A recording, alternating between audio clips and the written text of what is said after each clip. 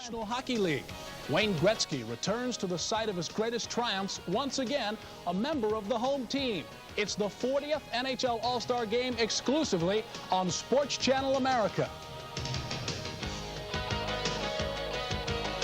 Hi, everybody. Welcome to SroptsChannel Studios, New York. I'm Lee Zeidman, along with an elite corps of SroptsChannel analysts. Sitting to my right, Bill Clement, a two-time All-Star, a two-time member of the Stanley Cup champion Philadelphia Flyers. Stan Fischler, syndicated hockey columnist and a SroptsChannel commentator. Jerry Cheevers, a goaltending member of the National Hockey League Hall of Fame and an analyst for the Hartford Whaler telecasts. And Ed Westfall, the man who scored the first goal in New York Islander history, currently a commentator for SroptsChannel New York Islander broadcasts. Gentlemen, tonight we are setting the stage for the 40th edition of the All-Star Classic. I know each of you has been there. How important a memory is that to a player, Bill? Well, it's pretty important to the first-year guys, Lee, and this year there are a bunch of guys that haven't played there before, so it's going to be a thrill for them. For the other guys, the veterans, I think it's one of the few times, if not the only time, and the other two guys could probably back me up on this, one of the only times that the players can relax during a hockey season. You know how pressurized it is playing in the NHL. This is a time for the veterans and the stars to relax and have fun.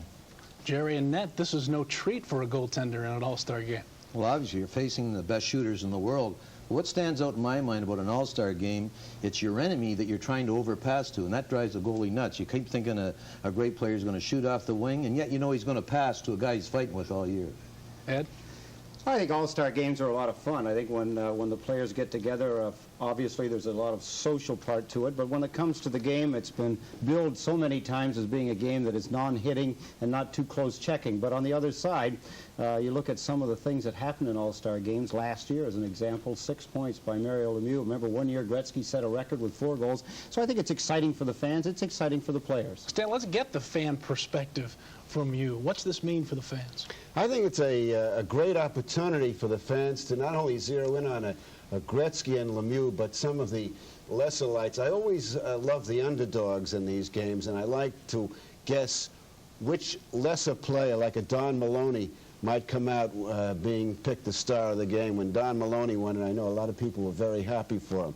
I'd like to see one of the lower guys do it. We're going to analyze the matchups in this game as we spend the next hour setting the stage. Tonight's game is hosted by the city that currently holds the Stanley Cup, Edmonton. Let's switch to Northlands Coliseum. SroptsChannel's Jiggs McDonald standing by to set the scene. Jiggs? Lee, it's a pleasure to be here tonight and able to call the play-by-play of the 40th All-Star Game. Edmonton, as you said, is hosting the game, and I guess one of the side stories to that would be the fact that Glenn Sather, the coach, the president, the general manager of the Edmonton Oilers, will be coaching in an All-Star game for the 5th time, and he has never won one of these games. He's in his own building tonight. That applies a little pressure to him. We'll get some comments on that. The city is abuzz. I heard Bill Clement say that it's a time for the players to relax, and it will be on the ice because they've had no time to relax off the ice. It's been a matter of photo sessions, practice session here this morning, and of course all the fans trying to get autographs, and the players really haven't had an opportunity to prepare as they would for a playoff game and certainly for a regular season game. But we feel that we're in for the rematch, of course, of Wayne Gretzky and Mario Lemieux. It's been beaten to death, and they're on opposing sides. 66, of course, will play for the Prince of Wales Conference, 99 for the Campbell Conference, and making a return to where he starred for so many years, right here in an Edmonton uniform. Wayne Gretzky will be back, and he'll be the darling of the crowd tonight, along with the Oiler favorites as well. I'm joined tonight by a cast of people who've been around the National Hockey League and around the wars for some time. Herb Brooks, who coached the United States to the gold medal at Lake Placid in 1980, and it just doesn't seem like an All-Star game with this man in a broadcast studio and not on the ice. Denny Potvin, 7 times a first-team All-Star, twice in his career a second-team All-Star, played last season in St. Louis, of course. It's just not quite an All-Star game with Dennis somewhere else. But let's join them, Denny and Herb. Jiggs, thanks for the nice introduction. It's a great pleasure to be with Dennis. It feels kind of funny that Dennis is not playing the game, but we're talking about what this game means. To me, I think there's one word: pride. When the people such as the caliber of Dennis Potvin plays this game, and all the people we have here this evening, pride will come forth. Absolutely. I can't agree more. I played in 9 of these such games, and there was a lot of pride involved, certainly putting on that sweater and representing your conference. But I think nothing more than what kind of pride that they're going to feel in Edmonton, especially seeing Wayne Gretzky and Yari Curry reunited. We're all waiting to see if that timing is still there. It's going to be explosive tonight watching those two play, not to mention the matchup between Lemieux and Gretzky. Jiggs? There'll be 40 celebrities on the ice. This building that seats nearly 17,000 will also be full of celebrities, and our Gary Thorne will be roaming all over Northlands Coliseum. See if we can find out where he is at this very moment. Gary's got to be somewhere. And Jakes, thank you very much. And we are down on the Campbell Conference bench right now, where we'll be when the teams come out at 6 o'clock to take to the ice. Wayne Gretzky will be joining us here, and we'll have a word with him. Mario Lemieux also skating by. And during the course of the game, we'll have a chance to talk with some of the players, also a chance to talk with some of the All-Stars who will be in attendance here tonight. We'll do that all from downstairs. So, Jigsy, ought to be a big and exciting night. Happy to be part of it. We're glad that you're here, Gary, and I'm joined in the broadcast booth tonight for his analysis from Scotty Bowman, who coached in 8 of these All-Star games. Maybe I put too much pressure on Glenn Sather to win one. You are a 4-3-1 record, as I recall. I don't think so, Jigs. Glenn yesterday started coaching because at the press conference he referred to Wayne Gretzky and said, I know Wayne really wants to win this one, and I think he started his pressure yesterday. That's our cast here in Edmonton. We're looking forward to this 40th All-Star game. Now let's go back to our Sports Channel studios and Lee Zeidman. Thanks, Jigs. Of course, we'll be setting the stage from here, and we'll be talking throughout the next hour with all those gentlemen in Edmonton. The All-Star Game is, of course, hockey's who's who, and throughout the evening, we're going to be asking your opinion on Sports Channel America's Fans Call. We want to make you an NHL general manager. If you were starting a team, which of these All-Stars would be your first choice? If you vote for Steve Yzerman of the Detroit Red Wings, 1-900-363-11. Grant Fuhr of the Edmonton Oilers, 1-900-363-12. Wayne Gretzky, 1-900-363-13. And Mario Lemieux, 1-900-363-14. Dial carefully. Each call costs 75 cents. Fans Call results will be tabulated after the game and broadcast on Sports Nightly's post-game show. Our All-Star Special will continue with analysis of the key matchups after this.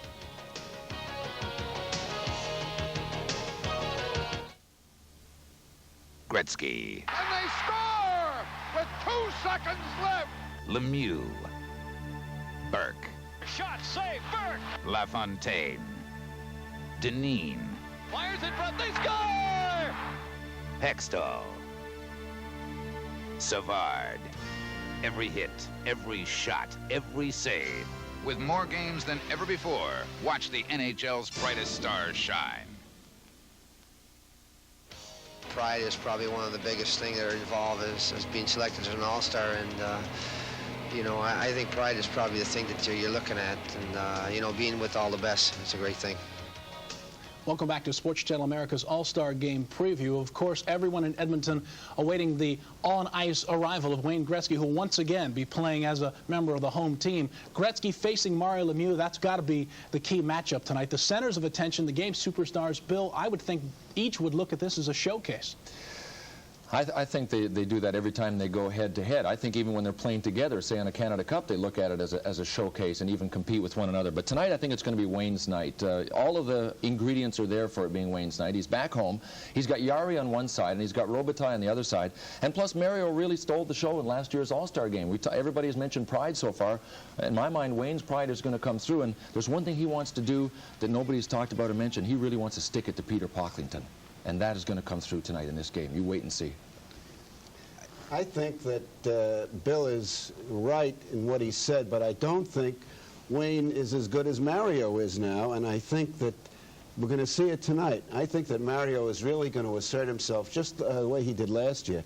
I'd be very surprised if Wayne outscores him. It's interesting to look at the numbers. In 8 All-Star games, Gretzky has 9 goals, 1 assist. In 3 All-Star games, Lemieux's got 5 goals, 4 assists. So certainly, in terms of putting the numbers on the board in this forum, Lemieux has excelled. Well, I think he's excelled. I think when you're looking at numbers, of course, I'm always from the defense. I like to think of in terms of you're looking at a lot of offense when you're looking at all-star teams. If you look at the defensive lineups and you look at the defensive lineup of the Wales team, I mean, you're talking about Ray Bourque, Coffey, Housley, Robinson, Stevens, Glenn Wesley. You've probably got 4 of the 6 players that are excellent defensive players that are their pride's at stake too, and they don't want to have Gretzky waltzing around doing what he wants to do. And when you look at the other you look at the Campbell Conference, and their defensemen are Lowe, Duchesne, Ellett, Manson, Reinhart, and Suter, and you're not going to see too many defensemen in that lineup. So that part of it is going to be very interesting too, because you're going to have defensemen that want to rush up the ice all the night trying to score goals, and they're not good defensively. That might be a problem. Well, of course, the men that we give the responsibility to for stopping Gretzky and Lemieux are Grant Fuhr in net for the Campbell Conference, Sean Burke, still officially a rookie, who is starting for the Wales Conference. We turn now to our net-minding Hall of Fame expert. Now, neither Fuhr nor Burke are having statistically great seasons, Jerry. How do you size up their performances tonight? Well, first of all, Grant Fuhr, it does not make any difference to him if it's an all-star game, preseason game, rendezvous, Challenge Cup, Canada Cup, Stanley Cup Finals, regular season. He's going to play the same way. He's struggled this year, but he'll rise to the occasion tonight. He's a talented goalie, the best goaltender in hockey. The question is, how's Sean Burke going to act tonight? I mean, he's the rookie, as you mentioned, but if he acts like he did in pressure-packed situations last year, they won't have to worry about him. I think there's going to be a lot of goals scored tonight, no matter who the goaltenders are. You know, I happened to do a game a couple years ago, and I actually picked Grant Fuhr to win the MVP, and that's sort of silly, picking a goaltender to win the MVP because he only plays half the game. I kind of think we'll see Grant Fuhr stand on his head tonight and turn him around for the rest of the year. You had to get that in, though, that you picked the goalie, didn't you, that one time? Just because Westfall and I have never picked the right MVP. I was the only guy then capable of doing that, picking the goalie. Okay.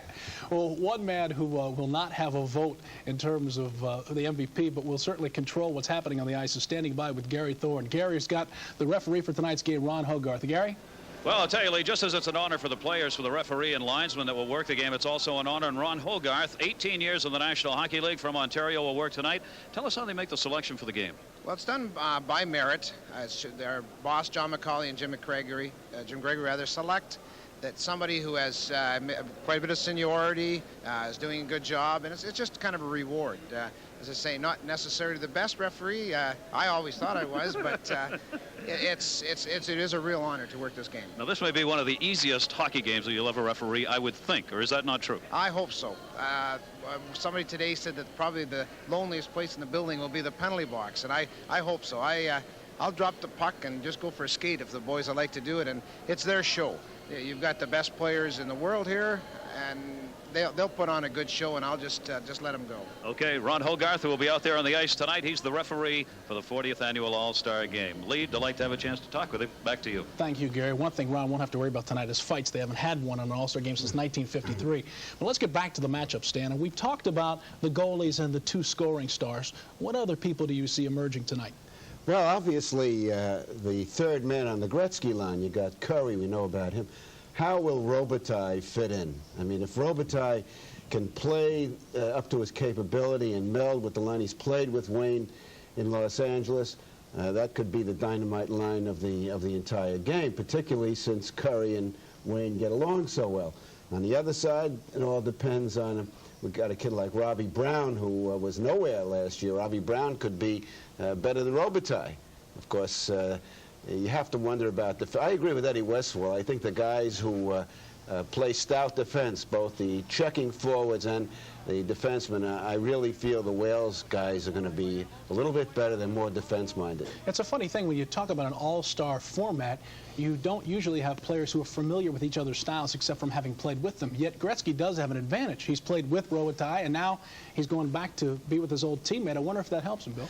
I think it helps him. He's going to have a great night. And I said that Wayne is going to outdo to Mario in their head-to-head. But the guy that's going to win the vehicle tonight is going to be, because Jerry Cheevers picked it once, the MVP is going to be Bernie Nichols. He's got that auto zone down pat. I mean, he cruises the neutral zone like nobody else. And Wayne and Mario are going to be so busy competing against one another that Bernie Nichols is going to score at least 3 tonight, and he's going to drive out of there with, what's the vehicle tonight? I haven't checked. I mean, I never had to check before. Snowmobile. Zamboni. Bernie Nichols is the guy that, to me, is going to shine tonight, and all focus is going to be on Lemieux and Gretzky while he is stealing the show. Well, that will certainly make history if we get 3 goals from Bernie Nichols. We're going to take a look at all-star history after this break.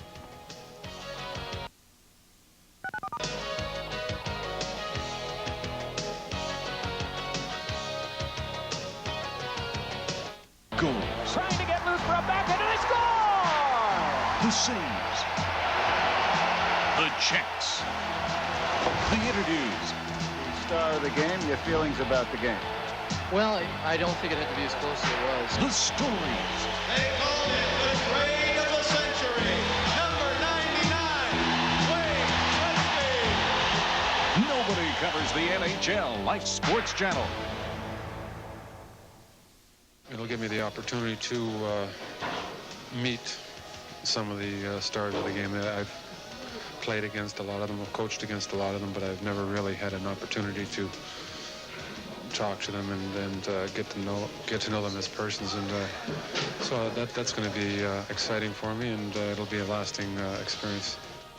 Welcome back to Sports Channel America's All-Star Game pregame show. Phone lines are still open if you haven't voted in Sports Channel America's fan call. We want you to play general manager for an NHL team. Which of these stars would you make your first choice if you were starting a new club? Steve Yzerman, 1-900-300-6311, the phone number to call. Grant Fuhr, 1-900-300-6312.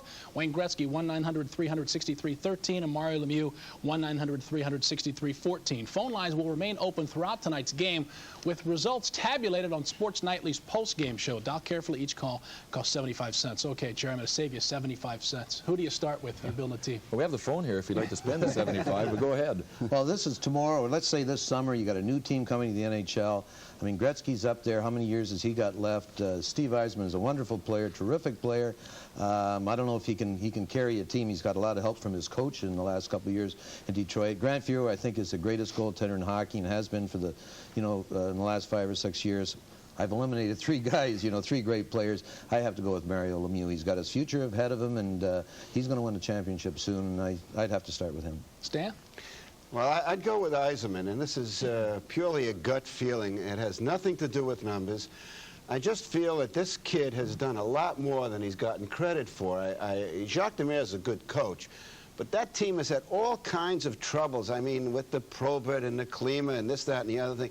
And game after game, he puts out all the time, more than you can say, perhaps, for Mario. But you just watch him. The kid does it. He's not as big as the others. I think he's got a bigger heart than any of the other hockey players that we're talking about. Maybe not as much as, say, Gretzky, but something about Yzerman makes me go with him. But if I was starting with somebody else of the 4, Brian Leetch. Brian Leetch. I knew you were going to get that name, man. Phil?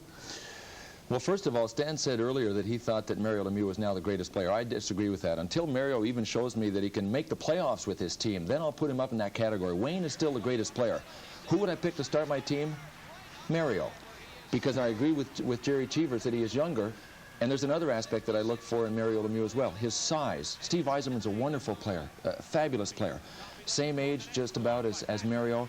And I have to think that Mario's size is going to help him have a real long career. Ed? Well, I'm going to side with Stan. I'm going to say that it's Yzerman, and my reason, he's 23 years old. He has done all the things that Stan talked about. He doesn't have $1.5 million yet. He's still probably in the $400,000 and $500,000 range, so you've got a little room to play with. I think he's got the attitude that breeds winning. Mario Lemieux has been questioned. Billy Clement talks about the fact that he really hasn't won anything yet. And he's been in the league starting his 5th year. They'll make the playoffs this year for the first time, but that's the first time in 5 years. Yzerman, on the other hand, he's a winner. I think he makes other players play better. He's much like Gretzky. And the problem with doing this, of course, is that when you pick Yzerman, as I'm picking him, which is not to turn my back on a player like Wayne Gretzky. Wayne Gretzky's not going to be around as long. He's already accomplished that. But Yzerman, I think, is the next Wayne Gretzky. Well, I'm going to put Yzerman over the top because he's got my vote, too. The New York Blog. That's right. All going for Detroit. There you go. Who's he played for, Yzerman? Chicago. Okay. The All-Star Game is designed to be the NHL showcase event. Tonight, the 40th edition. Well, let's look back at All-Star history with Sports Channel's Mike Emmerich. Hockey's greats once leaned on sticks of ash, once wore brush cuts, but that changed.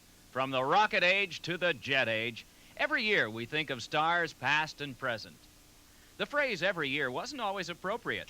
The first All-Star Game was a benefit game in Toronto, the Maple Leafs meeting the rest of the league's best players. They were called the Aces in honor of Ace Bailey, whose career had been ended by injury. 2 other benefit games were played before the first annual game played again in Toronto in the fall of 1947. The format was Stanley Cup champs against the rest of the league. There was no lack of checking in these games. Chicago Blackhawks' Bill Mosienko went down to a broken ankle. 35 years later, Montreal lost a key player as Rod Langway suffered knee ligament damage. Rugged Ted Lindsay was involved in fisticuffs in the 1951 game. That was the first of 2 years in which the league divided its stars into 2 teams. The game shifted from fall to mid-year in '67, the last time the Cup champs met the rest of the league. Charlie Hodge and the Canadiens got a 3-0 shutout, the only one in All-Star history. Under the divisional format, the 1969 game at Montreal saw 8 St. Louis Blues play for the West that year in a lopsided lineup. But it was a line of Minnesota North Stars combining for the tying goal. Danny O'Shea fed to Danny Grant, then to Claude LaRose. Overtime was introduced at Buffalo in 1978. Hometown hero Gilles Perreault broke it in with the winning goal for the Wales Conference. The All-Star Game was replaced in 1979 for a year with the Challenge Cup, sending the NHL All-Stars against the Soviet Union. The Soviets won the series 2-1. The two teams split a rendezvous series in Quebec City in 1987. Last year at St. Louis, Mario Lemieux won the game in overtime, had a hat trick and a record 6 points to pace the Wales Conference to a 6-5 win. The stars of past decades and this one, old school coaches and the contemporary. The stars of the past and those of the present shine with equal brightness in our memory. The starters in tonight's All-Star Game, as you know, are picked by the fans, the reserve players by the coaches of the two All-Star teams. And there has been a great deal of criticism thrown the way of this voting procedure. Jerry? I don't like it myself. I think it's very unfair. There's a lot of players, they end up getting picked by their respective coaches, but they weren't voted in, so therefore I think it's a farce. I think if you charge the people to vote, it might be a little better. You might get a fair opinion of who should be in the All-Star Game, but people are loading up. I mean, Luc Robitaille is a good player, but he set a record for votes, and because he's good looking and he's out in L.A. with all those young girls and they all voted for him. But start charging to vote for it. What the heck? They charge for baseball cards. Now let's charge to vote for the All-Star Game. How much do you figure would be fair per vote? I don't know, $1, $1.50. But there's a lot of things. You want a piece of the action? I just don't like the thought of loading the box, that's all. Well, I think that happens in every sport. I mean, the Seattle Supersonics accused of it in the NBA, Stan. Well, who says it's loaded? I mean, are you assuming that all the girls are voting for Luke? I mean, maybe, just maybe, it isn't that tilted. And I disagree with Jerry. I think it's nice the way it is because, first of all, you let the fans do what they want. And then after it's all over, you get this equity where the coaches pick them, and then everybody can yell at the coaches like they yelled at O'Reilly. So equity seems to be part of the question. I mean, how do you look at this? I mean, are you voting for the guys for the last half of last season and the first half of this, or just the first half of this? And do coaches use the selections as a reward for the superior players in their club? Well, of course, there's another way, I think, of doing it. You can combine a little bit of everything. You can take the fans and let them have a percentage of the vote. Let the players themselves take some of the vote, and also the coaches and general managers, the people that are closest to the game all the time. Let the fans have the majority of the vote, and then let the players and the coaches, the general managers, have a certain percentage of it, and maybe that way it'll have a little better balance, a little more democratic, if you will. Well, there's position-by-position voting in the National Football League for the Pro Bowl. I mean, defensive linemen pick the offensive linemen and vice versa. Defensive backs pick the running backs and wide receivers. Maybe that's not a bad idea. But then they don't have 10 minutes of stuff they can do on a show like this. I mean, that's, hearing everybody go around and around about it. It's controversial, but you know what? It's fluffy controversy. And with all of the controversy surrounding the NHL, with the violence and everything else, I kind of like it. I like the fans having their say in the middle of the season, whether it's not fair one way or the other. And I love the coaches that get put on the spot. I don't envy them at all. And you know what? How are they going to be objective? They can't straddle a fence. They have to be subjective. And I'll tell you what, if I was coaching and picking all of the fills, you're damn right I'd pick the guys in my team because I'd rather have the opposition angry with me than I would my own team. So it might not be an equitable system, but it's a fun system. And I don't think it really hurts anybody. At the end of the season, when the real guys are picked, then everybody knows who the All-Stars are. Well, the operative word there is fun, and that's what we're having here tonight and going to have as we watch the 40th edition of the NHL All-Star Classic. We'll switch back to Edmonton for Sports Channel America's All-Star pregame show, continuing after this. And my fondest memory, besides being one of the greatest thrills in my life, was that I had an opportunity to play with Gordie Howe, and I was so nervous that the day of the game I went to the stadium about 2 o'clock so I would get dressed so that Gordie Howe wouldn't make fun of my body and take advantage of me in future games as an opponent of his. But also another fact, in the game I was stick handling, thought I was pretty proud of myself doing well, and Gordie Howe came over to me, he said, son, he says, if I want that puck cleaned off, I'll clean it off myself, just give it to me. What does Sports Channel America mean to sports fans? Extensive coverage of the NHL like never before. 50 regular season games and up to 36 Stanley Cup playoff games, all the way to Sports Channel America is here. Going to be very impressive, actually. I'm very nervous about it, and playing with those guys, they're great hockey players, and I can't wait, especially when you used to play against them, and they give you body checks and stuff like that. So it's going to be kind of funny to see what's going to happen. Welcome back. Sports Channel America's All-Star Preview Show. Let's switch back to Edmonton Northland's Coliseum. Standing by, future Hall of Famer Dennis Potvin, former New York Rangers coach Herb Brooks. Gentlemen. Hi, Lee. How you doing, Herb? Go ahead. Hi, Lee. We're thinking about this season and reviewing a little bit about what happened this season. And one of the things I thought about certainly was back in October, the show was going to be Lemieux and Gretzky, the scoring race. I think Gretzky is not quite up to par right now. Lemieux is about 30 points ahead of him in the scoring and is really not making a race out of it. That, to me, is something I'm going to remember. Well, you know, Dennis, I think that if I go back, if I could project myself 5 years up and then go back to this point in time, obviously the Gretzky trade will be something that all the people involved in hockey and sport in general will always remember. When we talk about LA, we talk about Gretzky, Gretzky, Gretzky, and all due respect to the great one. To me, the story there is Gretzky's ability to bring a certain focus to his teammates, especially Bernie Nichols. Already he's got 52 goals. He's averaged 37 over the last 5 years. He is having a tremendous season. And for all the young people out there, Lee, a great inspirational story has evolved. And this story is Steve Duchesne, a free agent. They didn't even draft him. And now here he is tonight in Edmonton playing in the All-Star game. Now, you mentioned Duchesne, and the fact is that Bernie Nichols today was quoted as saying that he'd rather play against Paul Coffey rather than Steve Duchesne, because Steve Duchesne has the ability of a Coffey offensively, but is much better one-on-one. It's quite a statement. Okay, gentlemen, thanks much. As we take a look at the players and the people that we're going to see, is there anybody like a Steve Duchesne from the Wales Conference that has surprised you? I mean, his whole season has been a big surprise, but is there anybody on the other side of the ice? Well, I'm the guy that said I think it's a lark to see who the coaches pick, so absolutely nobody surprises me one way or the other. Remember that Duchesne was a free agent, but a lot of the guys were just picks that are added to the team, so nothing seems to surprise me. I don't know. You guys? I was just going to say, excuse me one sec, that the surprise of it all is Duchesne's performance this year. That is the main surprise, and that allowed him to be on the All-Star team. Well, when you think of surprises, too, and you think of it in terms of someone like Scott Stevens, I mean, here's a player that for years, I mean, I picked him as being one of the best players, one of the best defensemen, and I thought that his career would go nowhere but steadily up.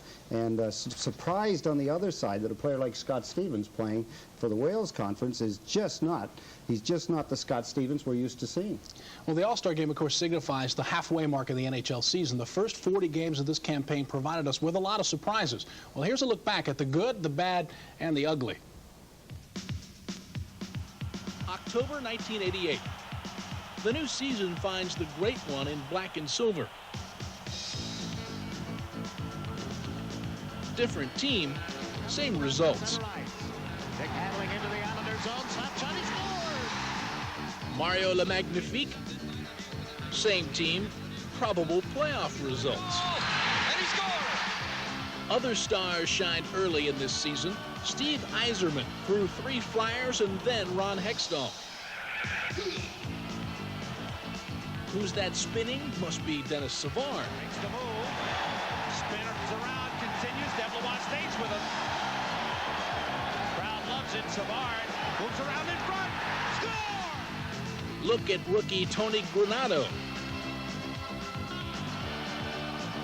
And veteran John Tonelli. Goal scorers need assists. Savard to Dirk Graham. Steve Duchesne threads the needle. Dave Ellett scores. Give the assist to the boards. It's tough on goalies. Steve Dykstra shoots and scores on his own net. Steve Weeks has no one to blame. But give credit where credit is due. Jimmy Waite.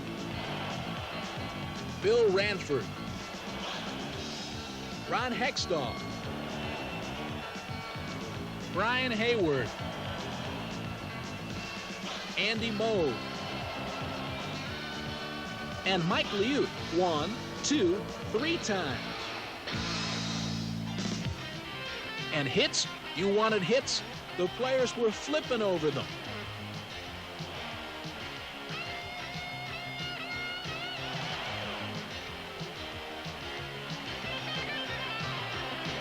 just over half a season gone.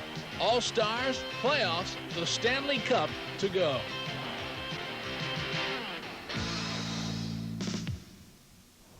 Lots of surprises this season, and not all of them have been good, especially in the Nets, Jerry. Not really. We're talking about who is surprising the Nets this season. On the positive side, Steve Weeks, who's been a backup goaltender his whole career, has gone to Vancouver, played excellent hockey. He's got a low goals against and has sort of been the stabilizing agent back there on the Canucks as they're taking a shot at the playoffs. But the surprises for me in goal this season is the disappointments. You know, like Grant Fuhr, certainly we talked about. Mike Liutas, you know, hasn't played as much as he has in the past, and he's struggling with it somewhat. Reggie Lemlin, who was so sensational for Boston last year, the fact that Barassa was supposed to be a messiah in Pittsburgh hasn't lived up to that. I think the surprises in goal has been on a negative side. One guy I have to put in a word for, Wendell Young. He's just come in and helped out with Barrasso out. But the guy who surprises me is Johnny Van Beesbrook. I mean, last June we figured he'd be back if he was lucky. If he was lucky to play again, they said maybe January because he had that terrible nerve damage. And he came back in training camp. That was phenomenal. And look at the Rangers. They're almost in first. And on a positive side, when you think of Toronto, Toronto's had such a miserable year again this year. Look at Alan Bester. He's got the second best save percentage in the league. Something that we shouldn't forget about when we're talking about surprises. Well, we have a pleasant surprise right now. Let's go back to Edmonton's Northlands Coliseum, standing by with Gary Thorne. Wayne Gretzky. Gary? Thank you very much, Lee. And Wayne, you came out with Yari Curry, and you came out with Mark Messier intentionally together to come out to warm up tonight? Well, I guess just get used to coming out at a certain time, and we always seem to come out at that time we play together, and just happened that's what happened today. Let me ask you, does the best heart still beat a little faster when you come home here tonight? It's always nice to play in Edmonton. It's a great rink to play in. It's always exciting to play here, and it's an all-star game. I'm pretty excited. You get up because of Lemieux also on the other side. Is this a little personal battle involved in this game? No, not at all. I think Mario's a great player. What he's done for the game is great for hockey. And I just do my job and just go out to have a good game. Have a good one. All right, thank you. Wayne Gretzky joining us here, Lee. Okay, Gary Thorne, thanks much. And as number 99 gets ready for warm-ups, we're going to take a break. We'll be back to analyze the road to the Stanley Cup playoffs after this.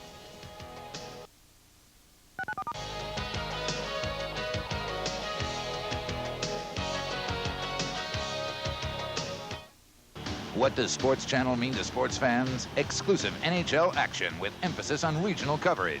50 games in each market. The 1989 All-Star Game and up to 36 Stanley Cup playoff games all the way to the finals. Sports Channel. We're playing the games you want to see. To find out more about Sports Channel, call your cable operator. Gretzky. And they score with 2 seconds left. Lemieux. Burke. Shot, save, Burke. LaFontaine. Dineen. Fires in front, they score! Hextall. Savard. Every hit, every shot, every save. The NHL's brightest stars shine on Sports Channel, the network of the National Hockey League. You know, when I was a kid, my dream was to make the NHL, and you know, you'd watch the All-Star Game. It wasn't even a thing that I would even think about. And now I see, I'm going at the All-Star my second year in a row, and it's a great feeling. It's tough to explain because when you get to do your dream, and you get to play in the NHL, and then if you look at yourself and you play in the All-Star Game, and you're besides some of the best hockey players you've ever seen. I used to watch some of those guys on TV. It's a big thrill. Welcome back to Sports Channel America's All-Star pregame show. We just heard from Wayne Gretzky of the Campbell Conference. Now let's return to Northlands Coliseum, flip the numbers upside down. It's Mario Lemieux with Gary Thorne. Gary? Thank you very much. Mario Lemieux joining us here. We had 99. We get the other half that the people like to look at here in tonight's game. Lots of smiles in the All-Star game, huh? Well, it's fun just to come here and to be a part of it and play with the best in our league and the best player in the world. And it's just a lot of fun to be in here and to relax for a couple days.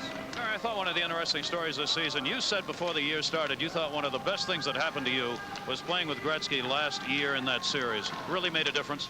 I think so. I think the Canada Cup came at the right time in my career, and playing with Gretzky and Messier and all these great hockey players that have won cups before, I certainly learned a lot from them and gave me a lot of confidence. Is it a personal challenge here tonight to go out there and try and be #1 in the #1 game? Well, it's a little challenge. I think we, Wayne and myself, have to go out there and work hard, and hopefully one or the other come on top. And it's a lot of fun for us. We just try to give 100% and try to put a good show on for the fans, and that's all that matters to us. Okay, MVP Mario Lemieux, thank you. Thank you. Have a good one. Back to you, Lee. Mario Lemieux, Wayne Gretzky, just two. We'll have more coming up from the Northlands Coliseum. Okay, Gary, thanks much.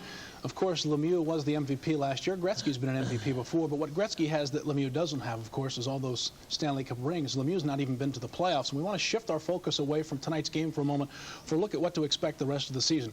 As our segment began, we heard from Luc Robitaille talking about his excitement on the All-Star game. His team fighting for second in the Smythe division, and that fight for second place has turned into a dogfight. Bill, how do you see the Smythe shaping up? Well, first of all, it doesn't surprise me at all that Edmonton or that LA is right there in second place. They only have another 7 points to go, and they will tie their output from all of last season. Edmonton really doesn't surprise me either that they have slipped from last year. I look at them as a giant organism that's had their heart cut out, and they're trying to regroup and trying to recover from that injury from Wayne leaving. When the playoffs start, I think Edmonton will have enough to get by LA. I think they will play LA. Calgary will have enough to get by Winnipeg. And I think it's going to be a 7-game series going right down to an overtime game between Edmonton and Calgary, and it'll be a pick 'em. It'll be tighter than people think. It could be more exciting than a cup final. Let's move a little east to the Norris Division, Stan. Well, you may remember at the beginning of the season I said Chicago is going to be the surprise team. They're going to finish first. You heard it here first. Well, I didn't think Detroit would be leading the division at this point. I thought that the Jacques Demere's magic would have worn off. I love Steve Eisenman, but I thought Detroit would slip, so I was a little surprised at that. Right now, I go with Detroit to finish first. I really think that Minnesota has been a tremendous surprise to me, and I give a lot of credit to the rookie coach, Pierre Pagé. They started off really lousy. He got them together. They're playing a little bit defense, made Dave Gagne into a hockey player. So I like Minnesota to come on real strong the second half and possibly surprise a lot of people. I think that Chicago is going to keep coming on. They've been putting a lot together. I like them. I like St. Louis to come in fourth. I'm not that crazy about the rookie coach, Brian Sutter, but he's learning on the job, and this team is not too bad. I think Toronto is just going to be hopeless from now till the end of the season. They don't know what they're doing. They don't even know who the coach is. George Armstrong, supposed to be the coach, but everybody says it's Gary Riviere, so I don't see Toronto doing anything. Looking at the Campbell Conference as a whole, last season, the semifinal between Detroit and Edmonton, it looks like the Smythe Division team should again be the club that advances. No, I think the Norris Division is overmatched when they get into it, and that's one of the advantages, I think, for the Smythe Division teams. They get to play a team out of the Norris Division, and that's kind of a luxury compared to the Adams or the Patrick. Man, when they get out of their divisions, they got to bang heads with pretty good hockey teams. Detroit's a very good hockey team, but they're not as good as Calgary, and they weren't as good as Edmonton last year. Well, Edmonton is going to have to look now in the same eyes that everybody looked at the Patrick division. You know, for years, the Patrick division, they beat each other up, trying to get out of, and then had to beat up get beat up themselves or beat up in the Adams, between the Patrick and the Adams, and Edmonton used to sit out there and wait for whoever ended up coming out of there kind of broken and bent and tired. But I think now it's happening is that the Smythe division is going to see that kind of action. You're going to see it with LA, and you're going to see it with Calgary, and you're going to see it. And Vancouver's a team that's coming on, and they just can't be denied. But with the teams like that, it's not going to be easy for them out there. Jerry, I want to get your comment on that Adams division, because you see the Adams division on a regular basis. Well, it seems to me that there's no contest right now, that Montreal is going to win the division, obviously, and just ease through the playoffs. But I think the big fight in this division right now is to see who does not play Montreal in the first round. They don't want to go out quickly. If you have to play Montreal, at least get them round under your belt. It was thought at the start of the season that Boston would offer a stiff challenge to the Canadiens, but they fell apart somewhere along the line. Buffalo is a surprise team, I think, and they match up good with the Canadiens, and they match up good with the Boston Bruins. They do not match up good with the Hartford Whalers. The key to that division is that Buffalo does not want to play Hartford in the first round. They don't mind playing Boston in the first round, and they'll give Montreal a good go in the Adams Division finals. But there's no question about it. Montreal will just gallop in that division. Now, the complete surprise overall, I guess, Ed, is the Patrick division has gone from the most competitive to a mess. Well, it's not really as competitive as it has been, because when you always think of the Patrick division, you think of 6 teams, and they're all very close. Last year, 8 points separated at the end of the season, the 6 teams. What happens? The Islanders, who ended up first or last, Pittsburgh was out of the playoffs, the Rangers were out of the playoffs, they're on the top, along with Washington. Really, it looks like a 3-team race right now. Pittsburgh, the Rangers, and Washington. And I think that's what's going to happen for the Pittsburgh Penguins. It's the goals against that hurts them the most. The Rangers, it's their specialty teams. And when it comes down to Washington, it's scoring. They can keep the puck out of the net, but they can't score. And Philadelphia has to get healthy. You have to have Tim Kerr, and you've also got to have Howe healthy if you're going to go anywhere in the playoffs and do well to the end of the Patrick division. Now, Philadelphia made a move today that I found interesting, Bill. They made a trade for Al Secord. I think that's an exceptional deal for the Flyers. It's obviously a short-term deal in the sense that Al Secord is 30 years old, but nobody can be happy playing in Toronto. I don't care who you are. Get a player out of Toronto, and he's going to perform 20 to 50% better right away just getting out of Toronto. I agree with you. That's a sad situation. I really feel for the athletes there. Secord's tough. He can still score, and the Flyers had a deficiency on the left side in numbers. I don't know what you guys think. I think that's a good acquisition, especially talking about the yes. banging away in the Patrick division. Well, the Patrick division, the broken and the bones and the bruises and so on, and Al Secord's going to fit in very well. I thought for a long time he'd look good in an Islander uniform. I still do, as a matter of fact. The Islanders for years have been hurting on the left side, and Al Secord was a player that wasn't happy. He went to Chicago, you'll remember, and the reason he went to Chicago was to play along with Dennis Savard, and look what happened. They both did very, very well. Then he went to Toronto and things started to slide, but that doesn't mean he's still not a very good hockey player. With that in mind, we're going to take a break. Still ahead, we'll take a closer look at an all-star brother act. Stay with us. My first all-star game in Buffalo.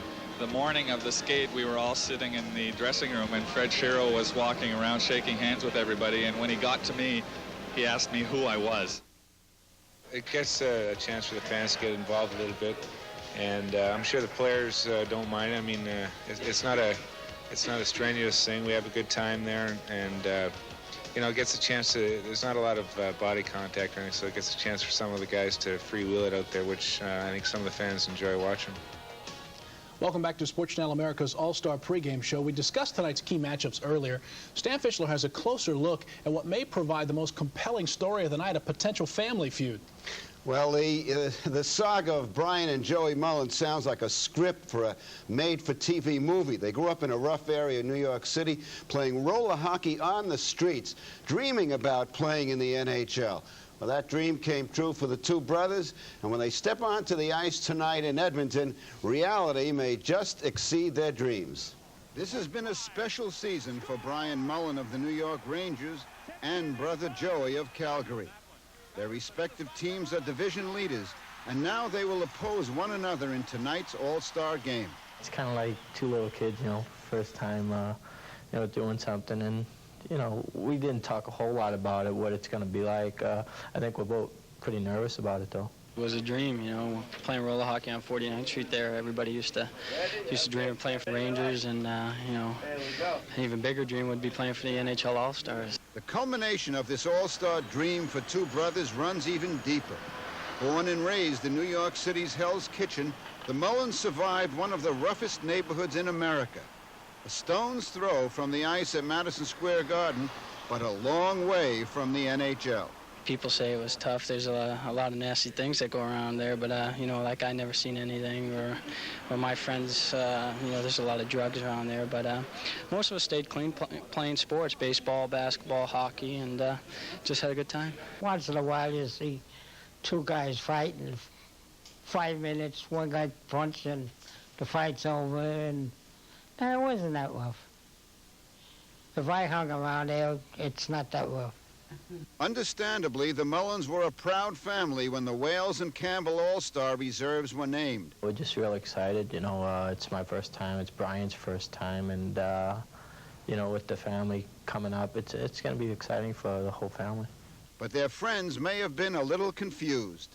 When I found out it was a Tuesday, and I called my wife, and my wife called my mom and dad, and he hasn't been getting out of the house lately, so he put on his Ranger jacket, got dressed up, and went down to his buddy's house. And the next day when he found out Joey made it. He got dressed again and put on his Calgary jacket and went down to see his buddy again 2 days in a row. So he was really excited. But as the Mullins sit back and enjoy their proudest moment tonight, there won't be any confusion. Or will there? I'm going to bring up the 2 sweaters I got, the Calgary and the Ranger. I'm going with the Ranger. She's going to wear Calgary. I'm just going to sit there, and if Joey scores, fine. If Ryan scores, fine. I hope they both score. That's all I want to go for. I wish them all the luck in the world. I love them both. And they've made us very proud, very proud.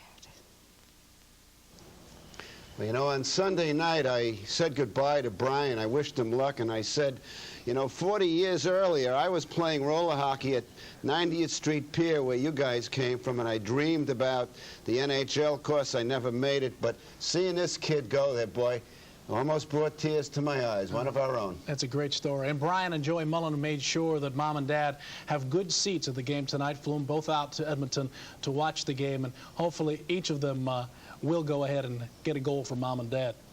Let's go to Gary Thorne, standing by right now with another guy who will have a good seat, Paul Coffey. Gary?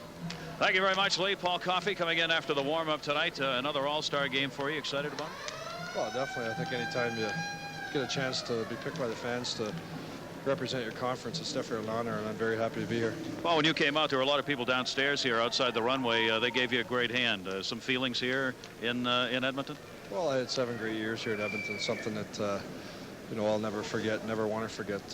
Had a chance to win 3 Stanley Cups and play with some great hockey players, and I think that you know, I really appreciated my years here. Some people say that sometimes players would like to have the time off when you get in these all-star situations. I've never heard one who's come, though, that said that. Well, I mean, during the season you might be a little tired, but once you finally get here and you get a chance to play with the best hockey players in the game, as I mentioned earlier, it's every player will say it's definitely an honor, and we're all happy to be here. Okay, Paul, thanks very much. Okay.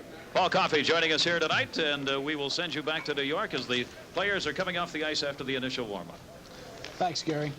And a moment ago, we were talking about Joey Mullen and Brian Mullen. Brian, the only representative of the New York Rangers, and many found that a surprise. And Calgary's got a couple of folks in there, and certainly Joey deservedly so. And you said something earlier about Joey Mullen that surprised me, Bill. I think Joey Mullen's the most underrated player in the NHL today. I think if the Flames happen to get out of their conference and end up against Montreal, and right now they're the class of the league, the one player that the Flames could not afford to lose would be Joey Mullen. I really think he is underrated, and the only reason he doesn't score 60 goals is that he does some checking, and he's a tough little guy, too. On that note, we're going to take a break. Sports Channel America's pregame coverage continues after this.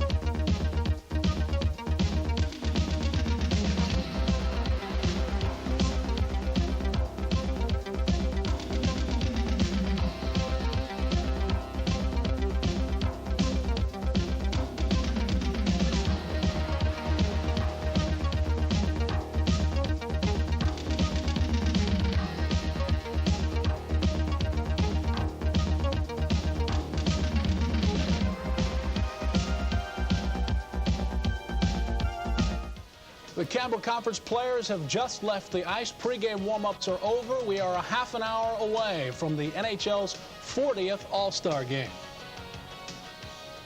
Welcome back to Sports Channel Studios, New York. Phone lines are still open if you have not yet voted in Sports Channel America's Fans Call. We want you to make a tough call. Which of these stars would be your first choice in a starting lineup, or rather to start a team, to build a team around, a franchise player? If you would vote for Steve Yzerman, please dial 1-900-300-6311. If you like Grant Fuhr, 1-900-300-6312. If you like Wayne Gretzky, 1-900-300-6313. If you like Mario Lemieux, it's 1-900-300-6314. Phone lines will remain open throughout the game. Final results will be announced after the game on our post-game edition of Sports Nightly. Dial carefully. Each call costs 75 cents. Now, earlier in our discussion, Ed, Stan, and I went with Steve Yzerman. Jerry and Bill dissented, but Bill has changed his mind. You three went with Yzerman, right? Right. Yeah, I guess I'll have to go with Yzerman then. So, good, that means I'll get Lemieux all by myself. I like that. You have to pay a salary. Oh, no, I don't like that. Again, the voting is going to be open throughout the evening, so if you want to make your phone call and take part in tonight's fans call, please do. I want to talk about tonight's game and what to look for. I want to start with number 18. I mean, here we have the cream of the crop, the alleged all-stars in the eyes of some. Well, I think when you're looking at an all-star game, the one thing you're not going to see that I always want to see is the penalty killers out there. You're not going to see any power plays, so you're not going to see any penalty killers. It's a shame because it's wasted. There are some very good and very smart defensive players out there, and of course the offense we've talked about. Of course it's going to be a matchup of offense against offense. If you get the goaltending that Jerry Cheevers has talked about, then of course you're not going to see the scores run up that high. But I have to think that like most all-star games, unfortunately we're going to see, you know, one of those high-scoring games somewhere in the neighborhood of 14 or 15 goals. Unfortunately? Jerry, what do you expect? Well, that's a lot of goals, if you please. I mean, I think there'll be a couple token power plays on each side. I mean, we have to see the power plays from each team. We want to see Lemieux and Gretzky with a little more ice out there. I mean, you want me to give you the score right now? It's going to be 6-4 for the Campbell's Conference. I don't get an MVP selection, do I? Oh, you can have an MVP. Well, I got to get myself out of a jackpot. I'm going to pick Luc Robitaille. Not another goalie? Okay. No, the guy that I didn't think should have been voted in there. He got all those votes. Okay. Well, what do you expect? It's hard to know what to expect because the schedule is something that people can't really relate to. You guys have been there and you know that there's the dinner the night before and then there's the entertainment after and the pictures that we have talked about. The schedule is horrendous. Some guys hold up a little better than others. I think the guys that have less travel will probably be a little better off, and those are the guys from the Campbell Conference. But I'm with Eddie as far as the number of goals. And I don't care how many great defensive players there are on the Wales team. They don't check in these games. They all try and score. Stan? Well, first of all, I picked the Wales 5-3. Sather is not going to do any better. He never wins. Why should he win tonight? That's number one. And secondly, I think Mario is going to outscore Gretzky. It would not surprise me if Mario gets a hat trick tonight. But I said before, I love these underdog players. I disagree with Bill on the most underrated player in the league. I think it's Mike McPhee. Not that I don't have anything against Joey Mullen. I think Joey's terrific. I think Mike McPhee is going to be the surprise tonight, and I say he is going to be the MVP. Wales will win. Wow. Well, the Wales Conference has dominated this game. They've won 10 of the last 12, 4 in a row. Eddie, we didn't get a pick from you, so I want to get it now. Oh, Scott Stevens. Scott Stevens for your MVP? Yeah, I think he's going to wake up, and all of a sudden that's going to get his season started. Who wins the game? Oh, I've got to go with the Wales Conference. They're just too powerful. But if you think of it in terms of power, look at the right wingers on the Wales Conference against the left wingers on the Campbell Conference. Everybody on the right side has 100 or more points in penalty minutes. Okay, so the stage is set. And up next, the 40th NHL All-Star Game, live and exclusively from Northlands Coliseum. For Bill Clement, Jerry Cheevers, Ed Westfall, and Stan Fissler, I'm Lee Zeidman. The National Hockey League is speed, action, and excitement. And you've got a front row seat to this next exciting matchup. Saturday, the Islanders hit the road with all-star scoring threat Pat LaFontaine and super goaltender Kelly Rudy to take on St. Louis. All-star Brett Hull uses his booming slap shot to pace the Blues when they meet the Isles. It's New York versus St. Louis, live at 8:30 Eastern, 7:30 Central on Sports Channel America, Saturday. What does Sports Channel America mean to sports fans? Extensive coverage of the NHL like never before. 50 regular season games and up to 36 Stanley Cup playoff games all the way. Sports Channel America is here.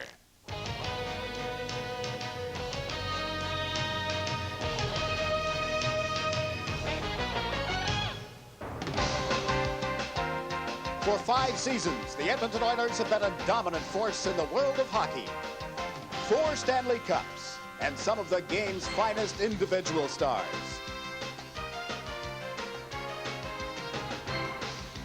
Tonight, The eyes of the hockey world look north to Canada once more, to Edmonton, and the scene of the Oilers' greatest triumphs, the Northlands Coliseum. For this is the NHL's mid-season classic. It's the 40th All-Star Game on the network of the National Hockey League, Sports Channel America.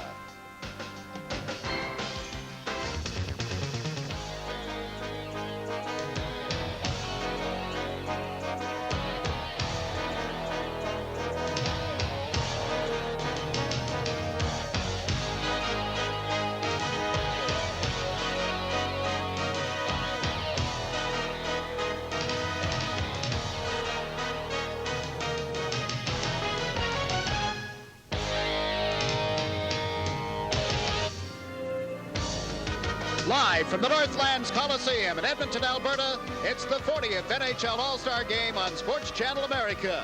Tonight's game featuring the Prince of Wales Conference All-Stars versus the Campbell Conference All-Stars. And you're looking live at the Campbell Conference dressing room where Wayne Gretzky, Paul Coffey, so many other players have been so dominant over the years. Tonight, 20 All-Stars representing the teams in the Prince of Wales Conference and the Campbell Conference get together for the annual All-Star Game. Hi, everybody. I'm Jigs McDonald, and I'll have the pleasure of calling the play-by-play for you tonight.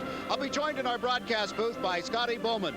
It was 20 years ago this year that Scotty first coached an All-Star Game, and we'll get his insights. A record of 4 wins, 3 losses, and a tie in 8 All-Star appearances for the great coach. I'll also be joined by another former National Hockey League coach, Herb Brooks. He'll be working along with Dennis Potvin for 7 seasons, a first All-Star, 2 others in his career, a second-team All-Star in the final voting at the end of the seasons. Joining us as well here in Edmonton, the New Jersey Devils voice, Gary Thorne. We've got a cast of thousands in the seats, over 17,000. They're being entertained right now by the Ukrainian community dancers here from Edmonton, and this whole city has been abuzz for the past week as they get ready to host this hockey classic. Tonight we're going to take a look at this great city of Edmonton. American hockey fans are familiar with the May celebrations that have taken place in Edmonton over the last few years. It is a city that until last August boasted the talents of Wayne Gretzky. Edmonton, Alberta once served as a major air depot for flights to Alaska during World War II. The city is now home to nearly 700,000 inhabitants, the 5th largest city in Canada. The province's capital city lists agriculture and oil as its main industries. And of course, it's a hotbed for winter activities. Several National Hockey League stars began their careers on the outdoor rinks here in Edmonton. The cold weather that chilled several states recently paid a visit, but Edmontonians had little trouble adjusting to conditions that they've witnessed before. It's had a winning tradition here in hockey for 10 years. We've had a winning football team. We've had, I guess we've had a lot of sports enthusiasm surrounding this city, also as well as the dynamic growth that we've enjoyed here with the oil industry in the last 15 or 20 years. It's an exciting city. It's a growth center of Canada right now. Apart from successful sporting franchises, Edmonton showcases the world's largest indoor shopping center. West Edmonton Mall has over 800 shops and services, surrounded by an array of amusement park attractions, including an 8-story roller coaster, a golf course, and an indoor wave pool. And this year, the city is proud to host the 40th National Hockey League All-Star Game. And everybody who could get a ticket is in the building now watching the Shimkas, Ukrainian community dancers who are entertaining as part of the pre-game festivities. The game is still a little while away. We have all the introductions. And I'd like to introduce you to some special people working with us tonight. Herb Brooks, Gary Thorne, and Dennis Potvin. Thank you very much, Jigs, and happy to be with you tonight here at the Northlands Coliseum. Let's get a comment from a couple of experts on the game tonight. And Denny Potvin, we will start with you on this Wales and Campbell Conference. What do you look for overall in the game? Well, it's the 5th game for Sather, and I think that in the sense he's coaching his 5th game. He's got 4 losses. I've always liked number 5. I think maybe this may be a win for him. But the Campbell Conference have to feel at home. Obviously, they've got a lot of players from the Edmonton is a Campbell Conference city, and I particularly will be looking at Gretzky and Curry, who I think, being reunited for the first time, are going to be explosive tonight. I thought it was interesting when Gretzky, we talked to them a moment ago, when he came out of the locker room to go out on the ice, had Messier and Curry in front and behind him, and when we asked him, he just said, well, I kind of got used to that over the years, and that's exactly what he did. Herb Brooks, looking at the game tonight overall, a general comment on it? Well, you know, Gary, I'm a Gretzky fan. There's no question. Had a chance to see him a half a dozen times in LA this year. It's just amazing what this athlete has done. Just out of sentiment, I guess. I'm going to stay with the Campbells. I think they're at home. As Dennis pointed out, there's a little magic connection, I think, between Gretzky and Curry and the fans and everything else. It's going to be exciting. It's going to be high scoring, I believe. But it's just going to be a great show for all the hockey aficionados, I guess. All right. Show is what it is. We hope you'll be right there and stay with us for it. Jigs? All right, Gary, the show is right, and it's the players who put on the show, but the coaches don't usually get a whole lot of time to work with them. I mentioned Scotty Bowman has coached in 8 All-Star games. How much time do you get to practice? None at all. You select the players after the first 12 are there. You try to fill them in with role players, but there's so many high scorers in this game, Jakes, that you try to put the players together that maybe have played as a teammate somewhere down the line, and then try to keep the familiar players together. What about fear of injury? I know general managers and coaches of other teams have to say, don't play my guy too much. Well, it's the same for everybody. I think when you look at it, most times they go with the 6th defense and the 4 lines, and I think that's the problem for these star players. They usually play 20 to 30 minutes a game. Their ice time is reduced, so it's a different pattern for them. Is motivation a factor, a problem? Well, I don't think tonight. I think Gretzky is going to really be trying here in Edmonton, but that Wales Conference defense with Housley and Bork and Coffey, you got a lot of offense on their defense. We have seen some amazing performances, individual and team performances over the years. There have been some great moments. There's also been some amusing moments. Bloopers, we'll call them. Mike Emmerich has a feature on that.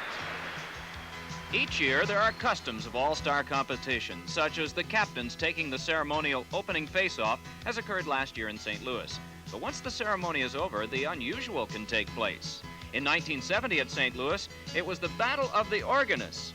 Fearing that an air of neutrality would be lost, the East insisted on Al Melgard of Chicago playing the organ as much as St. Louis's Norm Kramer. With Melgard of the East at the keyboard, Bobby Hull and Walt Tkachuk responded with goals, and the East went on to win. In 1974 at Chicago, there was a talent problem, as many of the big stars had been sidelined by injury. There was no Bobby Orr, no Gilles Perreault, no Serge Savard, no Jacques Lemaire, no Guy Lapointe, but the West went on to a 6-4 victory on the strength of Stan Mikita's 2 goals and an assist. Gordie Howe played in 24 All-Star games, that's a record, and last skated in 1980 at Detroit representing Hartford. Over 20,000 fans gave him one of the game's longest ovations. The following year, Bill Barber was participating in pre-game ceremonies when maintenance workers cleaning the locker room threw away a paper cup that contained Barber's false teeth. They were later recovered in a dumpster. In 1982, the game was held in Washington. All of the stars past and present wound up at the White House and heard from the chief executive. It was a real thrill for me out there in the reception line to see Gordie Howe this afternoon. I remember my mother used to take me by the hand when I was a little boy. The following year at Uniondale, the first hat trick under the new format was registered by Wayne Gretzky. He had the goals in the 3rd period to lead the Campbell Conference to victory over the Whales. Last year in St. Louis, it was Mario Lemieux with 3 goals and 3 assists in the Wales' overtime victory 6-5, a new all-star record for points with 6. The star of the game being toted around the ice in his 4x4 MVP prize, one of the more unusual scenes in all-star history. All right, we are back here downstairs at the Northlands Coliseum, and the honorary captains for tonight's game. First of all, Norm Ullman, who is going to be the honorary captain for the Wales Conference. Norm, over 1,400 National Hockey League games in a 20-year span. Back here and out on the ice today. You're still enjoying the skating? Yeah, I certainly am. I still actually play quite a bit of old-timer hockey, but it's a be back to Edmonton, especially in this capacity. Have a good time working with the younger players? Oh yeah, it's a lot of fun. Yeah, we have a lot of fun, little exercise, and there's no pressure now. It's just having a good time. Now, I want to ask both of you this question. You know, a lot of senior play now in golf and baseball and everywhere else is taking place. Would you like to see that happen in hockey and have a seniors game? I guess it wouldn't be a bad idea. You know, I think if they took out the body checking maybe and the slap shots or whatever, they could get a pretty good brand of hockey. All right. Norm Ullman, and our other honorary captain is Bruce McGregor, 14 seasons, over almost 900 games played, in fact, and scoring over 470 points. Congratulations on the position tonight. Well, thank you very much. I'm like Normie, I'm thrilled to be here, and it's a great honor to having it happen in Edmonton, of course, where both Normie and myself grew up, and to have the National Hockey League, the 40th All-Star Game, is tremendous for our city and for all of northern Alberta. And we got a couple of former teammates here, yes? That's right. Normie and myself played together in Detroit for a number of years, and believe me, it's a heck of a lot easier playing with Normie than some other centerman that I had. Bruce, let me ask you the same question. Would you like to see a seniors game take place along with the All-Star game? Well, there seems to be a trend for that happening in other sports, and like Normie is a great example of somebody that plays probably 50 games a year, and they tour all around the Montreal Old-Timers, some Toronto teams, and they pack them in. So I think there's a demand, and it would be kind of fun just to see how they do. All right, guys, thank you very much. Congratulations on the position that you got. We hope you enjoy tonight as well.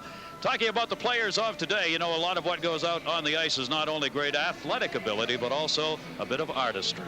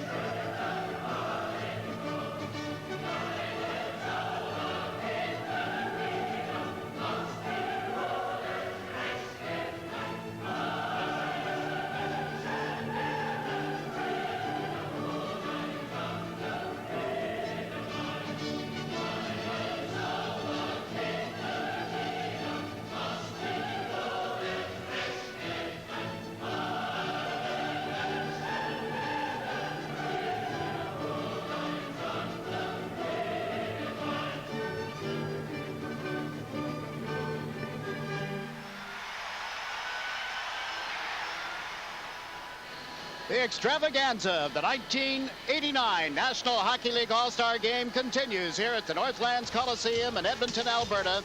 Each year, the festivities grow and grow. The 41st National Hockey League All-Star Game in 1990 will take place in Pittsburgh. You see the pennants, you see the activity at the Northlands Coliseum in Edmonton, and we'll return right after this. Tonight's Sports Channel NHL game is brought to you by Mercury Topaz, a car that holds the road as well as it holds people. Topaz from Mercury, where comfort and control are one. Gretzky. And they score with 2 seconds left. Lemieux. Burke. Shot, save, Burke. Every hit, every shot, every save. With more games than ever before, watch the NHL's brightest stars shine. Gretzky. And they score with 2 seconds left. Lemieux. Burke. Shot, save, Burke. Every hit, every shot, every save. With more games than ever before, watch the NHL's brightest stars shine. We want to remind you that during our intermissions here tonight, we'll keep you updated on the All-Star Game Coaches Poll. In our second intermission, if you were a coach, who would you want to start a National Hockey League team with? Which player? Well, the coaches decided, and you also have a chance to decide.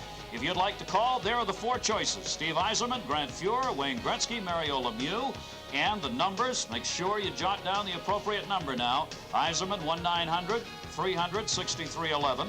Grant Fuhr, 1-900-300-6312. For Gretzky, 1-900-300-6313. Mario Lemieux, 1-900-300-6314. And we, of course, will keep you posted on how they went. And what a great segue it is. We got 2 guys here who might start their own National Hockey League team someday. So let's start with one who's been there, Herb Brooks. If you had to make that choice, which way would you go? Dennis Potvin. That's because he's got a lot of real estate. I saw another Dennis in New York, and he's sitting right here, and he's got long arms. I want Potvin. You want Potvin? I want Potvin. You got Potvin? He's my man. He's your man? Seriously, I'd take Gretzky. Take Gretzky? Yep, Gretzky. Just because he's the best? I think so. Okay, all right. Dennis? I'm kind of a big man type of a guy, and so I would eliminate Gretzky and Yzerman. I'm not going to talk about Grand Fuhrer because I don't think I would start a team with a goaltender. So that leaves one player. I think Mario Lemieux, the fact that he's so big and strong, can play in this kind of a game today, which is essentially a big man's game. He's got the speed, the puck handling ability. He just has everything. He hasn't accomplished what Gretzky's accomplished over the years in the Stanley Cups, but I think he will very soon. You know, that leads me to ask a question. I'm surprised you would say that because traditionally when you talk about a team, you say you build from the defense out, you build out from the guy in goal and go from there. Is that no longer true? Has the game changed in that regard? No, I think it's true. There's no question. That's a good point. Normally you'd want to start from the goal out. But this is sort of an abnormal situation. We're talking about uniqueness here. And why I like Gretzky is the fact that what he can do himself as an individual, but how he affects his teammates and what he can do to sell the game. I think Wayne Gretzky should run the great game of hockey someday when Mr. Ziegler retires. You really are a fan. Well, I want to let Dennis answer that too, but I also want to tell you that we're very close to getting the guys out on the ice. We'll give you the entire ceremony. So you see Gretzky's on the right there sitting on the table as they get set to go out. One of the big discussions was, when will he go out? Is he going to be the first one out or the last one out? Do they want him out there on the ice alone for a moment because it's back here in Edmonton or not? I don't know. I think it's really up to him. Dennis, let me ask you, to answer that question about building from defense out, would you do that? Well, being a defenseman, I think it's very important to build out from the defense position out, whether you go back to the net or up front to the forwards. Yeah. But in this case, we didn't have a defenseman here. We only had, only had 3 forwards and a goaltender. Okay, all right. Rod Phillips is the voice of the Edmonton Oilers. He'll be conducting the pregame ceremonies, and we're going to go to him here at the Northland Coliseums right now.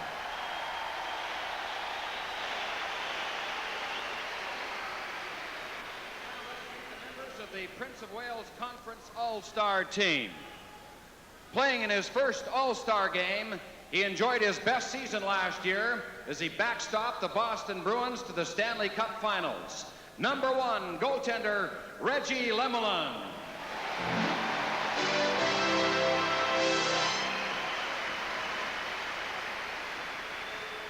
One of the hardest body checkers in hockey, selected to the NHL's postseason All-Star team last season. Playing in his second All-Star game. From the Washington Capitals, number 3, defenseman Scott Stevens.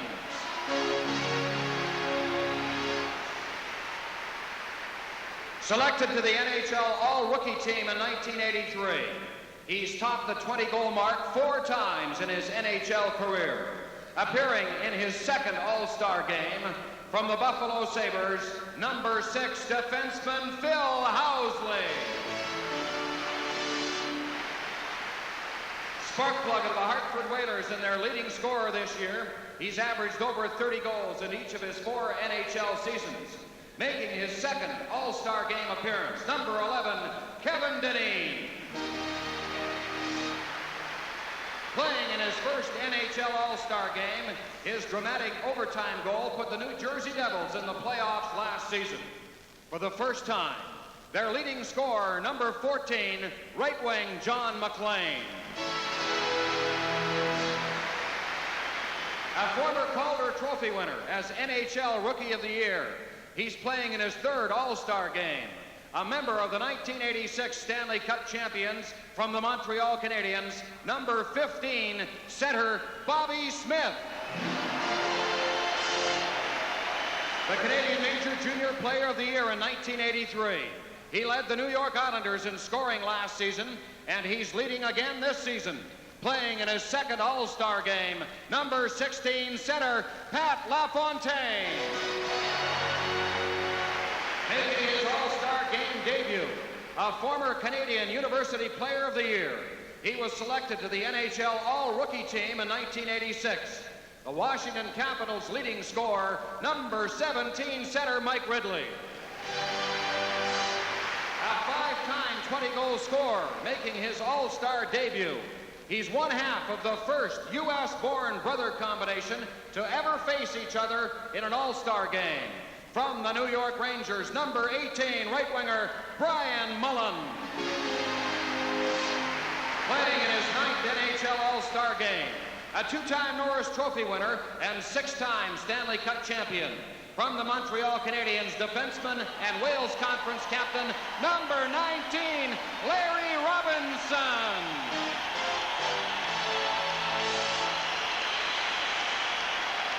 A first-time All-Star, he combines rugged play with offensive strength as a main cog and leading scorer of the Philadelphia Flyers. Number 22, right wing, Rick Tocchet. A former junior hockey All-Star making his NHL All-Star debut. A member of last year's NHL All-Rookie team. From the Boston Bruins, number 25, defenseman Glenn Wesley. The quintessential unsung hero, a fine all-round player and Stanley Cup champion. He's enjoying his best season on left wing for the Montreal Canadiens, number 35, Mike McPhee. The 1987 Canadian Major Junior Player of the Year. Playing in his first All-Star game, he topped the 40-goal mark last weekend. From the Pittsburgh Penguins, number 44, right wing, Rob Brown. Playing in his first All-Star game in his last 2 NHL seasons, he scored 40 and 38 goals. He already has 30 as the leading scorer for the Quebec Nordiques this season, number 75 center, Walt Poddubny. And now here is the starting lineup for the Wales Conference as voted by you, the fans in Chrysler Canada Dodge NHL All-Star fan balloting. Although voted to the starting Wales team at left wing, he is unable to play due to injury. He set an All-Star game record last year with 5 assists. A Stanley Cup champion and the 1988 Lady Byng Trophy winner at the Wales Conference bench from the Montreal Canadiens, Mats Naslund. The first rookie ever voted to the starting All-Star lineup, he led the New Jersey Devils into the playoffs and then the conference championship last season. Number 30 goaltender Sean Burke. A 2-time Norris Trophy winner, playing in his 7th All-Star game. The NHL's top scoring defenseman this season. A 3-time Stanley Cup champion is in Edmonton order. From the Pittsburgh Penguins, number 7, Paul Cottee.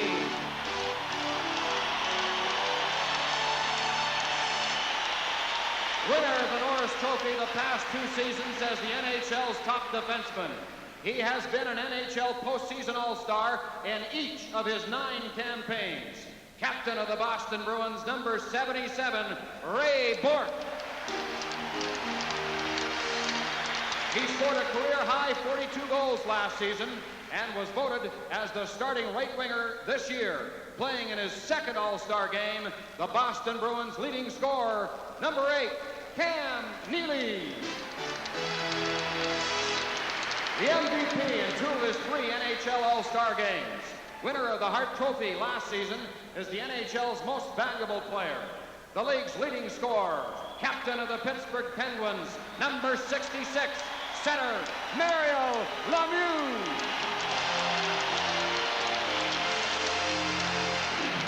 And now, ladies and gentlemen, please turn your attention to the Wales Conference bench and let's meet the staff and coaches for the Prince of Wales Conference All-Star team. First, the trainers for the Wales Conference. From the New York Rangers, Dave Smith, and from the Buffalo Sabres, Rip Simonek. The assistant coach in his 3rd year behind the bench from the Boston Bruins, John Cuniff, and the head coach, a former Boston Bruin firebrand. He brought his enthusiastic approach behind the bench and took his Bruins to the Stanley Cup Finals last season in his 1st full year as coach, Terry O'Reilly.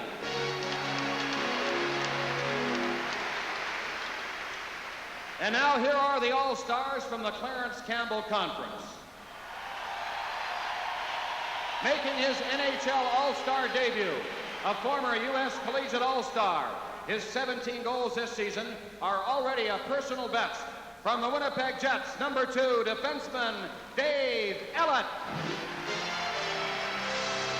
Playing in his first NHL All-Star game, a former junior hockey All-Star, a first-round draft choice in 1985.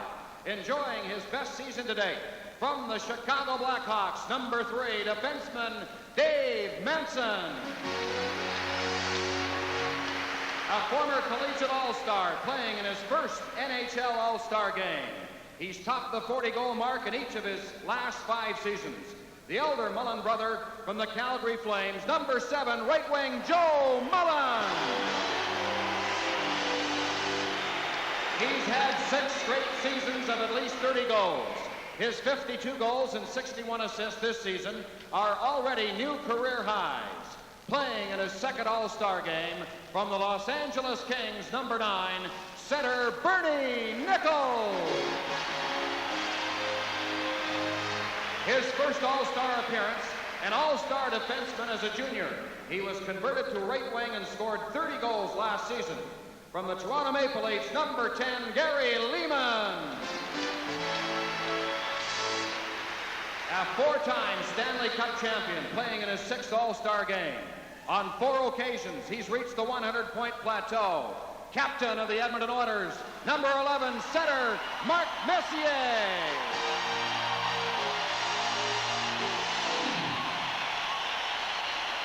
With 55 goals for Los Angeles last season, he was selected to the 1987 NHL All-Rookie team. Now as an Edmonton Oiler, he's on his way to another 50-goal campaign. Number 12, center Jimmy Carson. In his first NHL All-Star game, this former Canadian collegiate All-Star scored 32 goals in his first full NHL season. The leading scorer for the St. Louis Blues, number 16, right wing Brett Hull. Playing in his 4th All-Star game, he scored his 50th goal of the season last weekend. The 2nd straight year he's accomplished that feat. Captain of the Detroit Red Wings, number 19, center Steve Yzerman. He's topped the 40-goal mark 4 times and twice topped 50 goals. The leading scorer in Minnesota North Stars history, making his 3rd All-Star appearance, number 20, right wing Dino Ciccarelli. The 1986 NHL Rookie of the Year, playing in his 3rd All-Star game, a postseason NHL All-Star in 1988. From the Calgary Flames, number 21, defenseman Gary Suter. Playing in his 2nd All-Star game, the top-scoring defenseman in Calgary Flames history, now enjoying a fine comeback from injuries as a Vancouver Canuck, number 23, defenseman Paul Reinhart. A former U.S. Collegiate All-Star and All-American playing in his 2nd All-Star game. Last year's NHL Rookie of the Year with a 51-goal season. From the Calgary Flames, number 25, center Joe Nieuwendyk. Playing in his 2nd straight NHL All-Star game, this former junior All-Star won a league-high 39 games last season. The goaltender for the Calgary Flames, number 30, Mike Vernon. And now, ladies and gentlemen, here is the Campbell Conference starting lineup as voted by the fans in Chrysler Canada Dodge NHL All-Star fan balloting. A 4-time Stanley Cup champion, the 1986 All-Star Game MVP, last season's winner of the Vezina Trophy for top NHL goaltender. From the Edmonton Oilers, number 31, Grant Fuhr.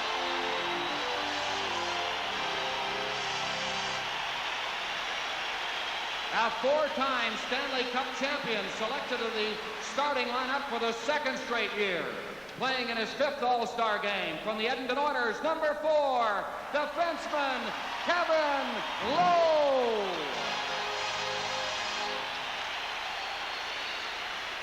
Voted to the starting lineup in his first All-Star appearance, a member of the All-Rookie team in 1987.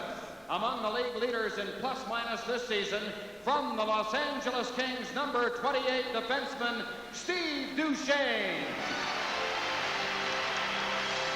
A 4-time Stanley Cup champion in his 5th All-Star game, a former Lady Byng Trophy winner, a 4-time 50-goal scorer. He notched his 500th career assist this past weekend. From the Edmonton Oilers, number 17, right wing, Jari Kurri.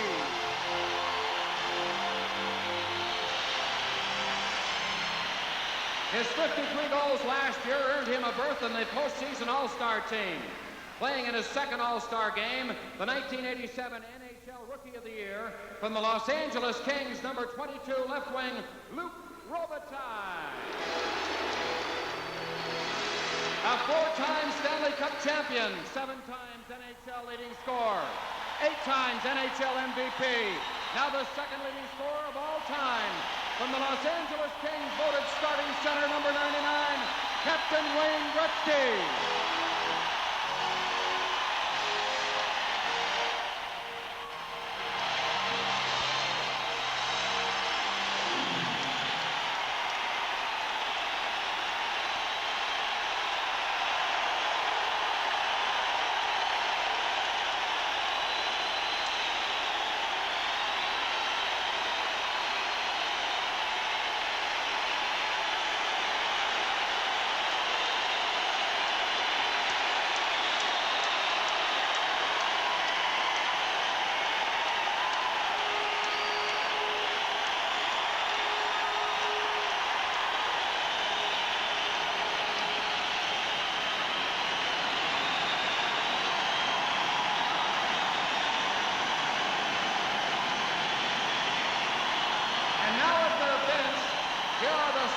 Coaches for the Campbell Conference All-Stars.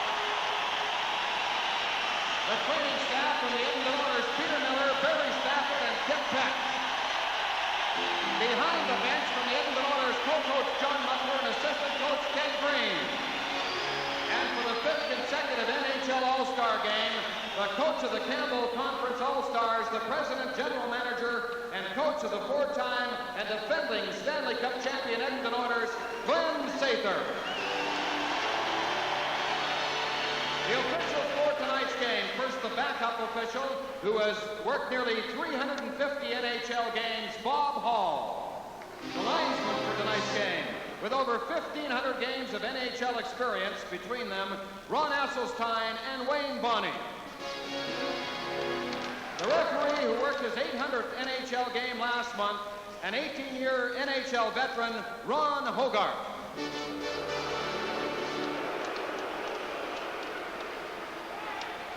Ladies and gentlemen, we direct your attention to center ice. At this time, let's greet the honorary captains for tonight's game. The honorary captain of the Wales Conference is an honored member of the Hockey Hall of Fame, a native of Provost, Alberta. He starred for 20 NHL seasons with the Detroit Red Wings and the Toronto Maple Leafs before ending his career with the Edmonton Oilers in the WHA. A veteran of 11 All-Star games, ladies and gentlemen, Norm Allman.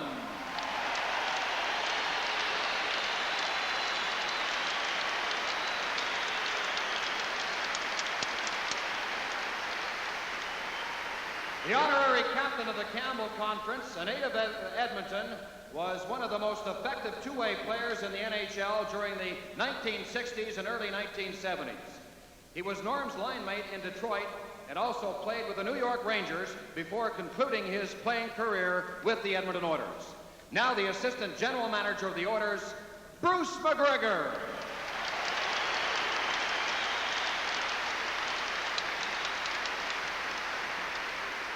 The captain of the Wales Conference team, Larry Robinson, will now present Norm with his Wales team sweater, and the captain of the Campbell Conference, Wayne Gretzky, will present Bruce with the Campbell sweater.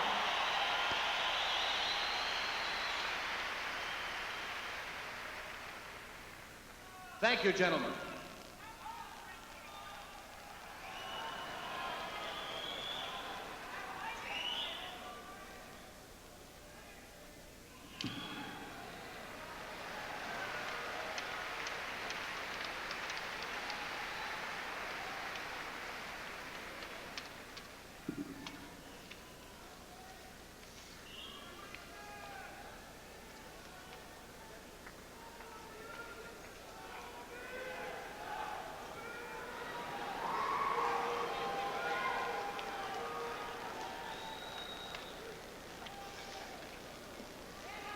Ladies and gentlemen, we would like to direct your attention to the Zamboni entrance. The honor guard this evening are members of the Royal Canadian Mounted Police. would you please welcome Sergeant Claire Gill, who is Division Coordinator of the NHL RCMP Drug Awareness Program, and Constable Dan Siebel.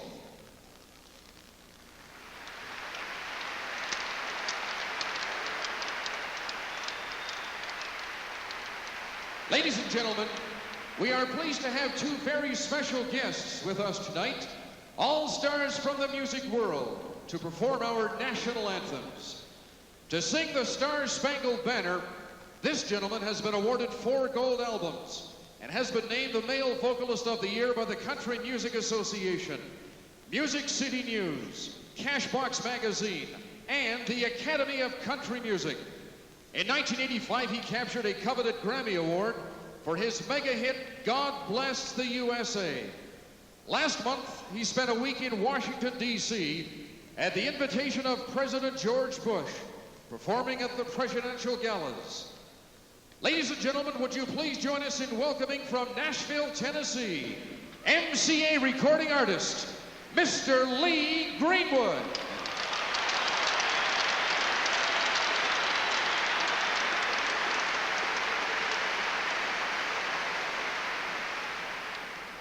Oh, say, can you see by the dawn's early light what so proudly we hailed at the twilight's last gleaming, whose broad stripes and bright stars through the perilous fight o'er the ramparts we watched were so gallantly streaming, and the rockets' red glare, the bombs bursting in air, gave proof through the night that our flag was still there.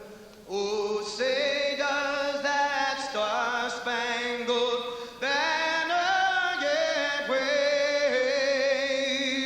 o'er the land of the free and the home of the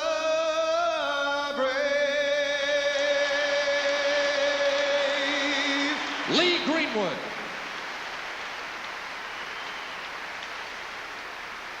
And now, ladies and gentlemen, we take great pleasure in introducing our guest singer for the Canadian National Anthem. This young lady has exploded onto the North American music scene with her powerful vocal stylings, culminating last month by being nominated for 3 Grammy Awards. In 1988, she was awarded Album of the Year, Female Vocalist of the Year, and was named Entertainer of the Year at the Canadian Country Music Awards, and was chosen Canada's Woman of the Year by Chatelaine magazine.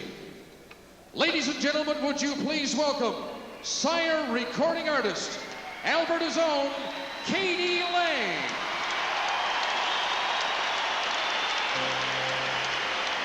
Oh, Canada, our home and native land, true patriot love in all of us command. With glowing hearts we thee rise, our true north, strong and free. From far and wide, oh Canada, we stand on guard for thee. God keep our land glorious and free. Oh Canada, we stand on guard for thee. Oh Canada, we stand on guard for thee. Ladies and gentlemen, Katie Lang. And with the performances of our national anthem, we're with a guy who has been selected 4 times for the Montreal Canadiens to play in the All-Star game, Mats Naslund. But Mats, you're not going to be able to put the skates on tonight, and that's a shame. Well, I said I wasn't gonna miss it too much, but the last half hour when the tension got a little higher and the national anthem was singing, I really started missing it. Tell us why you're not going to be able to play tonight. Well, I sprained my ankle in Pittsburgh about 6 days ago, so I'm going to be out 7 to 10 days, so I should be back next game for Montreal on Saturday. You guys are flying. The Canadiens are really playing some hockey this season. You got to be very happy with the year. Yeah, we've been very consistent. A couple of bad games, but you have to accept that. Otherwise, we've been playing super hockey. You also have to be looking forward to the playoffs because you know they're already there. You're kind of looking ahead now to see who you're going to be playing and where that lines up. Yeah, I guess our motivation is first overall and lowest goals against, but any team we play in our division is going to be a tough task for us. It's good teams in our division. Better club than the Canadiens have had over the past few seasons this year. Any particular reason why? Well, I think the depth, we've got 4 good lines and 6 good defense and 2 super goaltenders. I think that's the main thing. I'm not sure any team has more depth than you, is there? No, a lot of teams got better superstars or better guys to score goals and so on, but the depth is that's the thing we might gonna survive in the playoff for. Okay, Matt Snazel, we're sorry you can't be out there on the ice tonight, but thanks very much and enjoy the game, at least sitting and watching it. I will enjoy it, yeah, thank you. Okay, Matt Snazel from the Montreal Canadiens, our guest here, and unfortunately, as he said, not able to get into tonight's play. It is rocking here tonight, and Jigs, before I throw it to you, I have to tell you, Gretzky was the last in line to come out here, and they held him off as long as they could in the locker room, and when he came out, the eyes were a little moist as we stood next to him here before he went out on the ice, and he swallowed hard about 4 times. He doesn't say much about it, but it is really tough to come back here to Edmonton, and something that he really enjoys, even though it's that difficult to go on the ice in another uniform. Yeah, we can well imagine, Gary. We were here. Sports Channel America was here when he made his return back in October for that first game between the Kings and the Oilers. But this is a little different. Dressing in that same dressing room, being reunited with Curry, Messier, and so many people. He has his mom and dad here. His wife Janet is on hand, and his young daughter as well. And we're just about set for the 40th National Hockey League All-Star Game. There are your officials. 40-year-old Ron Hogarth, been in the National Hockey League since 1977. 35-year-old Wayne Bonney and 42-year-old Ron Asseltine will work the lines. Sean Burke, what a story. 22 years of age. He was in the nets for 9 of the Devils' 11 playoff victories. First onto the scene as the NHL's Rookie of the Month last March. And there's the veteran, Grant Fuhr, 5'10", 185 pounds, 75 games he played last season. Not having perhaps an all-star year here in 88-89, but he's one of the reasons the Oilers are still defending Stanley Cup champs. From overhead, Gretzky and Lemieux, and we're underway in the annual all-star game. Gretzky for the Campbell Conference, playing it back to Kevin Lowe, dumps it ahead on this left side. Robitaille played it to Curry. Now Paul Coffey for the Prince of Wales Conference, just dumps it out to center. There's Lowe. Right side, Curry dumps one in wide of Burke. This is Robitaille from Los Angeles, around the boards to his teammate Wayne Gretzky. Now to Jari Curry in front to Lowe, and it's broken up by Neely. Robitaille works it to the corner for Gretzky. Centered one across. Picked off the boards by Duchesne to Curry. Now to Gretzky. Gretzky centers. That hit his teammate. And now Curry puts it right on target. Good stop by Sean Burke. Paul Coffey from Pittsburgh comes to center. Found a winger on the left side. They try to set up Neely, and it's broken up neatly by Duchesne. Steve Duchesne from Los Angeles to Gretzky to Robitaille. 2-on-1. Back to Gretzky. Checked by his old teammate Paul Coffey. Here's Neely, the Boston Bruins star, to Coffey. He's checked at center ice. Luke's puck, Robitaille. To Gretzky in front to Curry. He's done it before. There it is again. Gretzky setting up Curry. Deja vu. You wonder how many times these two have combined to score goals on this net. Sean Burke had made a good save earlier on Jari Curry, but Gretzky with the pass across on the backhand. Watch it right now. Gretzky will throw it across. Curry all alone goes to his backhand and freezes Sean Burke. He stretches out but beats him easily to make it 1-0. But what a play by Curry coming in. Leads this team in points with 78. The only European in the game, Jari Curry, takes that puck and slides it through the legs after the pass from Wayne Gretzky. Pretty to watch. Jari Curry, 1 minute and 7 seconds into the first period, and the Campbell Conference is on top, 1-0. Wayne Gretzky, quite naturally, will get an assist. Pretty 2-on-1 passing play. Now Messier On the ice for this conference, brings them across the line, right side to Mullen, and a shot change direction. Robinson, the captain of the Prince of Wales Conference, moves it up into the center ice zone. Here's Bobby Smith from Montreal, shooting it wide of the net. Puck deflected high in the air. Evan Deneen from the Hartford Whalers plays it around the board. Joey Mullen from Calgary tapped it back. It's set up but tipped out into the center ice zone. Robinson watches it go back into his own territory. Recovering it there, Glenn Wesley, the young Boston Bruin defenseman, plays it to center ice. Campbell Conference tightening up, just turned it over, however. There's Scott Stevens out on the ice now. Dino Cicerelli intercepting his pass. Cicerelli playing it up the right wing board. Stevens shot it off Steve Yzerman. Prince of Wales Conference heading up again. They have Suter out on defense. Played it to the right side. Cicerelli could not get a stick on it. Suter chasing it back of the net. There's Pat LaFontaine from the New York Islanders working it around the boards. Ryan Mullen unable to center it. Pick up at the line. Dumped in a little deeper by John McLean to the Devils. So we've got a Ranger, a Devil, and an Islander on the forward line together, Scotty. And the Wales Conference since 75, 10 wins and only 2 losses. So they've had a big edge thus far. They're right back in. LaFontaine with a shot, the rebound, and Fuhr got a piece of that. What an opportunity. LaFontaine, McLean, and Muller set up. Stevens and Housley on defense for the Prince of Wales Conference. The Campbell Conference leading 1-0, and that goal by Yari Curry. Wayne Gretzky and Luke Robitaille assisted. Dave Hansen from the Chicago Blackhawks plays it up the right side. Campbell Conference to Brett Hull, who's wide open on left wing, trying to come in around Bourque. Got chased back of the net. Raymond Bourque, one of the league's outstanding defensemen, to Rick Tocchet of the Philadelphia Flyers, who was checked at center. Hull sends Carson over the line. He shoots, stick save by Bourque. Played up the boards. Run up by Walt Kodubny. Cross to Rick Tocchet here on the right side. Tocchet centers one. Knocked away by Grant Fuhr. Picked out of the corner again. They try to set something up here. Mike Ridley from the Washington Caps had his centering pass broken up. Brett Hull from the St. Louis Blues shoots from center up high on Sean Burke. Now Coffey here on the right side. Played it back to the opposite side for Bourque. What a combination. Bourque and Coffey to Brown at center.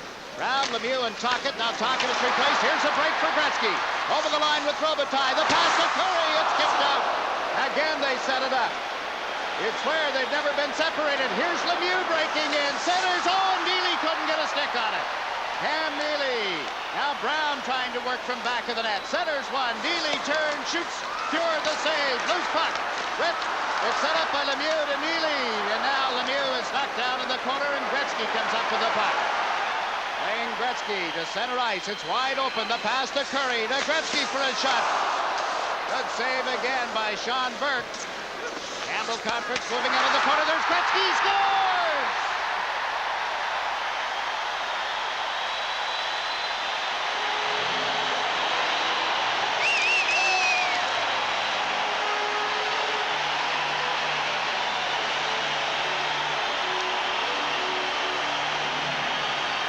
What a play for Wayne Gretzky. I think it was Duchesne, the defenseman from Los Angeles, drew it across. Gretzky goes to his backhand once again.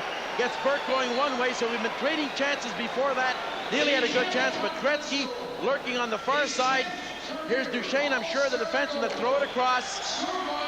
Gretzky just goes to his backhand, and Burke's going one way, and the puck goes in the net. Put him ahead. By 2. If we can get a goal for Messier and a goal for Lemieux, we can all go home, because the fans have seen what they have come for. Curry set up by Gretzky. Now Gretzky from Duchesne at 4:33, and it's 2-0. The Campbell Conference leading the Prince of Wales Conference. Loose puck in the Wales zone. It's played up this left side, and into center ice comes Joe Nieuwendyk of the Calgary Flames. Dumps one in. Mullen puts it right on goal. That's Joey Mullen, who is teammate at Calgary. Nieuwendyk now back to Suter. Pass to the right side. Reinhardt set up Messier to Reinhardt again for a shot that's blocked at the side of the net. Wesley couldn't get a stick on it. Out in front to Mullen. That's broken up. Reinhardt centers one. Knocked down is Nieuwendyk. Messier, or Deneen, excuse me, breaks out for the Prince of Wales Conference. He and Mike McPhee moving in. McPhee got checked at the last second. Mullen to Nieuwendyk. Dumped down into the Wales Conference zone. This is going to be an icing as Scott Stevens touches up. We've seen some heavy hitting. We've seen a couple of pretty goals. It's 2-0. Campbell Conference in front. With Scotty Bowman, I'm Jakes McDonald at the Northlands Coliseum in Edmonton. 14 minutes, 27 seconds remaining in this opening period. Some pretty goals, Scotty. And collectively, the Campbell Conference went into the game with 66 more goals than the Wales Conference. Worst record when it comes to wins and losses, huh? The puck cleared down. Stevens and Housley back on the Prince of Wales defense. This is Scott Stevens from Washington to Pat LaFontaine. He out there along with McLean and Muller. Brian Mullen.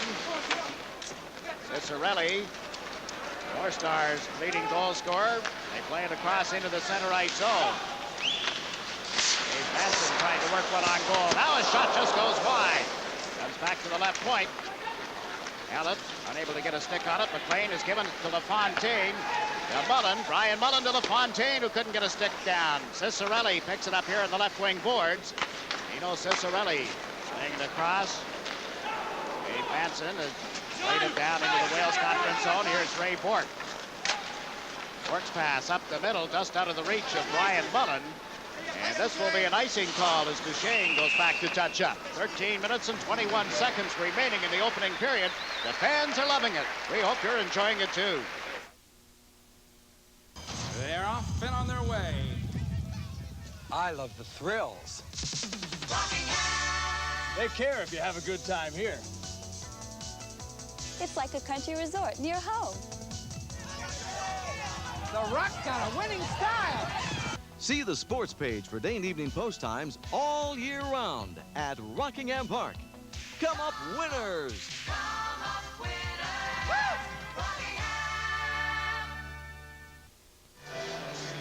Well, business is slow at the novelty stands. You're looking at the concourse here at the Northlands Coliseum. Deserted because everybody is in the seats. 17,502 on hand tonight.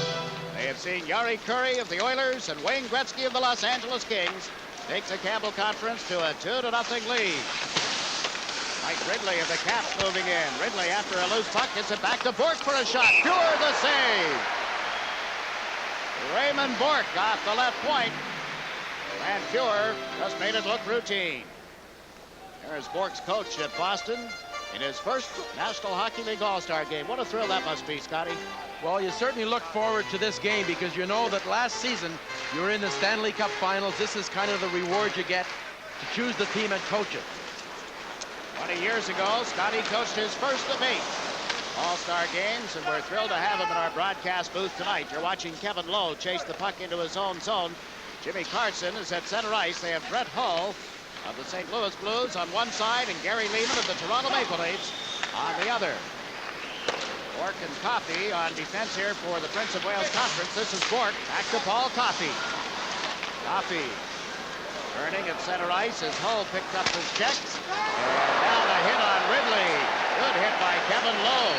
Who said they don't hit in an All-Star game, Scotty? Last time the Campbell Conference won, it was 9-3 in Nassau Coliseum in 83. Look out here, 2-on-1. Brett Hull with a slap shot. Burke the save. They unload on a big slap shot off the stick of Brett Hull.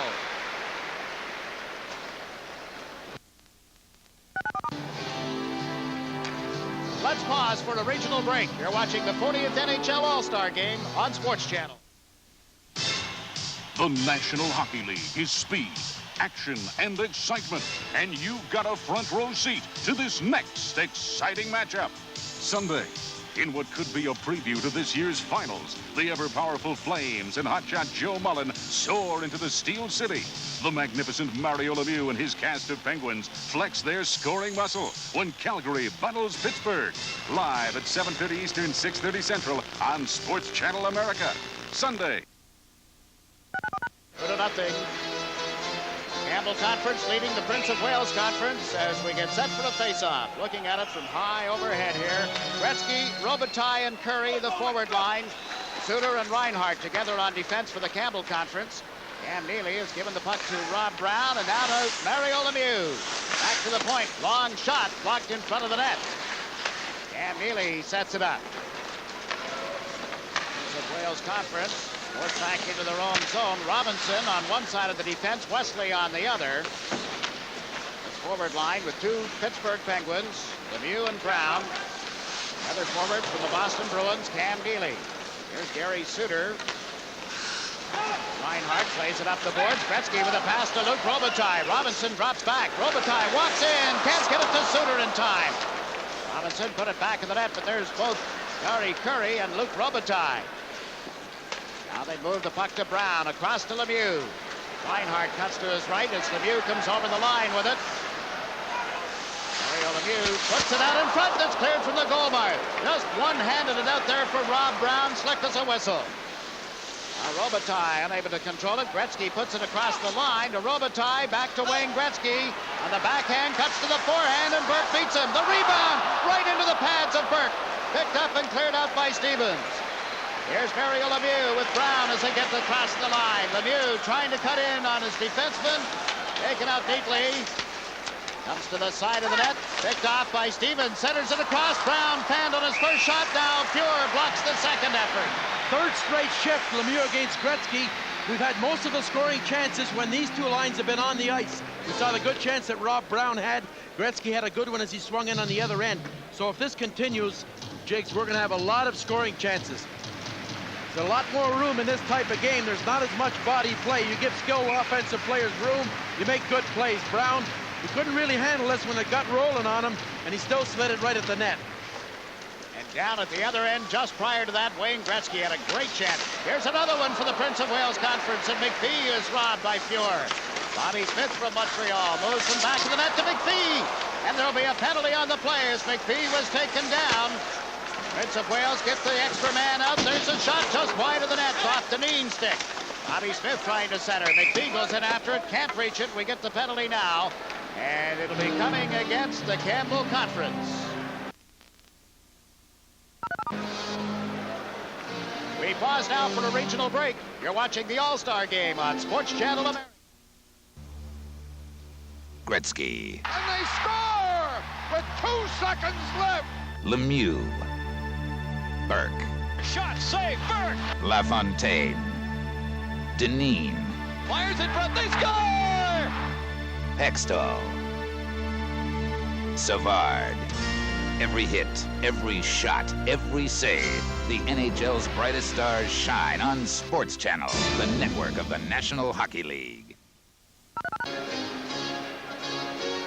Now you're looking at Mark Messier in the penalty box. He'll be, well, he was 28 last month and takes a holding penalty, Scotty. Yes, and Phil Housley nearly snuck in from the point. You'll see that with so many good offensive defensemen. Virtually impossible to play solid defense in your own end with these type of players. Now the power play for the Prince of Wales Conference. Cam Neely, Rob Brown, and Mario Lemieux. Stevens and Housley on the points. Couple of big gunners there. Stevens puts it back in the net. Lemieux centers. Neely scores. Cam Neely set up by Mario Lemieux and Scott Stevens. It's 2-1. You know that no lead is safe in an all-star game. The Campbell Conference, 28 goals they average, the other one 25. But here's Neely. He makes a good play by getting into position in the slot area. And watch the pass right now. Lemieux right behind that net. He just slides it. Just had enough room to get it by the post. Neely has the good hands. You get Neely in that scoring position. He's been hot lately in the NHL since Craig Janney's been back, but took the pass from Lemieux, put it right behind Fuhr before he could move.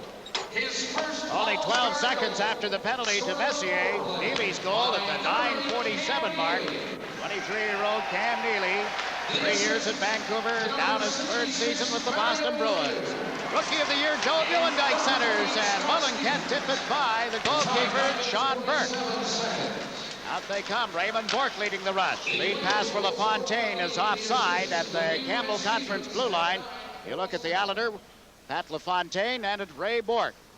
Let's check in with our colleague, Gary Thor. All right, Yvonne Lindlow's joining us here. We see him on the tennis court all the time, but Yvonne, you're also involved in hockey. Tell the people about it. Well, I'm enjoying the hockey a lot, and over here with Richard, we have a lot of fun. The Hartford Whalers, where you're involved, yes? Yes, that's correct. And a part owner? No, that's not Someday, true. maybe? No, I don't think so. Just a fan? Yeah, I just enjoy watching. And Vaughn, have a good time. Thank you. Vaughn Lindlow joining us, Jigs. He is now, Gary, on the board of directors, all right, of the Hartford Whalers. Understand that most of their home games and travels quite often, too. Here's LaFontaine breaking in on left wing. Cuts to the forehand, puts it up on the top of the net. Fuhr reached, but it's in the mesh, just past the crossbar. What a scoring chance by young Pat LaFontaine. He's able to get in, and anytime LaFontaine's getting in on the goal, you can expect anything. He goes to his backhand, and Fuhr sort of stumbles and loses position, and there's LaFontaine getting that puck, and he stays on his backhand and just about gets it on his forehand. The puck goes over and lands on top of the net as Fuhr moved to the side.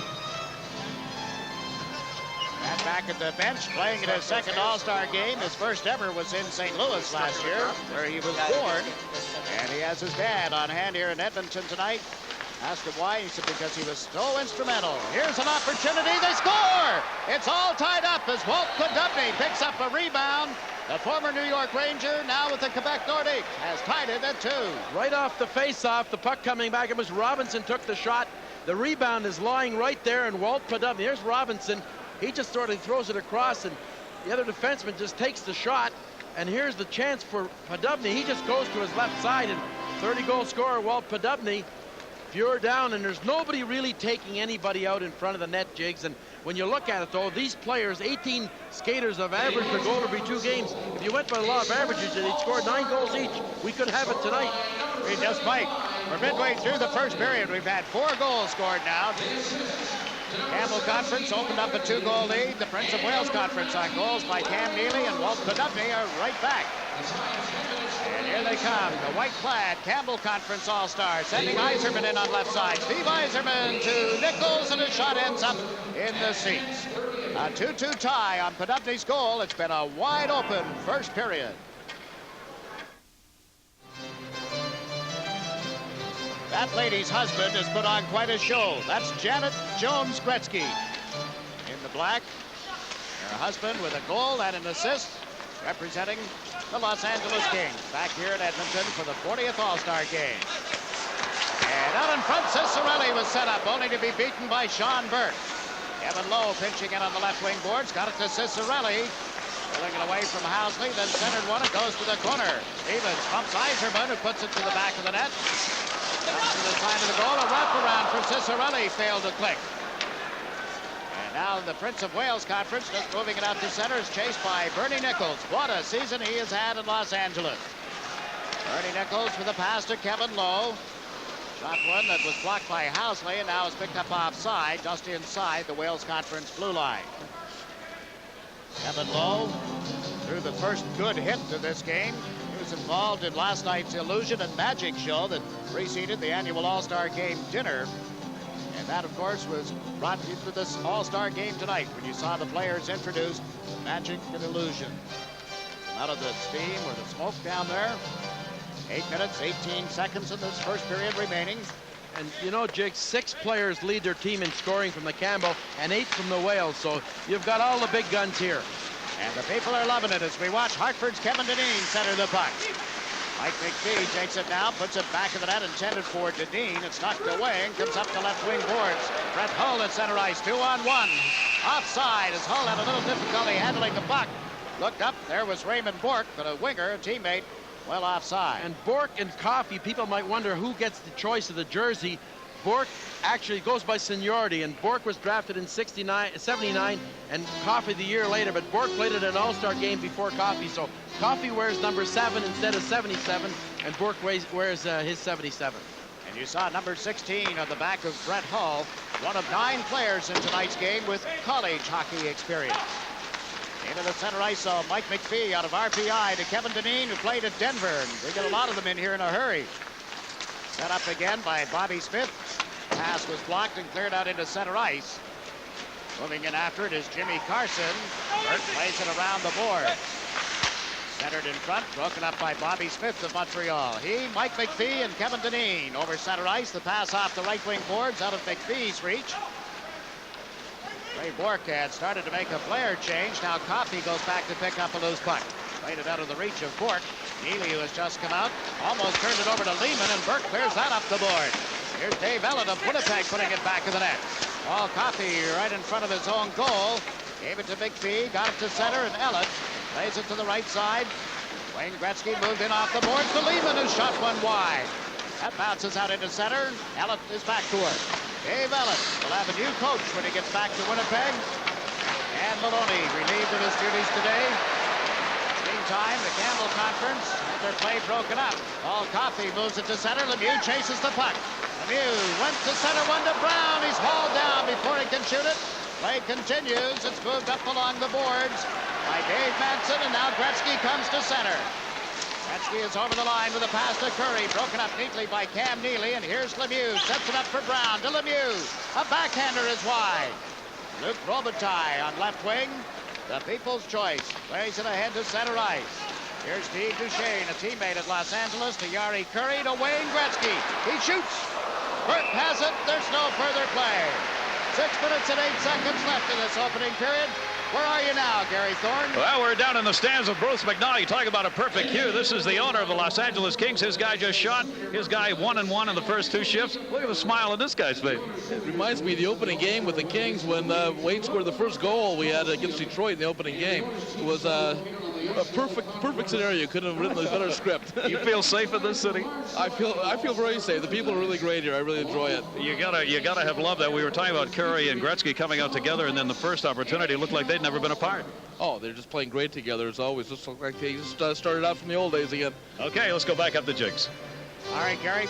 Scotty, if I know Gary Thorne, his next move is to ask Mr. McNaugh if he has change for $1, just in case he might get one of those rare coins. He's talking to the right guy, but we saw Coffey, the really value of Coffey with Lemieux after the good chance. Coffey got it up to Lemieux and a good scoring chance.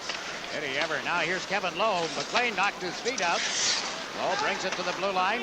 Dumps it in a little deeper. Scott Stevens to John McLean. Devils representative John McLean at center ice. Had it knocked away. Stevens with it. Up to McLean. Off his stick to Lowe. The Edmonton Oilers all-star defenseman to Joey Nieuwendyk. Last year's Rookie of the Year has dumped it in. Burke plays it away from Nieuwendyk. Trapped on the boards. Turned over to John McLean. Out of the right side, and here's Housley leading the run. The Buffalo Sabre goes to LaFontaine for a shot that hit the goalpost. Out they come. We've got the 2 Mullen brothers out there together. Joey Mullen from Calgary, to Nieuwendyk, to Messier, to Joey Mullen, and he was checked on the play by John McLean. A long pass by Brian Mullen to LaFontaine, to McLean for a slap shot that missed on the stick side, and the puck bounces out to center, picked up by Nichols. To Messier. Nichols goes to the front of the net. Messier's pass to Mullen for a shot. That hit the post.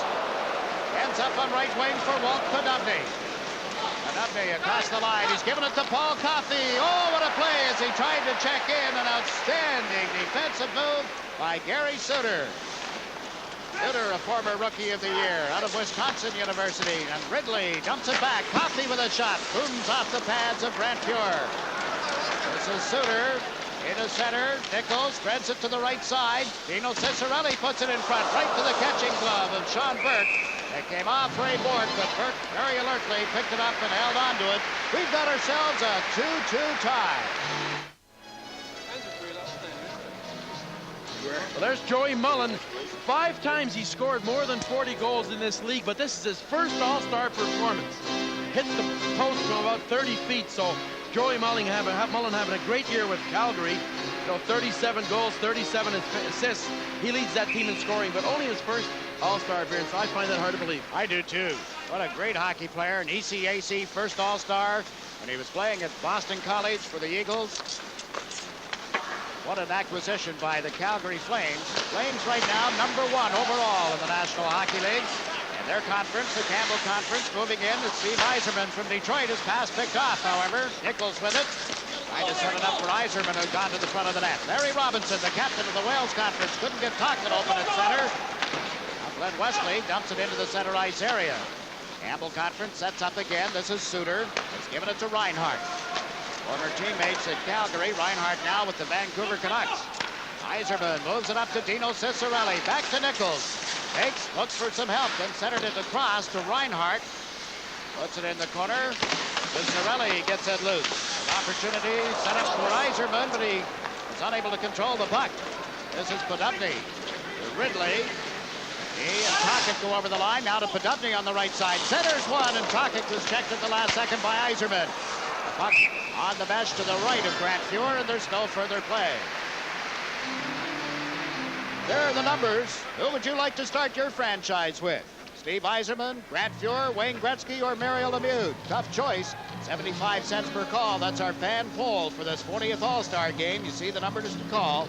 Yzerman, Fuhr, Gretzky, or Lemieux. Well, it opens up quite a debate, doesn't it? Hard to miss, though, at any one of the four. If you're starting a new franchise, expansion teams don't get that kind of player. Nor do we get this kind of view regularly. You see our camera right on the Campbell Conference bench, watching the action and the players. This is Jimmy Carson, Southfield, Michigan native, coming to center. He's across the line with a pass that was tipped by Stevens. Lehman picked it out of the corner, then gave it away to Stevens. The Kitchener, Ontario native, 24 years of age, Scott Stevens, assisted on a goal here by Neely, a power play goal. Here's one of those RPI engineers, Mike McPhee, putting the puck in the zone. Picked up by Deneen, and then he lost it. Brett Hull turns and starts out, has Lehman with him on the right.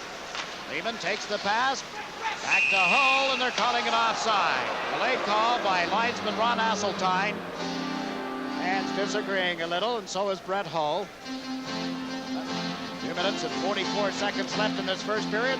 President, general manager, coach, jack of all trades in Edmonton, Glenn Cameron Sather.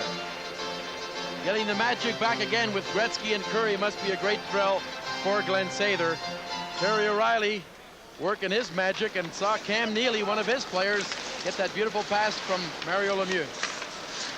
Now another one of his players, Raymond Bourque, has moved the puck to the left side. McPhee gets over the line, trying to play it around Manson, and Gretzky is there.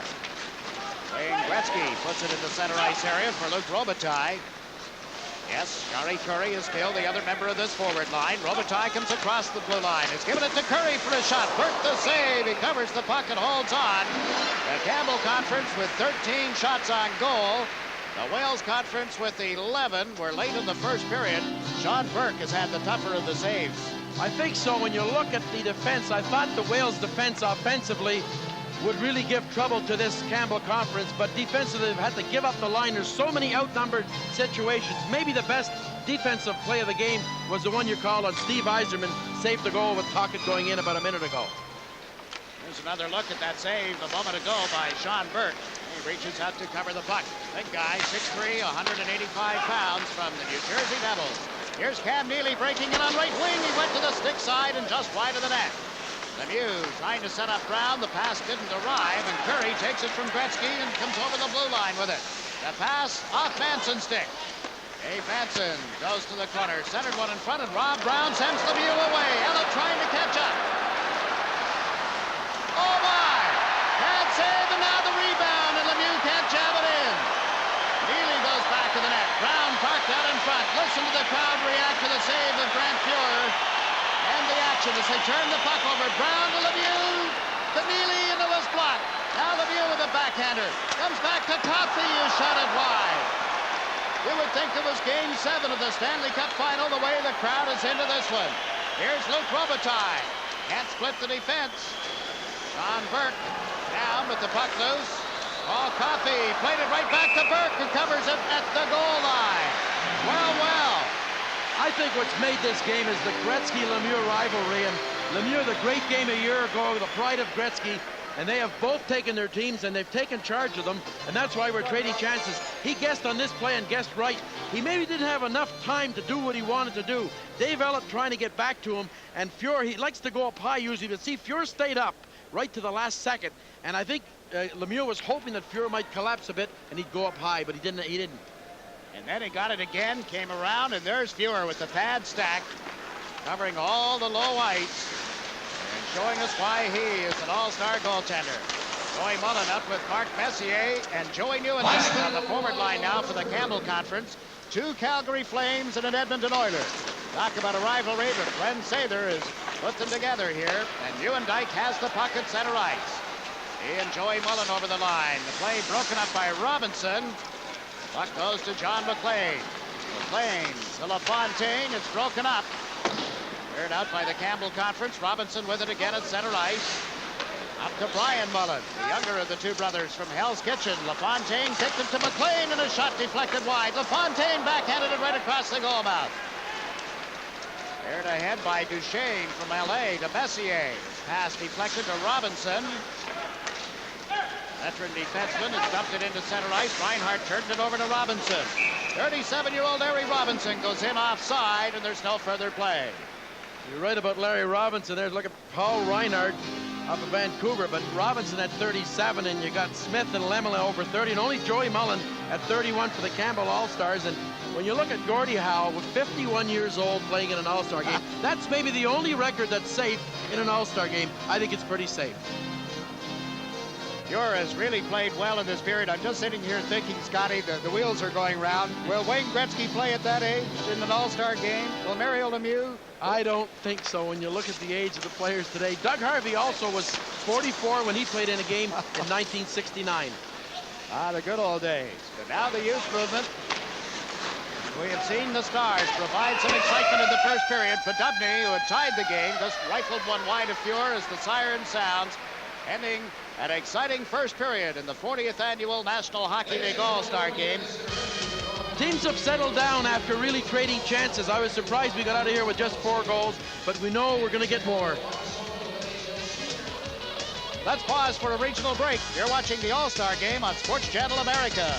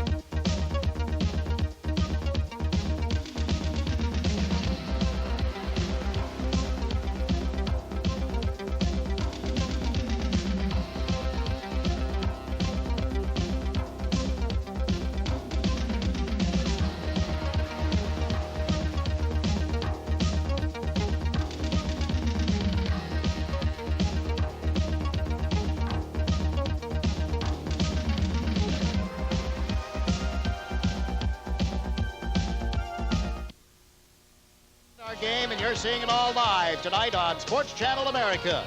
Now high overhead at the beautiful Northlands Coliseum, where the score is 2-2.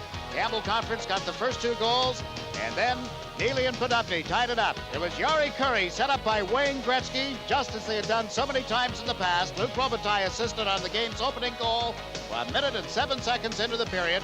And Gretzky from Duchesne at 4:33, Neely and Podubny, as you saw. And the difference in shots on goals, 1. The Wales Conference with 14, the Campbell Conference with 13. Gary Thorne is down by the ice. Let's check in. Thank you very much, Jiggs. And we have a 6-year All-Star Mark Messier joining us here. Mark, it didn't take long for the line of Curry and Gretzky to get back together again tonight. Well, the fans were certainly waiting to see them play together again, and they haven't disappointed anybody so far. They came out and scored a goal first shift, and the next shift got another one. And you know, 2 tremendous hockey players, and they've just, ever since they got together, they've clicked, and they proved why they're great players again tonight. Mark, do you guys have as much fun out there in these games as a fan do watching this wide open kind of hockey? I think so, for sure. I was excited, especially this year, being at home and all that, and I have a lot of relatives here, and a lot of guys that are the first All-Star games this year, and it was guys are excited before the game. Mark, the Edmonton Oilers coming into the All-Star, a little bit of trouble coming to the All-Star game. It lost some games, a little tough at this point in the season for you. The club all right?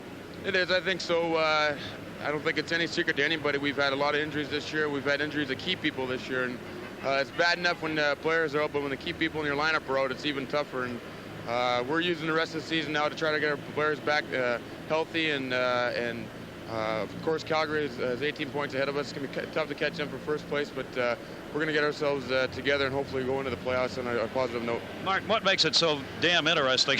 This could be and will be Edmonton, LA, and the question is who's going to have home ice. You couldn't have written a fable story any better than that. Well, it's going to be exciting for the fans, that's for sure, and I think the players. We got LA 4 more times. 3 of them are at home and 1 in LA. We've played them 4 times already. It's been tough games, and there should be some exciting hockey down the last 25 games. Grant Fuhr's had a tough season. A lot of the talk was that maybe too many games last year when he set a new National Hockey League record with 75. Do you think that's true? No, I don't think so. I think, you know, in all fairness to Grant Fuhr, a lot of people are saying he hasn't been playing bad, but I don't think the team had played that well in front of him in the earlier part of the season. We were getting far too many shots against us, and as great a goalie as Grant is, he can't do it all by himself. And as far as last year, he played a lot of games, but he had a good summer to rest, and he'll be ready for the playoffs again this year. Mark Messier, thank you for joining us, and congratulations on Game 6 in the All-Star. Thank you. Mark Messier, our guest here at the First Intermission, Northlands Coliseum. We'll be back for more right after this.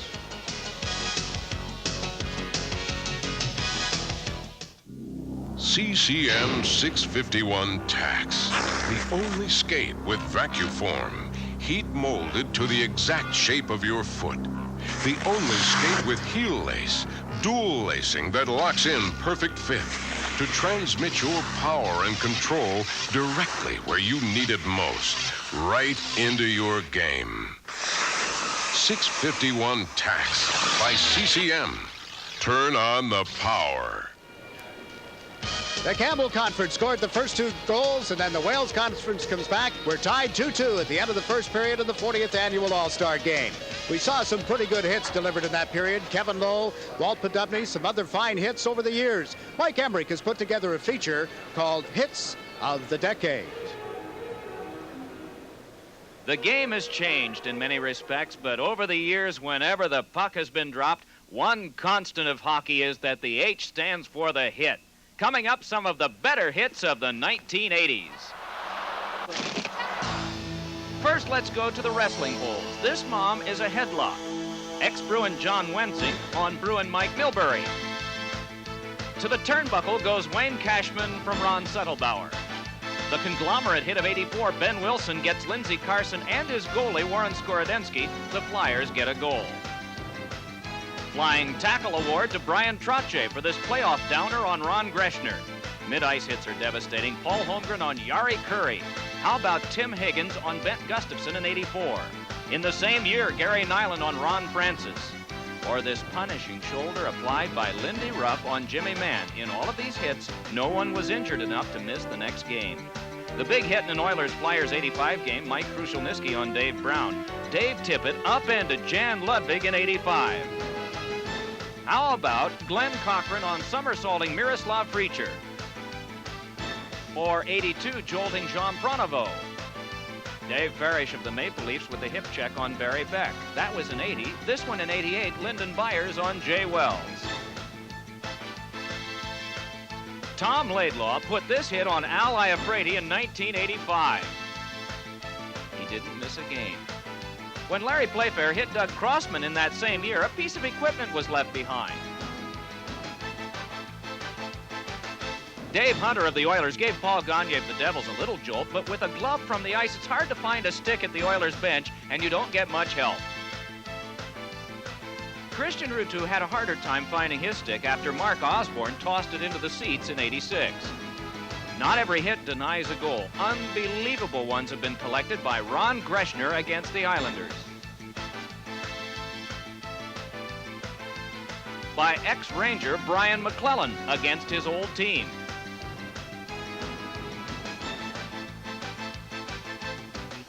And how about this one by Luc Robitaille against the Flames? Not everything in hockey stays put. In '88, Michael Pavonka and Shel Samuelson found loose doors in Landover.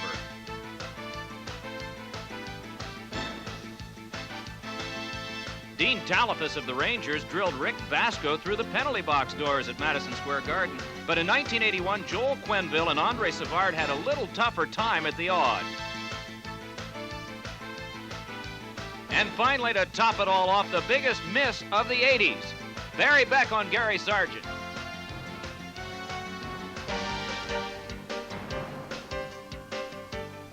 Pretty good shots on that one. There you see the dressing room, Campbell Conference, where the players are just taking it easy. Grant Fuhrer, the little uniform off over there in the corner, right smack dab in the middle of your screen. Right now, let's pause for a regional break. You're watching the 40th Annual NHL All-Star Game on Sports Channel America. The goal. Trying to get loose for a backhand, and they score! The saves. The checks. The interviews. The star of the game, your feelings about the game. Well, I don't think it had to be as close as it was. The stories. They call it the trade of the century. Number 99, covers the NHL like Sports Channel.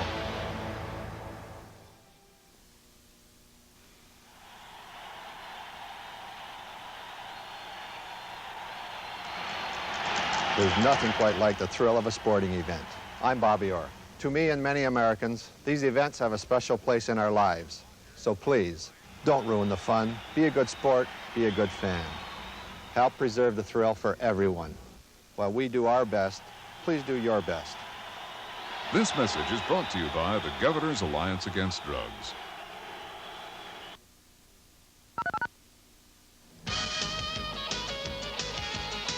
Back here at the Northlands Coliseum in Edmonton, Alberta. Our first intermission, the show going on. This All-Star game is tied at 2-2.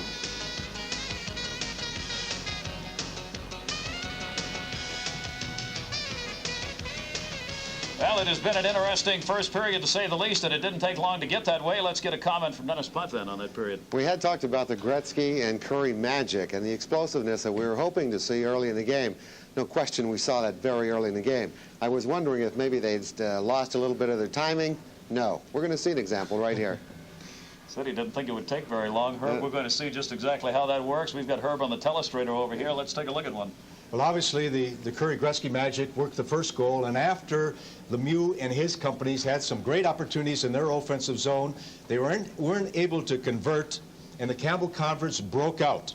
And if we can just get this thing going forward at this point, we will see a turnover here where Steve Duchesne will pick the puck up along the boards, and as he starts a counter-attack, and we come over the red line, if we can stop it right about here, we're going to see basically a 3-on-3 situation with Mario Lemieux. And they say he won't play defense, and he's doing it right now on Duchesne, okay, who is going to try to bust through both defensemen.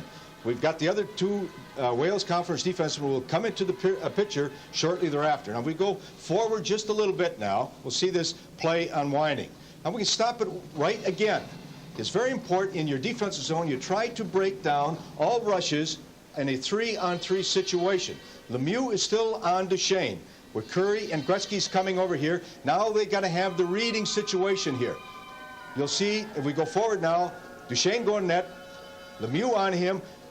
We have a little problem here where Wesley went the wrong way. Now, if we can stop it right here in the corner, we try to break again now a 3-on-3 situation, and we got to find people around here. Now, the key guy in this situation is Larry Robinson. He is the defense in front of net supporting the corner. His job is to find the unchecked forward, and we'll see who this player is as this play unwinds.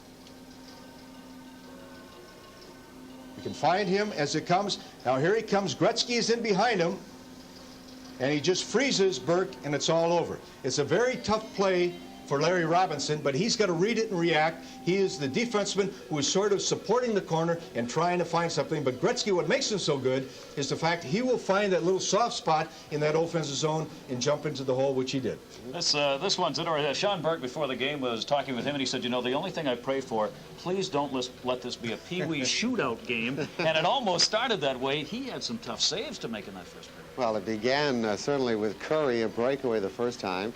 On the first goal, and then Gretzky's goal was basically a breakaway. So he's had some tough saves, some tough opportunities, but he did make some great saves on Gretzky and Curry and Mullen later on, which just came off the goalpost. You know how much the guys love to watch each other? Herb out there on the bench, they are up and down. The guys who aren't on the particular shift, they love this game. They like watching these guys each other play. Well, it's coast to coast, and they're going to try to light it up.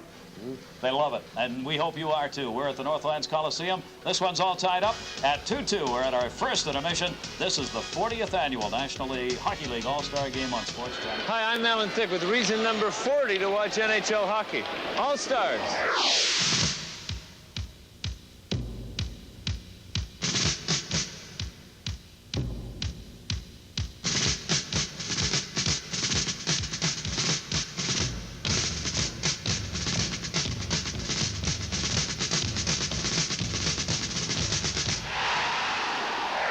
Get the action-reaction. Watch NHL hockey. The National Hockey League is speed, action, and excitement. And you've got a front row seat to this next exciting matchup. Sunday, In what could be a preview to this year's finals, the ever-powerful Flames and hotshot Joe Mullen soar into the Steel City. The magnificent Mario Lemieux and his cast of Penguins flex their scoring muscle when Calgary battles Pittsburgh. Live at 7:30 Eastern, 6:30 Central on Sports Channel America. Sunday. It's the Campbell Conference All-Stars 2, the Prince of Wales Conference All-Stars 2. It's the first intermission at the Northlands Coliseum in Edmonton, Alberta. Anheuser-Busch and Budweiser are very active in the NHL and the All-Star Game. Here to talk more about that and the Budweiser NHL Man of the Year is Bill Selman, Manager of Sports Marketing for Anheuser-Busch. Each year, the National Hockey League's most talented players are recognized for their achievements through an array of distinguished trophies. Last year, Anheuser-Busch created the Budweiser NHL Man of the Year Award, an award which recognizes the player who demonstrates not only excellence on the ice, but dedication and commitment to youth groups, charitable organizations, and causes off the ice. A total of 21 players were nominated, one from each team, and an overall winner was selected by our distinguished blue ribbon panel of National Hockey League executives and officials. The 1988 winner was Brian Trottier, the great center for the New York Islanders. Trottier was presented with the Budweiser NHL Man of the Year trophy and a check for $20,000, which he split and donated to 5 charitable groups. Each of the 21 nominees were presented with a plaque and a check for $1,000, which they donated to their favorite charities. This year, the Budweiser NHL Man of the Year tradition continues. 21 players have been nominated, and the winner will be announced in June at a special ceremony during the NHL's annual Congress at Minneapolis, Minnesota. The Budweiser NHL Man of the Year award enhances Anheuser-Busch's solid commitment to the National Hockey League. That commitment includes sponsorship of the National Hockey League All-Star Game Most Valuable Player Award and the Stanley Cup Playoff Most Valuable Player Award. On behalf of everyone at Anheuser-Busch, we are proud to be part of the National Hockey League. And to the nominees of the 1989 Budweiser NHL Man of the Year Award, congratulations. This Bud's for you, and may the best man win. Thanks, Bill. You look live now at the Prince of Wales Conference dressing room as they get ready to come back out on the ice for the second period. The score is tied 2-2. Some amazing stars there, and of course there are stars in this dressing room as well. As we get ready for period 2, you're looking now at the Campbell Conference dressing room area, normally occupied by the Stanley Cup champion Edmonton Oilers. The question tonight for you fans, who would you like to have on your team as you start a brand new franchise?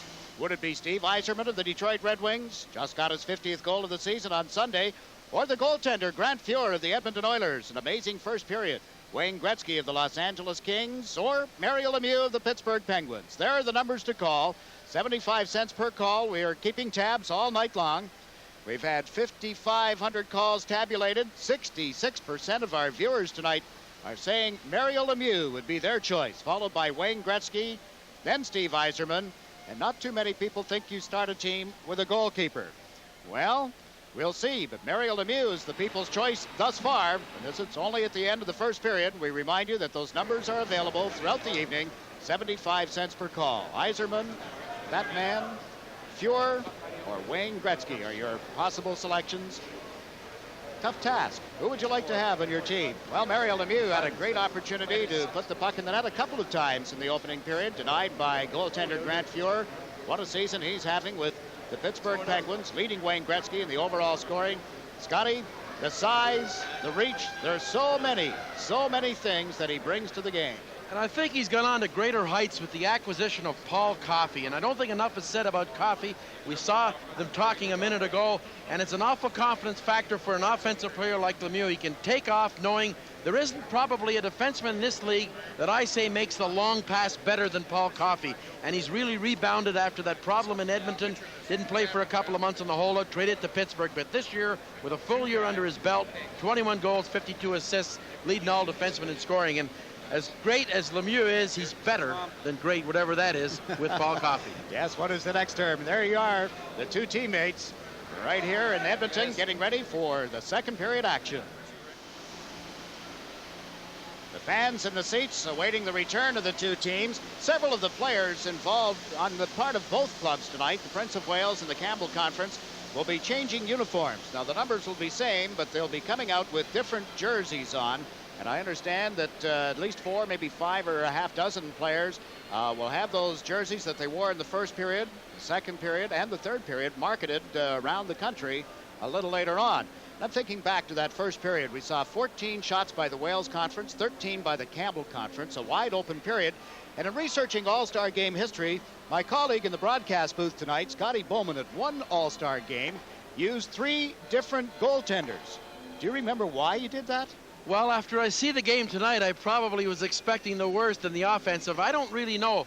Plante, I think Glenn Hall played the first period. It was in 1969. Bernie Parent shut out the East Division in the second period, and Jacques Plante played the third period. So maybe it was because at that time Plante and Hall had played in St. Louis, had a great season the year before. Parent was a great young goaltender, and we were expecting the worst playing the East Division. We snuck out a tie with the 3 goalies. I think back when it used to be the East versus West format, and your very first game coaching the West All-Stars was in Montreal against Toe Blake. Yes, Toe Blake had retired and came out of retirement. It was a great thrill for me because it was my idol when I was coaching junior hockey in Montreal, and naturally it was a great thrill to go against him in one All-Star game, and I guess a tie was a good result. And now you're looking live at the dressing room of the Campbell Conference. And here they come, led by Grant Fuhr. Wayne Gretzky was telling Gary Thorne earlier that there's a spot that he occupies when they come out on the ice, and it's going to be right behind Mike Vernon of the Calgary Flames at this moment. But there's still a long way to go to reach the ice surface. The white-clad Campbell Conference Stars took a 2-0 lead, and the black-clad Prince of Wales Conference All-Stars came back to tie it. Wayne Gretzky had 4 shots on goal in the first period. Jari Kurri had 3. And Luc Robitaille, their line mate, was not credited with a shot on goal, but there's 7 right there from those 2 gunners. And now they have hit the ice, and we're just about ready for the second period. Saturday, scoring threat Pat LaFontaine and super goaltender Kelly Rudy battled Brett Hull in the St. Louis Blues at 8:30 Eastern, 7:30 Central, right here on Sports Channel America, the network of the NHL. Check your local listings for the regional game in your area. There is Grant Fuhr. It's a tough game to rebound in, and Grant Fuhr played a pretty good game against New Jersey here. They lost 4-1.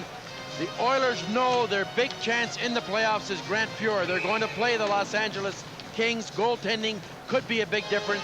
They're hoping that Fuhr could leapfrog from this game. He'll have another 10 minutes, and in will come Mike Vernon. So I'm sure that Grant Fuhr will be happy when this next 10 minutes is up. He's had a pretty good first period. Yes, he really has. Glenn Sather, of course, has seen performances like that from Grant Fuhr year after year. Grant's playing his 6th All-Star game tonight. He's crying, saying he's only got 40 more minutes with Wayne Gretzky this season. Yes, I'm sure that the reunion was something to be a witness to when they met yesterday and, of course, again today for the practice here this morning. But Wayne Gretzky is at center ice, and again we look high overhead. Walt Podubny takes the face-off to open up the second period for the Prince of Wales Conference. Here's Mike Ridley and Rick Tocchet as his wingers, and this is Ridley from Washington across the line. Tocchet goes to the front of the net, the drive right on. Tocchet looking for a rebound after Fuhr had made the save, and it's cleared from back of the net. Duchesne to Robitaille, then to Gretzky. See him turning at center ice, setting up the play with a pass to Steve Duchesne. Now to Jari Kurri in front to Duchesne, and it went by him. Robinson plays one off Robitaille. Gretzky can't set it up for Kurri, and the Wales Conference dumps it down the ice. Talented number 28, Steve Duchesne, one of the leaders in plus-minus. Outstanding defensive year with Los Angeles, offensive year as well. Now Kurri is given the puck to Kevin Lowe. Oh, the Edmonton Oilers is checked by Scott Stevens of the Washington Caps. Centering pass is tipped to the blue line. Now comes outside the line where Paul Reinhart picks it up. Reinhart, who began his career with the Atlanta Flames and moved to Calgary with that franchise. It's brought in now by Lemieux. Centers one. It went off. Neely got a couple of whacks at it. Fuhr blocked it, then it deflected up in the air and is picked up by Kurri. Reinhart back of his own goal. It comes out in front now to Lowe and on to Wayne Gretzky. Using the boards to put it into center ice. Housley takes over. Neely is out on one side of this forward line. Again, Brown and Lemieux, his other wingers. This is Luc Robitaille. Sets it up. Mullen was there, but Scott Stevens broke up the pass. Stevens, who hasn't had an all-star type season thus far. Worked it into center. Here's Nieuwendyk to Messier. Now to Joey Mullen, and the play is offside at the blue line. So the second period opens up much like the first period. Wide open hockey in this All-Star game. 2-2 tie. Face-off coming just outside the Wales Conference blue line. Glenn Sather has sent Mark Messier to take the face-off. Bobby Smith from the Montreal Canadiens on the draw for the Wales Conference. Played it back into the zone. Coffey receiving it from Bourque. Gives it right back to Raymond Bourque. Norris Trophy winner put it on the stick of Paul Reinhart. Reinhart from Vancouver to Gary Suter. Suter with his head up, looking around. His pass went off Kevin Dineen, and here's Smith sending Mike McPhee over the line. He got turned around by Suter. Now McPhee plays it back to the net. Comes to the corner and recovered there by Joey Mullen. Lead pass to Messier is tipped by Bourque. Right back to Sean Burke. Up the boards off Joey Mullen. Reinhart pinches in, got the puck to Mullen. 2-on-1. Mullen to Nieuwendyk. Oh, what a stop again. The big guy, Burke, was down, but he blocked the puck. Messier to Nieuwendyk as he goes back in the net to Mullen, who had fallen back on his skates. To Messier to Joey Mullen, the shot blocked in front. Bobby Smith doing a fine defensive job. Now the Wales Conference over the line. McPhee's drop pass held at the line by Bobby Smith. Messier got him turned around. The puck goes to Mike McPhee. In a little deeper to Kevin Dineen. Dineen in his second All-Star game peels off the boards with it. And it's intercepted. Joey Mullen with it. The kid from Hell's Kitchen had it turned over, however, and Coffey dropped it back. This is Robinson bringing it to center ice. Down to LaFontaine, dropped it. Oh, the booming shot off Pure. Good shot. Off the stick of Kevin Dineen. Now Suter is checked back to the net. LaFontaine sets it up. Oh, they score! The defenseman, Glenn Wesley. Wow, did he move in that slot area, the danger area. We've had some great offensive plays, but this one here, young Wesley, you'll see him come in here, only a second-year man, his first All-Star game. Of course, he plays with Ray Bourque. He gets right in that slot area, one times it, no chance for Fuhr. He made two fine saves before this one, but the pass came right out in front, and Wesley smells the play coming all the way and put it right in over Fuhr. Great wrist shot. And blowing in from the blue line, and there is Glenn Wesley scoring at 3:16 of the second period. Wesley, 20 years of age, prior to being drafted by the Boston Bruins, was voted the best defenseman in the Western Junior Hockey League. Wales Conference over the line again, led by McLean on that rush. Puck held in, LaFontaine to Mullen. LaFontaine in after it. It's picked off by Manson of the Blackhawks. Dave Manson around to Dino Cicerelli. Out to Steve Yzerman at center. Yzerman had it knocked off his stick by LaFontaine. Out in front, Cicerelli's shot is deflected. Yzerman comes out of the corner with it. Chased back by Robinson. It's centered out in front. Back to the blue line. Elliott with a drive. Into the pads of Burke. It squirts loose. And now covered by Burke. Yzerman was right there trying to knock it away from him. But Sean Burke makes the save, and the Wales Conference leads 3-2.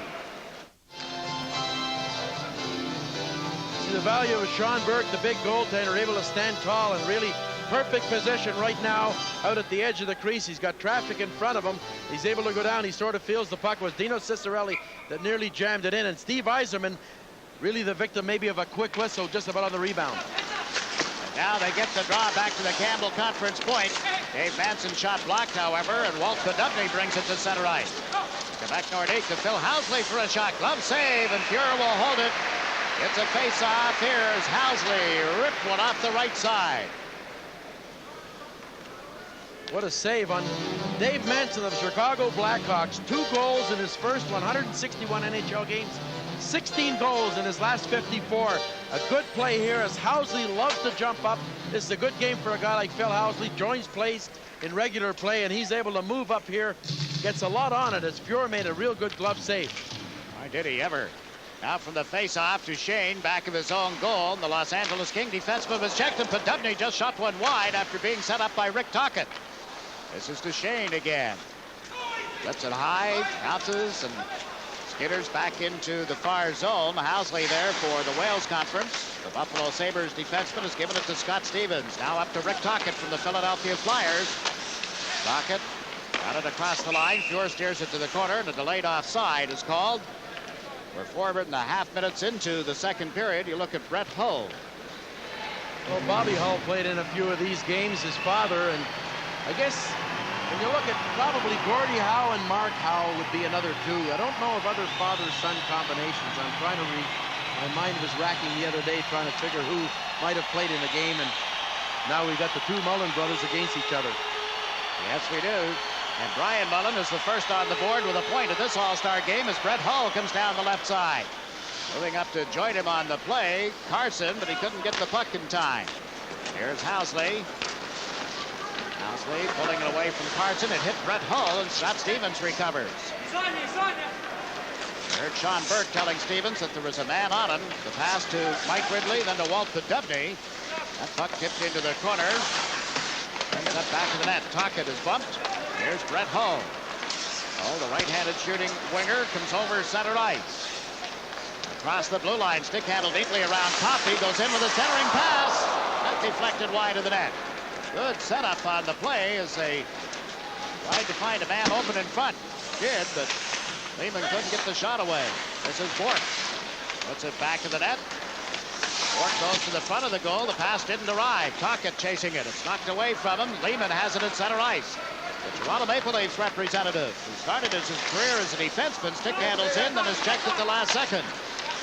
Ray Bork with a pass. Deflected into the center ice zone, and here's Mario Lemieux. Sets it up for Brown. Back to Lemieux, and it's intercepted. What a play by Gary Suter. Now to Lehman. Back to Suter. The Calgary Flames defenseman is over the line. Puts on the brakes. Gretzky had started in on right wing. The puck back to Reinhart. Centers. That's deflected off Bork and well up into the seats.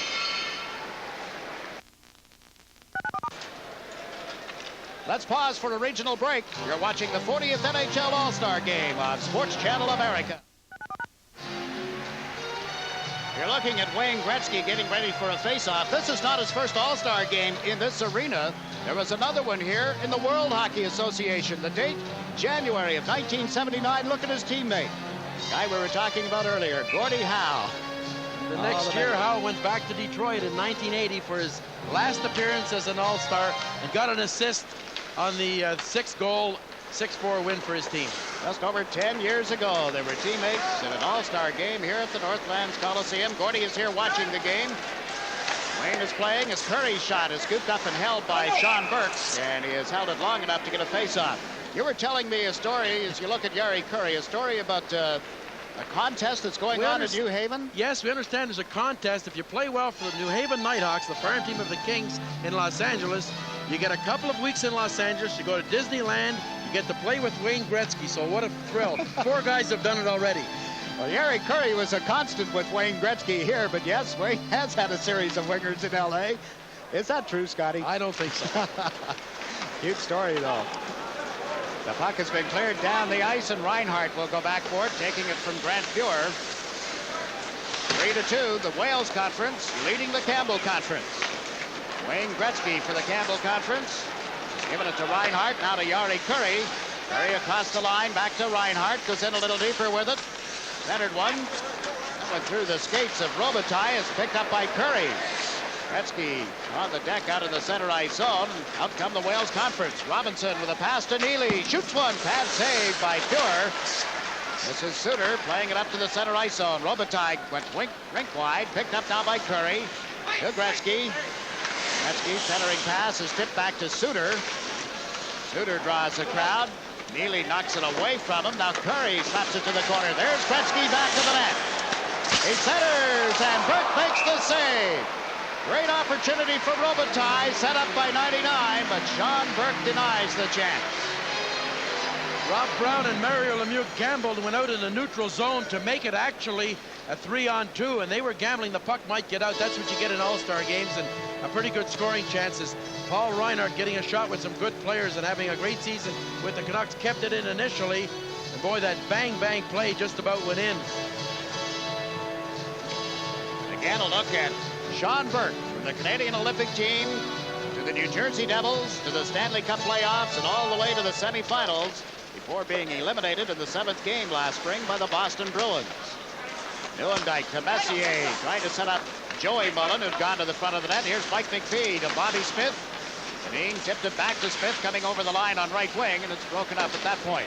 This is Dave Ellett of the Winnipeg Jets, hitting it around to Dave Manson. Back to Ellett.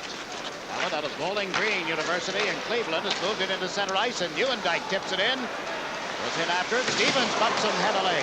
But there's Messier out to Joey Mullen, a backhander, he scores! A happy Joe Mullen.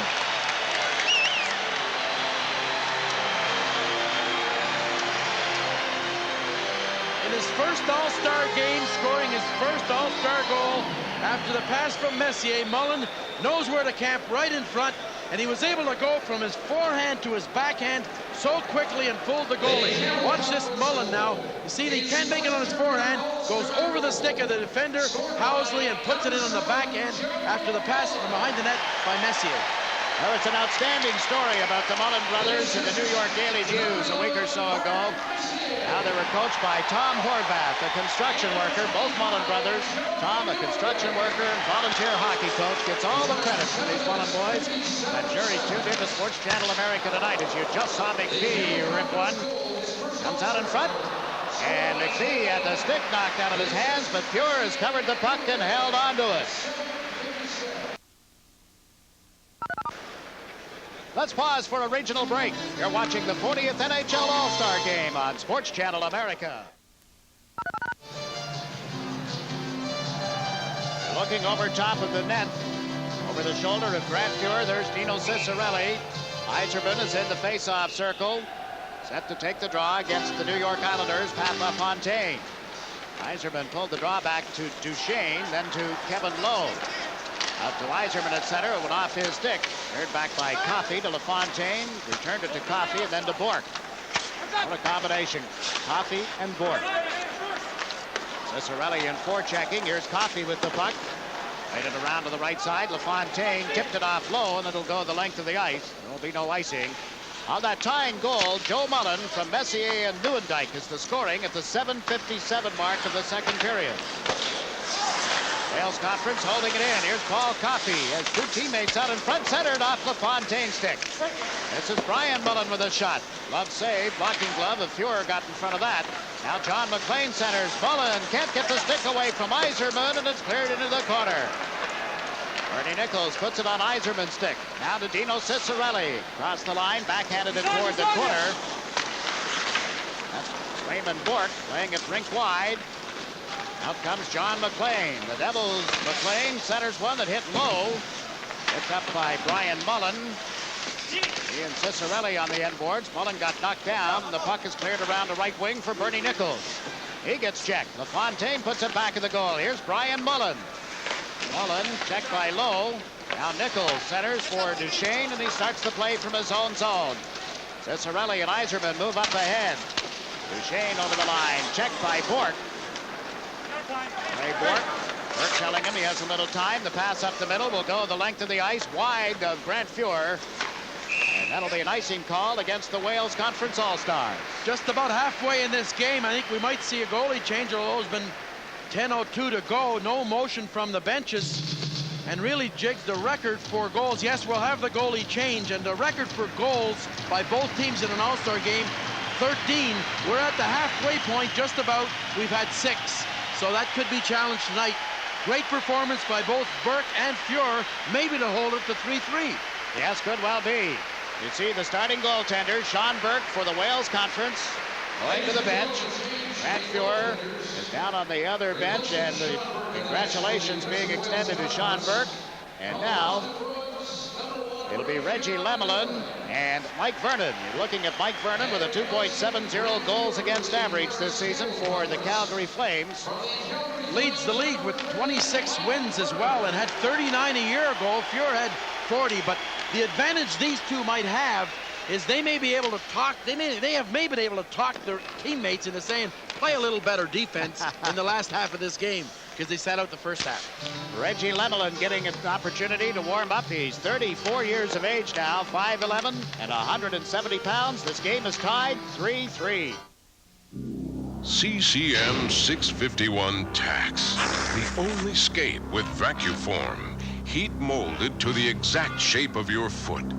The only skate with heel lace, dual lacing that locks in perfect fit to transmit your power and control directly where you need it most, right into your game. 651 Tax by CCM. Turn on the power. Midway through the second period of the 40th All-Star game with the score tied at 3-3. The last two All-Star games have gone to overtime. 3 of the last 4 All-Star games have been decided by a single goal. Quite naturally, that includes the last 2. I think last year at St. Louis. In overtime, it was Mario Lemieux the winner. And it's still quiet in the concourse as everybody is in the seats. They've been treated to a dandy. Curry and Gretzky have scored tonight. Mark Messier has set up a goal. Joey Mullen of Calgary has scored. And there are a lot of people from Calgary up here tonight taking in this game, Scotty. Sure, they're looking forward to the playoffs. The Calgary Flames on a tear. A lot of pressure on their team. And I was kidding Terry Crisp this morning, coaching the Flames. I said, you know, Terry, if you're not in this game next year, you may not be behind that bench. And he said, I don't want to take that kind of pressure from an ex-coach. I was just kidding, of course. Flames have had a great season. And Reggie Lemelin, a former Calgary Flame, you know, he recently went through a very tough month, hardly won a game, but he had only had a 2.8 average during that month. Bruins were injured, now they got their players back. A lot of criticism when the announcement was made that he would be coming to the All-Star game. People pointing the finger at Terry O'Reilly and saying why. Andy Moog has played better, but it's an opportunity for Lemelin. Maybe his last chance, and he'll be tested by Hull, and he's equal to the test. Brett Hull cut right in. The first stop by Reggie Lemelin. And here's Mike McPhee playing it around the board. Suter chases it. Tocchet picks him up. The Philadelphia Flyer forward moves in, forcing him back of the net, then knocked him down. Tocchet gets the puck. Centered one off the stick of Mike Ridley. Reinhart moves it out through center ice. Carson to Hull. Back to Jimmy Carson. Carson played it off the back of the net, and the puck is played now to right wing for Brett Hull. Podubny stepped in front of him. Suter from the blue line. That sailed wide.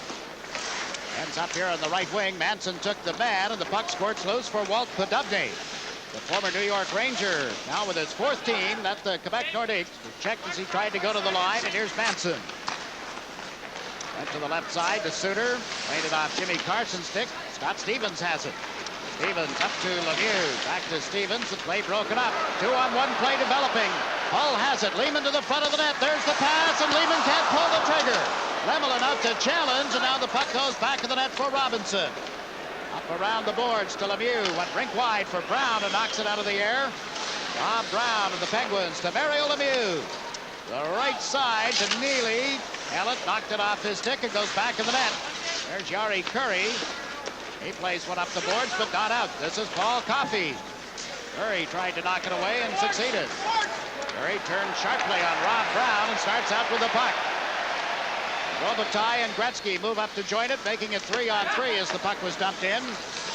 Now Coffey finds an opening, threaded it to Brown. To Lemieux, he's checked at the blue line. Brown has it. It's Manson who put the check on Lemieux. They can't get back over the line. This is Luc Robitaille. Yari Curry with him. Robitaille to the backhand, and Coffey knocked it off his stick. Curry lost it back of the goal. Here's Paul Coffey. Breaking pass intercepted by Wayne Gretzky to Luc Robitaille to Yari Curry, and he couldn't make it lie down. Robitaille with it again. Centers. Tipped away from Curry. Drops it back to Lowe. His shot went wide. Coffey has it. Paul Coffey played it up the wing for Lemieux. On to Brown. Brown in his 2nd NHL season got checked, and here's Curry with Gretzky all by himself. Gretzky a booming shot. Lemelin the save. Coffey picks it up back of his own goal. Out to Rob Brown. Brown and Lemieux still out there. The long pass to Neely on left wing. He shoots. Blocked and cleared by Vernon. Ends up at center ice, and Coffey will go back for it. Gretzky and Robitaille had both been up forechecking. Now Coffey plays one off Housley. Gretzky tried to tip it back in. Housley brings it over the line. Drop pass to Brown. That's knocked loose. And Wesley has it at center ice. We have a 3-3 tie late in the second period. Here's Mullen. This is Joey Mullen to Mark Messier. Trying to go around Kevin Dineen. The centering effort was blocked by Wesley, the young Bruins defenseman. Now the puck at center ice. Here's Steve Duchesne. To Mullen. Joey Mullen's pass was blocked by Bob Smith. Smith, the former Minnesota North Star, checked in that zone. Now Duchesne trying to hold it in. It's cleared off Mike McPhee. Duchesne has it again at center ice. Steps over the line. Got the puck to Mullen. He's checked. There's a delayed penalty here. Referee Ron Hogarth calling only the second penalty of this 40th annual All-Star game. And the score is tied 3-3. There's Raymond Bourque on the penalty bench. Tripping call at the 13:44 mark. Earlier, Messier had a penalty, and Reggie Lemelin tested as soon as he came into the net, Scotty. And now he makes a good save on Gretzky. He's allowed to wind up on a turnover. Curry slipped it up, and Gretzky wanted to get it higher. He likes to put him up high on those kind of shots from about 20 feet, but he didn't get enough on it. Lemelin had a good angle. Lemelin has been tested. Mike Vernon has made one save, and you think back, if you will, to 1986 when Calgary eliminated Edmonton in the playoffs. The two goalkeepers for Calgary in that series, Mike Vernon and Reggie Lemelin. Here they are on the ice together. One for the Prince of Wales Conference All-Stars, and the other, of course, Mike Vernon for the Campbell Conference. But a power play here for the Campbell Conference. But Bobby Smith is killing it off along with Mike McPhee, Robinson, and Stevens. Got it down the ice. We set up the power play for you for the white-clad Campbell Conference All-Stars, and it's Curry, Gretzky, and Robitaille up front with Reinhart and Suter. Suter rushed the puck to center, then shot it in. Lemelin cuts it off, and it goes to Scott Stevens. Up the boards, right to Suter. Plays it rink wide to number 99. Giving it to Robitaille. Back to Gretzky. Robinson reaches in, knocked the puck loose, and went right to Reinhart. Now to Suter. Trying to set up Robitaille, but a heads-up play by Bobby Smith blocked that. Robinson moved it to right wing. Cleared out into the center ice zone, and up comes Gretzky. Robitaille trying to catch up. Gretzky, what a move! Holds the puck. Backhand shot is blocked by Lemelin. Gretzky centers one to the side of the net. This is Robitaille. Back to Reinhart. The Vancouver defenseman gave it to Suter. Through Robitaille and into Gretzky. Gretzky centers, loose puck, and the Wales Conference can't clear it out. Curry just took it away from Mullen. It's played along the board, skips away from Reinhart, and back goes Gary Suter. Bourque still in the penalty box. Long pass out by Suter to Robitaille, now to Yzerman, across to Ciccarelli of the North Stars, to Yzerman for a booming shot that was wide. Centered again, this time by Ciccarelli, but the Wales Conference has killed off the penalty, and Podubny comes down right wing. Walt Podubny trying to center one to Bourque. He's checked. The puck goes back to the net for Dave Ellett. Now up to Ciccarelli. Ciccarelli over the line with Steve Yzerman. Ciccarelli goes in a little deeper, got Stevens, and he is checked. The puck goes to Podubny. Right side to Brown. Brown centers. McLean with a shot, and he fired it high and wide. Don McLean of the New Jersey Devils. And out at center, it's Yzerman playing it rink wide to Bernie Nichols. Nichols weaving his way in, trying to pull it away from the check of McLean. It comes loose. And this is Mario Lemieux. Lemieux over the line on left wing, trying to get in around the check of Duchesne. Drops it back for Housley. Housley centers. Here's Neely for a shot, blocked by Duchesne. Neely puts it back in the net. Lemieux wheels one toward the front of the goal that's denied. Now Lemieux centers it again, but Nichols is there. Nichols trying to get Ciccarelli loose. The puck goes to center. It's recovered by Housley. Just over 3 minutes to play in the second period. Housley across the line, cutting to left wing. The Buffalo defenseman had it blocked by Duchesne. Now from back of the goal, Rob Brown, a backhander was denied. Here's Stevens with a shot. That hit Housley. Duchesne reached in to take it away from Lemieux. Spots Yzerman. He's across the line, cutting to left wing. He's given it to Ciccarelli, to Nichols, and he couldn't reach the loose puck. Centered again, on the score! Yzerman!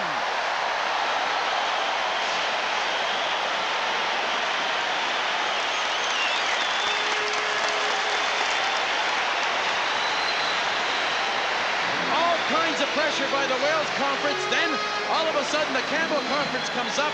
I think Steve Duchesne is the one on the side to throw it across. But watch, here's a defenseman up there, and finally Yzerman in the slot area before Lemla could even move, puts it right under him. Boy, oh boy, and A lot of pressure from the Lemieux line. Finally, Yzerman, the one chance in the slot area. And you talk about good hands. Does Yzerman have them? Man, oh man. Duchesne, as Scotty called it, is the man who set it up. Steve Yzerman scoring from Duchesne and Cicerelli at 17:21 of the second period. So the Campbell Conference up by a score of 4-3. They make it 5-3. Gary Lehman of the Toronto Maple Leafs cuts in and beats Reggie Lemelin. The defense have had to back up most of the night on this one here. Lehman goes right at the net. Watch Lehman now. He'll just go right straight for your net. And finally the pass comes across and he gets through the defense. They stood up. Once again, Lemelin left alone. 2 quick goals, though, on a good play by Lehman as he goes to the net. Lehman will turn 25 this month. As we told you earlier, started his hockey career as a defenseman. Had 30 goals last year, his best offensive season. And he has just made it 5-3, favor of the Campbell Conference. 2 goals, 14 seconds apart.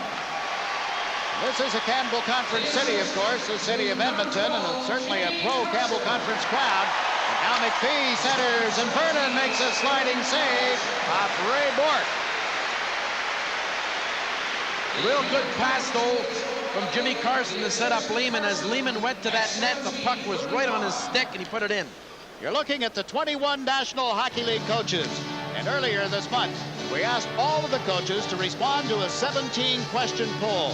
And we will have the results of those questions all tallied up for you in a feature on our second intermission, asking the coaches about the most difficult arena to play in, the loudest arena, who the best players are, who's the fastest, who's the best man in the corners, questions of that nature. And that'll be coming up on our second intermission. It's 5-3, the Campbell Conference. It's like the one they asked Harry Neal where he liked to play. So we've tried to play at home, we've tried to play on the road. We have to find another place to play because you can't win either place. That was when he was coaching where? Vancouver? Always has the lines, doesn't he, Harry Neal? This is Mike McPhee.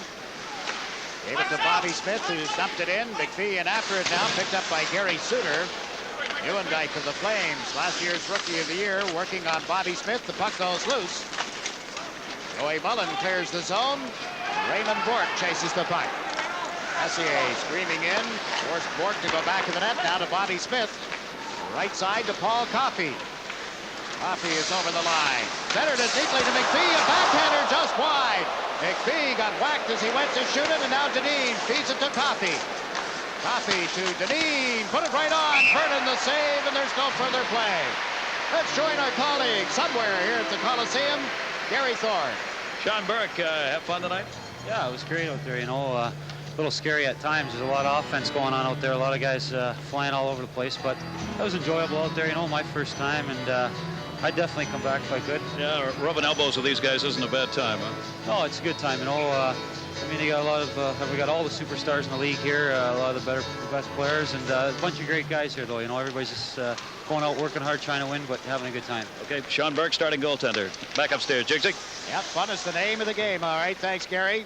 5-3, the Campbell Conference on top now. Walt Podubny brings the Wales Conference over the line with a shot that was wide. Messier took it off the boards, now feeds Joey Mullen. Mullen around the check, feeds it back. There's Dave Ellett, got in too deep. Joey Mullen centers one off Messier's stick. Wales Conference over leading Podubny was Wesley. Dave Manson, who played his junior hockey in Prince Albert, Saskatchewan. Now a Chicago Blackhawk. Bad pass picked off. Here's a chance. Podubny couldn't get a shot off. Went back to the net. Goes to Luke Robitaille, and the Campbell Conference starts out. Robitaille through center ice, pulled it around Tocchet, gives it to Gretzky. Gretzky for a drive. That put off Stevens. Gretzky has it again. Put it to the back of the net.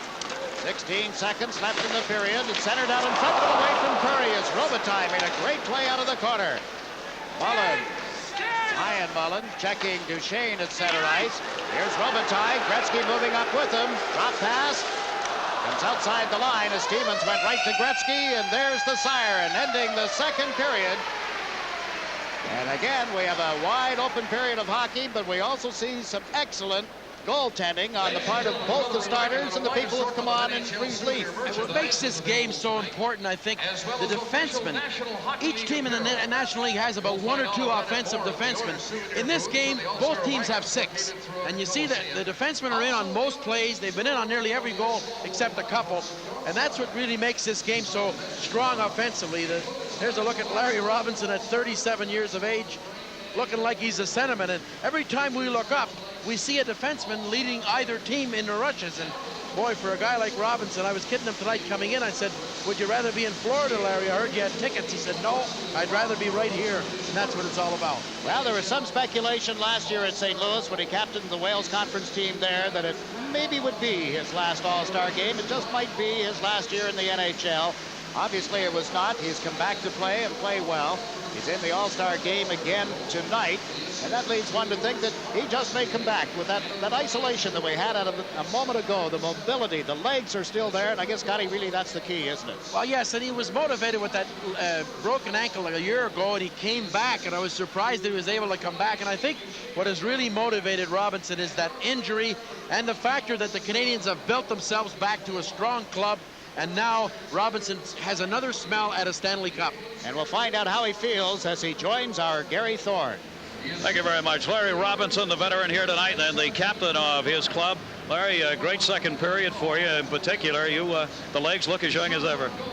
Yeah, I feel pretty good out there. I wish the game was a little closer. You know, you're up against guys that are 50-goal scorers, and you don't like to say when you get into an all-star game like this to play defensive, but this is a type of game that if you give these guys a chance, I mean, they just, it's almost automatic that they're going to put the puck in the net, but we'll be back in the third.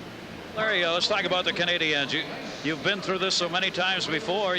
Your club's got a very legitimate shot at the Cup again.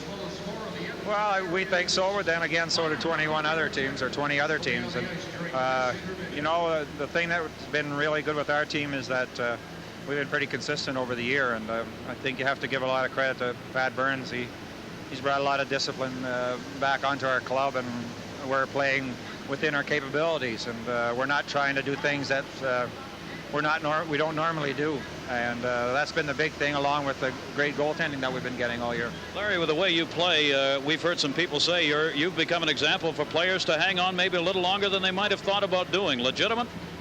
Well, I don't know. The only reason that I keep playing is I feel that I'm physically capable of playing and also mentally capable of playing. But at the same time, I use Guy Lafleur as a great example that maybe he quit before he was ready. And with his return this year, it proves my theory right. And I just want to make sure that when the time does come that I hang up the blades, that I don't have second thoughts about it. Don't hang them up yet, because there's nobody out here with second thoughts. Larry, congratulations, and thanks very much for joining us. My pleasure. Thank you. Larry Robinson, our guest. This is the 40th annual National Hockey League All-Star Game, Northlands Coliseum. All right, Gary, and you just had a look at one of the league's great ones. 17 seasons now for Larry Robinson. We pause now for a regional break. You're watching the 40th NHL All-Star Game on SportsChannel America. Gretzky. And they score with 2 seconds left. Lemieux. Burke. Shot, save, Burke. LaFontaine. Dineen. Fires in front, they score! Hextall. Savard. Every hit, every shot, every save. The NHL's brightest stars shine on SportsChannel, the network of the National Hockey League. What does SportsChannel mean to sports fans? Exclusive NHL action with emphasis on regional coverage. 50 games in each market. The 1989 All-Star Game and up to 36 Stanley Cup playoff games all the way to the finals.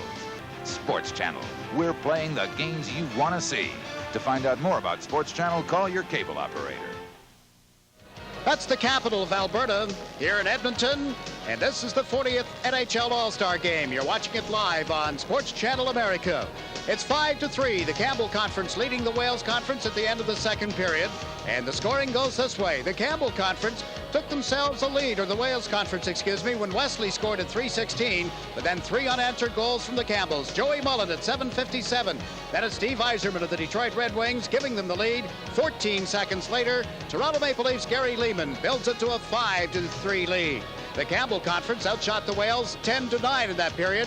You see, it's all even, 23 shots each over 40 minutes of this all-star game. Wide open, yet some excellent individual goaltending.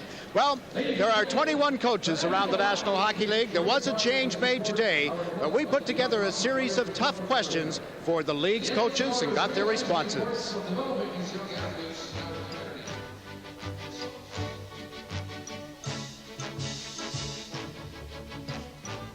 All 21 coaches in the National Hockey League received a questionnaire, 17 questions, and we begin with, if you were building a team from scratch, which active NHL player would you select to build your team around? Hands down, the 21 NHL coaches picked number 66, Mario Lemieux of the Pittsburgh Penguins. He's young, he's big, and he is strong and can put the puck in the net. Honorable mention to Wayne Gretzky, finishing number 2 in our poll of NHL coaches.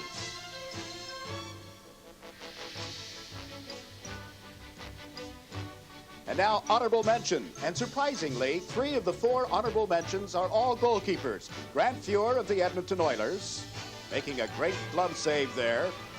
From the Philadelphia Flyers, Ron Hextall.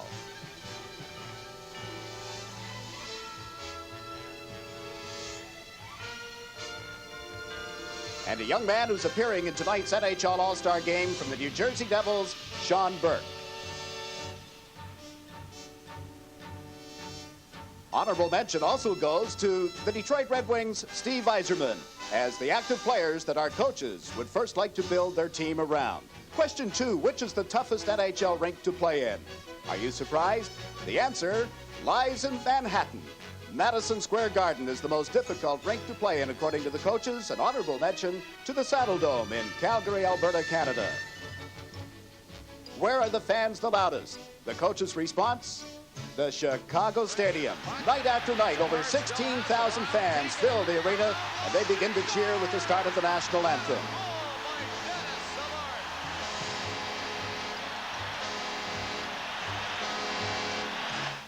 And honorable mention goes to the venerable old Boston Garden as being one of the loudest arenas in the league. The favorite NHL arena? Our coaches selected the Forum. Because of tradition, you're looking at the old Forum, now the more modern Forum in downtown Montreal, Quebec. Who is the best NHL player?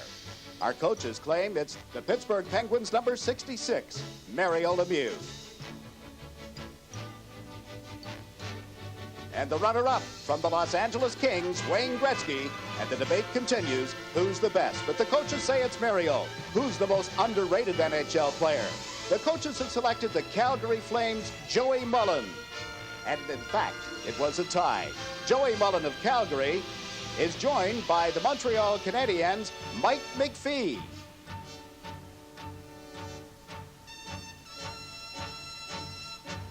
The next question for our coaches, who is the best goaltender? They select Grant Fuhr of the Edmonton Oilers.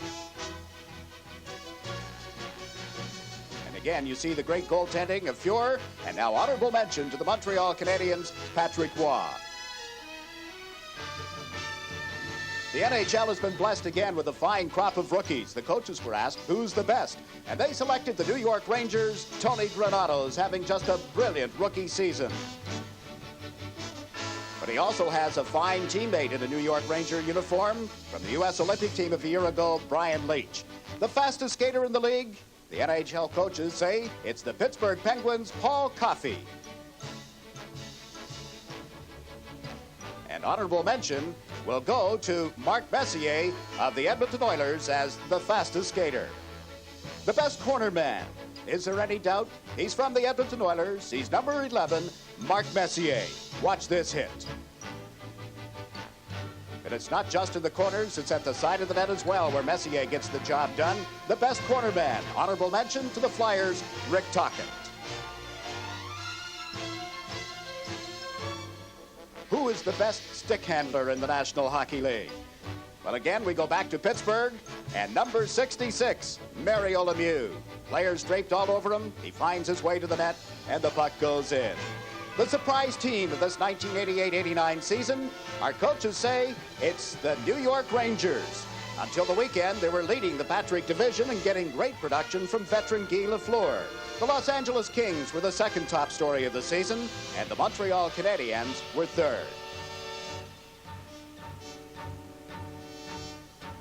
Question number 13 for the coaches. The best defensive defenseman in the NHL today. The answer is Kevin Lowe of the Edmonton Oilers.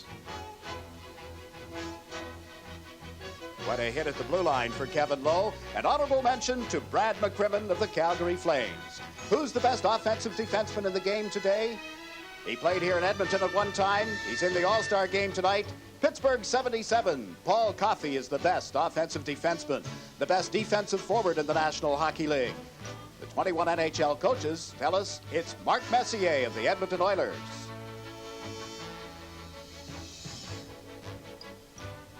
And who's the best offensive forward in the game today? Again, number 66 comes through. From Pittsburgh, Mario Lemieux. And then the big question, who is the best coach in the NHL? The answer, the coaches say it's Michel Bergeron of the New York Rangers. We'd like to thank all 21 National Hockey League coaches for participating in our poll. 17 difficult questions and 17 outstanding answers. Back at Edmonton, the Campbell Conference leading 5-3. Herb Brooks and Dennis Potvin will join us right after these messages.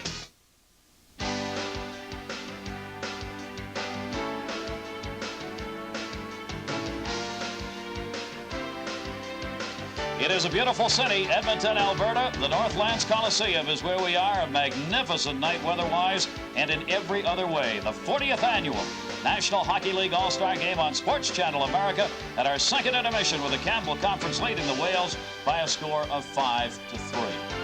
And we'd like to take a moment here to talk about the season that is well, obviously, into its second half right now, and ask our two experts here about some of the highlights, some of the issues that mattered in the first half of this season. Dennis, we'll start with you and get a couple from you. Well, it's hard to avoid the Gretzky trade. Now, I say trade, but I'm going to change my mind in a few minutes because I think the trade was really disguised. It is actually a free agent deal. McNall just went flat out and bought Gretzky and traded a few players just to disguise it. And I think that it's a lesson really to be learned for the future. For a long time, the National Hockey League has not wanted to have free agency for fear of the economics. But I think it creates excitement in the game, as it has in L.A. There's no question it's created some excitement. Herb, how about issues from your point of view? Well, there's two of them that I think that are appropriate. The high sticking penalty with the game misconducts, and also the playoff format. Phil Esposito and the New York Rangers made a big pitch at some winter meetings about why the playoffs should be changed. I think the ideal situation is to get the best 16 teams into the playoffs somehow, some way. It's a complicated thing when you have an unbalanced schedule, but it must be done. Okay, those are some of the issues, and we asked some other people, some of the people that matter in the National Hockey League hierarchy, what they thought the issues were this season. Well, I like international competition. I think it's good for the game, and I think it's good for the players. But I think it has to be controlled. I think that we have to have better direction from the top where we're going and why we're going there, why we're playing the Soviets, why we're going to play the Europeans. Other than the money that goes into our pension plan, I don't know if there's any other good reason for it. I'd like to see the game improve more on the speed and the finesse, and I think that there are certain steps that we can take to try and encourage speed and finesse in the game, and that's the direction I'd like to see it going. We, of course, got to improve the image of the league and the teams and the interest that the teams should have and can have throughout the United States, which is most important, both for growth and also because of expansion possibilities. You know, there was a point in time where fighting controlled the stick work in the league, but I think the league has come down so hard with the stick infraction rules that you know, I see fighting being eliminated. I see it leaving our hockey. Living in California, being in the United States, I realize that fighting does hurt our game down there, and it keeps more people away from the arenas than it does bring people in. teams with more points than other teams not making the playoffs is a little irritating to me, although I do understand the philosophy behind the divisional play, and the attendance in the league shows that that wasn't a bad idea. But I don't like to see teams make it when they've had better seasons than others, and perhaps the conference 1 through 8 with a balanced conference schedule is the answer. Well, I think expansion is to me a very, very important issue. I think we have an opportunity now for this sport to become a truly nationwide sport around the United States. Certainly the advent of Wayne and so forth has helped bring a lot of attention. I think it's very, very important we use this opportunity now while he's playing to expand and to get into cities that presently don't have this sport. Second intermission here at the Northlands Coliseum, and there you see live from the dressing room, Prince of Wales, Terry O'Reilly just going out of your pitcher. Sean Burke has been in the game. He's out of there now. Right now, let's pause for a regional break. You're watching the 40th NHL All-Star Game on Sports Channel America. Campbell leading it. Back here for more of our second intermission. The Campbell Conference on top by a score of 5-3 going into the third period. And it has been a wide-open game, as you might anticipate in an all-star game. We'll get some thoughts here from our two experts, starting with Dennis on the first two periods. It certainly has been wide open, and I think the reason for it, Gary and Herb, is that I see the game being played by more individuals making their statement out there. And you're getting a lot of players like McPhee and Mullen who are really taking a big part. I think a lot of the fans were expecting it's going to be a duel between Gretzky and Lemieux. Well, there are a lot of all-stars out there, and they're all playing extremely well.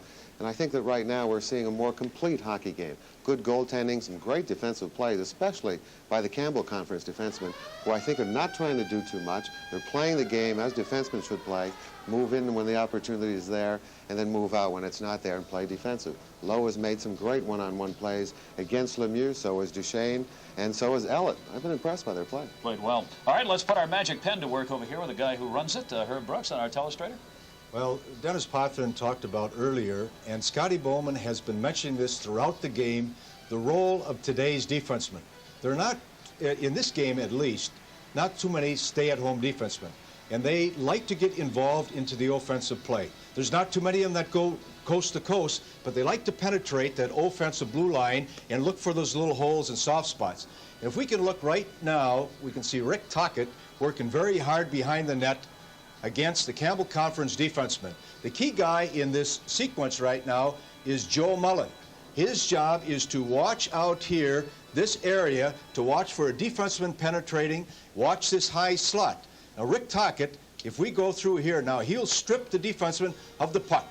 Works very hard for the puck to come back here. Joey Mullen, now, if we stop it right now, we see Joey Mullen way out of position. He is looking for a pass to come here, as now Glenn Wesley is one of those great offensive defensemen in the hockey today, will look for this big hole in here to generate or to jump into and look for that opportunity to get a good shot on net. Now, if we go from there, Tocchet stripping the puck loose, finds Wesley, and he just jumps at it. And Mullen now is too close or too far away to cover up, way out of position. Wesley just buries it for a big goal early in this period. That's just what we've been talking about. It is an offensive game, and especially when they're going like that. Third period coming up. All kinds of offense left to go. Hang in there. We'll be back. Campbell leading it 5-3. Hi, I'm Joe Nundeck of the Calgary Flames with reason number 25 to enjoy NHL hockey, power plays.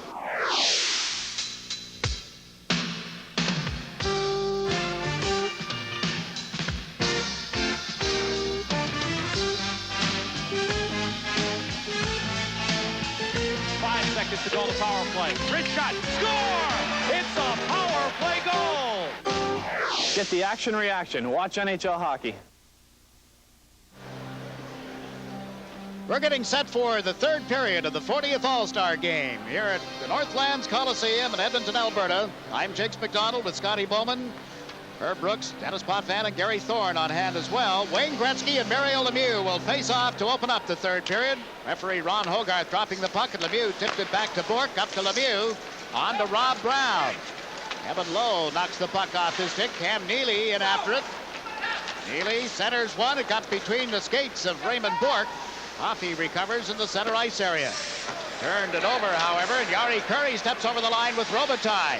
Curry's pass to Robitaille. Can't center it as Bork was right on top of him, and Lemieux fed it just out of the reach of Rob Brown. This is going to be called back for icing as Lowe touches up. Let's check out the area here in the Northlands Coliseum that Gary Thorne has gone to now. Gordie Howe, when hockey's mentioned, there's no other name on any more than this one. What do you think of the All-Star game? Well, I like to see a nice, clean. They're skating well, making good plays, and we have the whole 10 yards going. The only thing missing is a rough play, which I guess that suits Wayne and Mario and the lesser boys, but it's a good show. There's a couple of beautiful goals out there tonight. Gordie, the inevitable question, compare some of the talent you see out there tonight in the All-Star games you played in. Well, I'm looking at 99 and 66 facing off, and I said they're very talented, very deserving, and very rich. Very rich. But it's really funny. Hockey is the kind of game I don't think we should knock anybody for making the money they are making, because it's a very short career. It's maybe I try to make an example of that, but the monies that they're getting, you know, you're not a hockey player overnight. Those all-stars we see out there tonight started when they're about 5 years of age, so they're worth every penny they're getting. Gordie Howe, great to see you. Thank you. Thank you. Jigs. All right, Gary, not hard to tell that Gordie's been talking a lot of hockey. Rob Brown with a shot. Glove save by Mike Vernon. How about Rob Brown? There are so many storylines to this young man, including the fact that all the votes he got were write-in votes this year. 36,778 of them. That's a tribute to the hockey fans in Pittsburgh and around the NHL. And he just got that booming shot on Mike Vernon a moment ago. Canadian Junior Player of the Year a couple of years ago, and last year not even a regular with the Penguins, now a regular and over 40 goals. And Rob Brown comes from about 10 miles from this building, a place called St. Albert's. Just 20 years of age, the youngest player in tonight's All-Star game, by the way. Housley back, nice poke check to knock the puck into the corner, but Joey Mullen played it around to Mark Messier.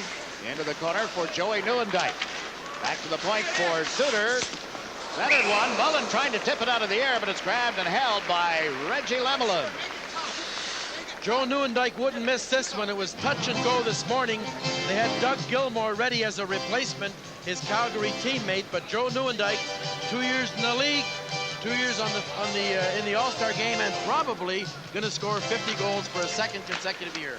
Yeah, you look at the numbers that he's put up right now, and several of these players, in baseball terms, I guess it would be equal to 35 home runs at the All-Star break in that sport.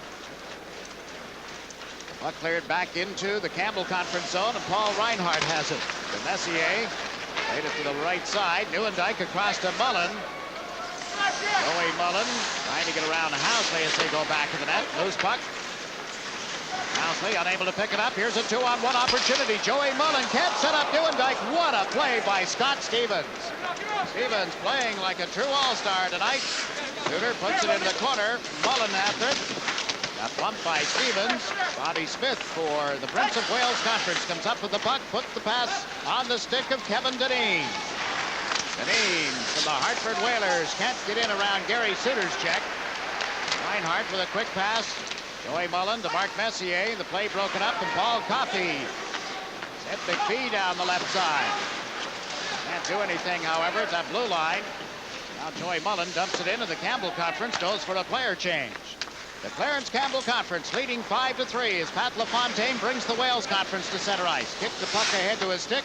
Gave it to Brian Mullen. Back to LaFontaine, who tipped it just wide. Ron McLean puts it back in the net. Brian Mullen gets to it. Manson got in front of him. Dave Manson had his pass intercepted by John McLean. Now to Brian Mullen. Mullen centers it out in front. Coffey couldn't get a shot away. A backhander from Bork is grabbed and held by Mike Vernon. Outstanding save by the Calgary Flames goalkeeper. It's 5-3, the Campbell Conference. 17,500 plus on hand at the Northlands Coliseum, Scotty. 5 Wales Conference players ready to shoot that puck. Bork and Coffey about 15 feet from the net. And here's Bork getting one away. 1-5. Vernon reached. And his teammates come up with it, and Yzerman brings it over center ice. He and Nichols across the line. The defense combination of Bork and Coffey broke up that rush. The puck kicked back to the net. Bork can't get a stick on it, however. This is Dino Ciccarelli. Put it back to the net. Feed it around to Steve Yzerman. Centered, and Ciccarelli checked from behind by LaFontaine as he shot it. Comes to the corner. Paul Coffey Being checked there by Yzerman. Now John McLean clears the zone. York gets to it at center ice. Cross to McLean. John McLean walks in for a drive. Pad save, and Vernon covers it and holds on. McLean going for the 5-hole. And you looked at Steve Yzerman. Big goal for the Campbell Conference in the second period, Scotty, and he's on our list. 50 goals a year ago and 50 goals already this year. Suffered that severe knee injury and really came back. And everybody said this guy couldn't do it without Rob Probert on his wing to protect him. He has proven it wrong. Actually, Probert is the one that has missed this guy more than anybody. Yes, he has. And over 7,000 of you have called tonight to tell us who you would like to start your team with. You see the numbers, and it's still heavily in favor of Mario Lemieux. And there is the Campbell Conference clearing the zone. They lead this game by 2. That's Wesley going back.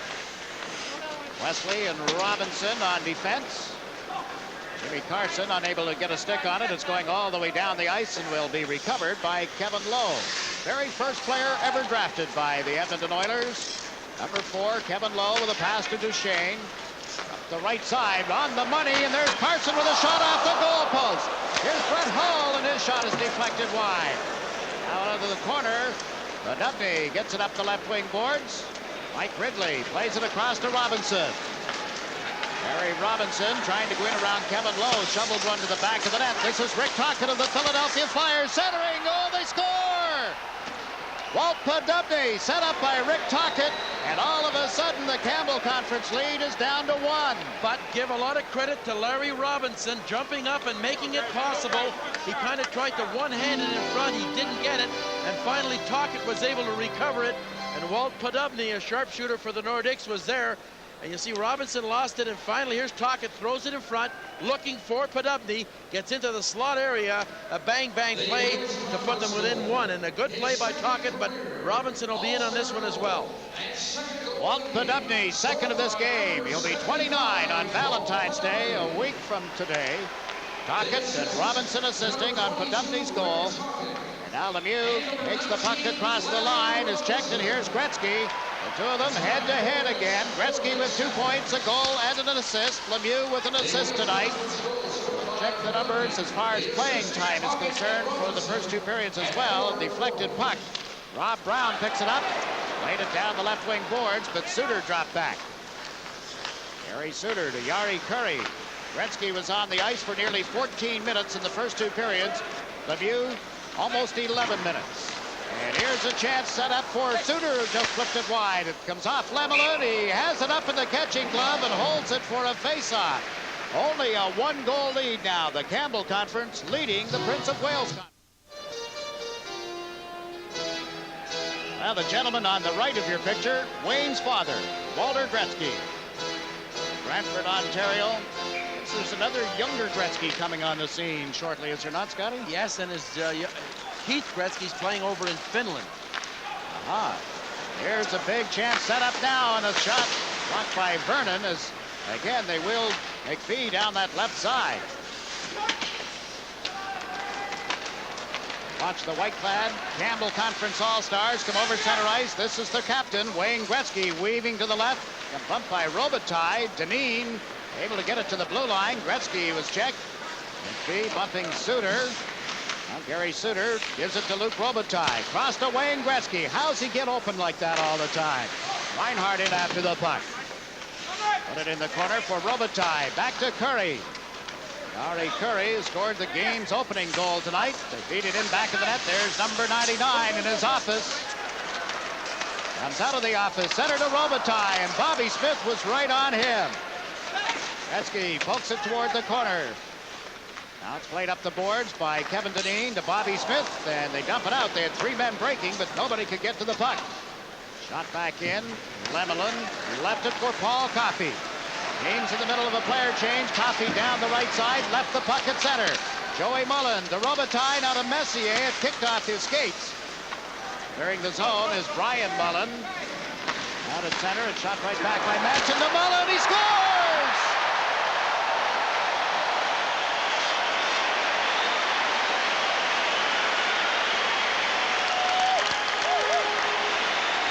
That's the transition game you're talking about.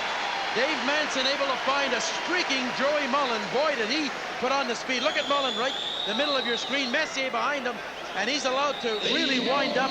Just about got it deflected and blew it right by Lemelin to put him up by 2 again. But a good play by Manson, but that acceleration by Joey Mullen made it possible. His second goal of the game. And the crowd responding. It is now 6-3. The Campbell 6-4, excuse me. The Campbell Conference leading the Prince of Wales Conference. Manson put it right on the money, and the Chicago defenseman, Scotty mentioned earlier, had scored only 2 goals, 1 each season, and now here in his 3rd season has put the puck in the net with regularity, but he set that one up beautifully. And here come the Campbell Conference Stars again. Messier taking Manson's pass, and then Robinson gets back. Robinson checked on the play. This is Joey Nieuwendyk. Couldn't find anybody at the point. And Dave Ellett of Winnipeg was back. Puck went off John McLean at center ice. McLean out with Pat LaFontaine and Brian Mullen. And the Devils, the Islanders, and the Rangers represented on this forward line. And it's Nieuwendyk at center, giving the puck to Messier. Over the line with Joey Mullen. Mark Messier trying to set it up for Joe Mullen. Matt LaFontaine has dropped it back. This is Wesley. John McLean. He comes over the line. McLean, who put the Devils into the playoffs. Overtime in the 80th regular season game last year. Back to Scott Stevens for a shot. That put off the stick of Yzerman. Stevens hustles back. Played it away from Nichols. On into the Campbell Conference zone. Dave Manson being chased by LaFontaine. Manson stick handling neatly to center. Pass on to Dino Ciccarelli's stick. Back to Yzerman for a shot that hit the outside of the net. Rick Tocchet plays it out of the zone. This is Walter Podubny. Podubny moving in on Kevin Lowe. And Housley's shot is blocked by Vernon. Good pass by Podubny. And here's Housley centering it. They try to get it to Ridley, and the pass just behind him. Now Podubny centers it out again. Rick Tocchet has it. Tocchet to Housley. Trying to get away from Duchesne. Gave it to Podubny in the corner. He's being bumped by Kevin Lowe. Mike Ridley into Housley. In deep on the play. Housley back to Ridley. Out of the University of Manitoba to Tocchet for a shot that's deflected wide by Vernon. Comes back along the board. Picked up by Tocchet. Feeds the blue line. Stevens with a shot. Deflected by Ciccarelli. Ridley gives it to Podubny back of the goal. Now to Rick Tocchet. Trying to center one. Housley gets it on the backhand. Lost his balance, however. And it's Lowe playing it up the boards for Bernie Nichols. Pretty good concerted effort right there by the Prince of Wales Conference All-Stars. This is Steve Yzerman with a shot blocked by Phil Housley. Bernie Nichols put it right on the stick of Tocchet, and out come the Wales Stars. Tocchet headed to the stick of Raymond Bourque. Bourque in deep, tried to go to the forehand. The puck banged in by Mike Ridley. Ridley picks up a loose puck, puts it upstairs on Mike Vernon. What a shift for the Podubny-Tocchet-Ridley line. Their 3rd goal of the game, 2 for Podubny, and you'll see this backhander as a real concentration of players get in front of the net, and you see Ridley, he'll be able to get in front of the net and really poke it in as everybody's piling up, and he just backhands it over everybody. It's a long shift for the line, puts them within 1 after a real strong shift. Housley helping out as well on defense. Really does. Mike Ridley of the Washington Capitals is heard from the goal at the 9:34 mark. And the margin is down to 1 again. We're up to 11 goals, Jigs. The record's 13, so we still got a shot at it. Yes, we sure do. Bourque and Tocchet got the assists on that goal by Mike Ridley. And here's Mario Lemieux playing the puck back into his own zone for Ray Bourque. Up the middle for Rob Brown. Doesn't get to it, however. Gary Suter goes rink wide. Brett Hull chasing it. It goes right to the goalkeeper, Lemelin. He covers it and gets the face-off. Let's pause for a regional break. You're watching the 40th NHL All-Star Game on Sports Channel America. Wayne, and I have a feeling if we had to ask one important question, it's probably not about the game, but the granddaughter, huh? Well, she's quite the thing. Of course, that's our first granddaughter, and she's quite a beautiful little girl. And you brought her to the game here tonight? Yes, she's here. What are you thinking of the game? Oh, it's an excellent game. It's one of the better games, I think. It's just going back and forth, and it's wide open. Exciting for you to see him back here in Edmonton? Oh, yes. After 10 years, the memories are still here, of course. That never leaves. Gotta love that. Thanks very much for being with us. My pleasure. Paul Gretzky, father of Wayne. Jigs? All right, Gary, we just saw Jimmy Carson, who's living in Wayne's old apartment here. put a shot on goal that was denied by Lemelin. And now the Campbell Conference All-Stars come to center ice. This is Dave Ellett. Ellett trying to set up Carson. That was blocked, and Madsen has it in the center ice area. Ellett mentioned earlier in the game that Dave Ellett will be playing for a new coach. Rick Bonas will take over for Dan Maloney. Play resumes in the National Hockey League. The Jets making that change today. Lemieux trying to set up Neely. Now Rob Brown plays it to the far side. Lemieux takes it away. Lemieux pulled it back from Lemelin, or from Lehman, I should say, and the drive by Neely is blocked. Here's Gretzky. Gretzky across the blue line. Wayne pulls up on the left side, held it right at the point. The pass deflected, it hit Neely, hit Gretzky, and is brought up to center ice. Now given to Lemieux. Lemieux with Wesley going to the front of the net. The rebound off the pads of Vernon. That's Wesley. Unable to center it. Rob Brown puts it toward the net, but Wayne Gretzky was there. Ben Robitaille on the left side. He's all by himself, surrounded by the black-clad Prince of Wales Conference All-Stars. The puck turned over, then off Curry's stick to Robitaille. Gretzky in front, low with a shot. Blocked by Lemelin, picked up by Gretzky. Out to Curry, his drive hit Lemieux. Ariel Lemieux starts out, fed it up to Kevin Dineen. He and Brown come over the line together. Dineen to Gretzky, weak pass, picked off by Robitaille. He's given it to Curry. Now to Gretzky. Back to Yari. Curry comes in off the left side, pulls up, makes the play, and he scores! Robitaille!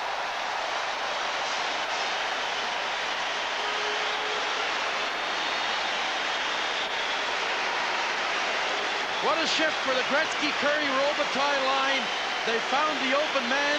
Robitaille was able to get a good play, though, by Curry coming back after an offensive thrust. And Robitaille really bides time. A good play by Curry. He sort of goes to his forehand. Robitaille slides across right in the empty net on a pass from Curry and Gretzky. Now we have 12 goals in this All-Star game. The Campbell Conference up 7-5. Robitaille's had 500,000 votes in only 2 years. Only 3 players have had 1 million, but that's been in 4 years. Here's a popular young man. Here's Kevin Dineen centering the puck. Broken up by the Campbell Conference defense. It goes to Housley. Played it to the corner. Joey Mullen. The Reinhardt breaks it out into center ice. Chasing it is Nieuwendyk. It's rolling as Nieuwendyk catches up with it. Centered across. Messier shoots. That's blocked. It was under the defenseman Housley, and then Lemelin covered it. We pause for a regional break. You're watching the 40th NHL All-Star Game on Sports Channel America. The goals. Trying to get loose for a backhand, and they score! The saves. The checks. The interviews. Star of the game, your feelings about the game. Well, I don't think it had to be as close as it was. The stories. They call it the trade of the century. Number 99, Wayne Gretzky. Nobody covers the NHL like Sports Channel.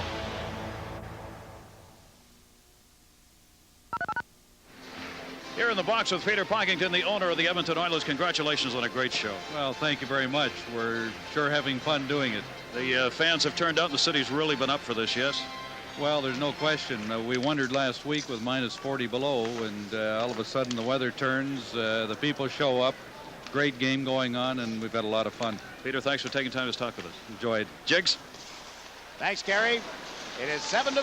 The Campbell Conference in front of the Wales Conference, and here the Campbell Conference coming in again. It's Yzerman with a backhander.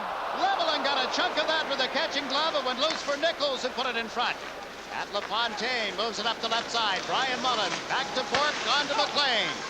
McLean on the right wing. Trying to center. It was tipped around behind the net to LaFontaine. Back to the point. Paul Coffey shot. Skips in front. Vernon reached up, knocked it down. LaFontaine going to the corner.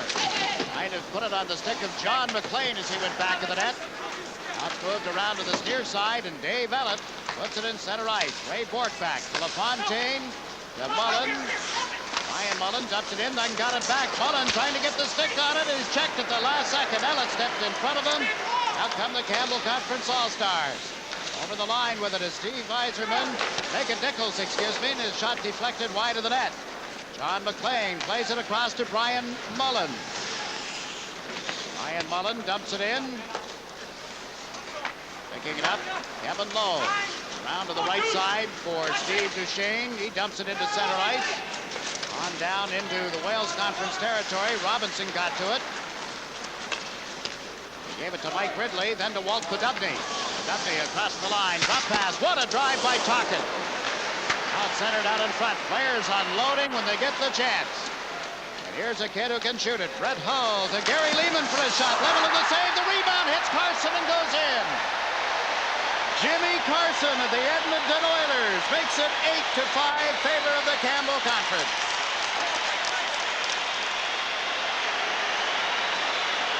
What a shot by Brett Hull. Not much chance for Lemelec. Carson has that instinct that very few players have. Goes to the net. And look at this slap shot right here. Boy, and Carson's right there to pick up the rebound. 41 goals as an Oiler. 55 goals last year with the Los Angeles Kings. And they talked about trading him. At 20 years old as well. I got to think that any possible trade of Jimmy Carson is history, Scotty, don't you? At this point, anyway. And we're tied. We've tied the record for 13 goals in a game. Yes, that's right. 8-5 now. The Campbell Conference leading. Gary Lehman and Brett Hull get the assists on Jimmy Carson's goal in this All-Star game. And here the Wales Conference setting up Larry Robinson. He centers one off the skates of Reinhardt. Out of the corner, it's fed back toward Tocchet to the point. The shot deflected as Wesley got it away and then fed right across the front of the net. Here's Robinson, back to Wesley. Dumps one into the corner. Tocchet picks it up and shoots. It was blocked at the defense. Suter stepped in front of it, and he play it right to Paul Reinhardt. Up to Gretzky, on to Luc Robitaille. Robitaille with a shot. Bad save as Lemelin went down to block that. Here's Larry Robinson starting out. Robinson got it across the line. He's given it to Ridley. Ridley. Tocchet there. Tocchet goes to the boards. Played it away from Gretzky. Back to Stevens. To Robinson for a shot. Sliding stick save by Vernon. Robinson steals it from Robitaille at center. He's given it to Podubny. Podubny put it on the stick of Gary Suter. We have just over 4 minutes remaining in the third period. 8-5 is the score. And here's Yari Curry dropping the puck for Wayne Gretzky. And puts to Curry, and Lemelin makes the save as Curry tried to dip it by him. What a show, though, for this Campbell Conference on their home ice, and I felt they'd have too many guns for this club. They went in with 66 more goals, scored 8 already tonight. Yeah, you have chosen them all the way, but we watch now as Mario Lemieux handles the puck. The pass to Phil Housley, shoots off the blocking glove of Mike Vernon. Healy was parked in front. Rob Brown tried to get the puck to him, could not. Now he's joined back in the net by Lemieux, and the puck squirts out in front, right to the stick of 99. Wayne Gretzky.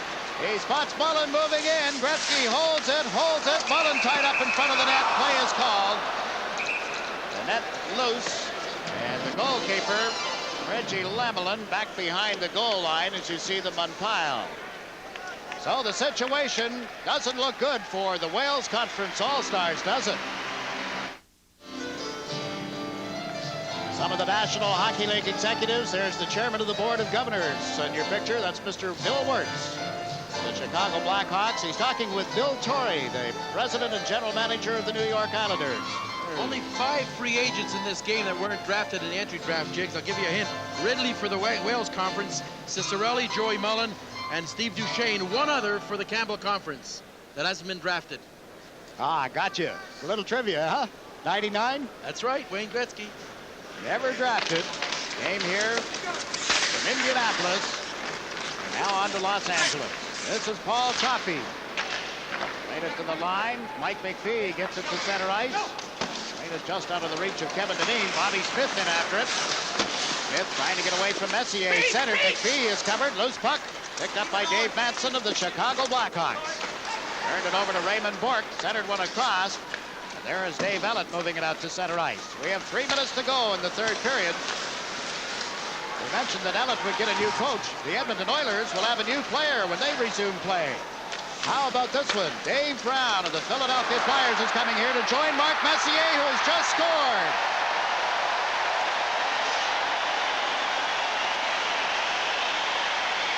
We have a record 14th All-Star game goal, and it's Mark Messier, the local hero, who gets that one.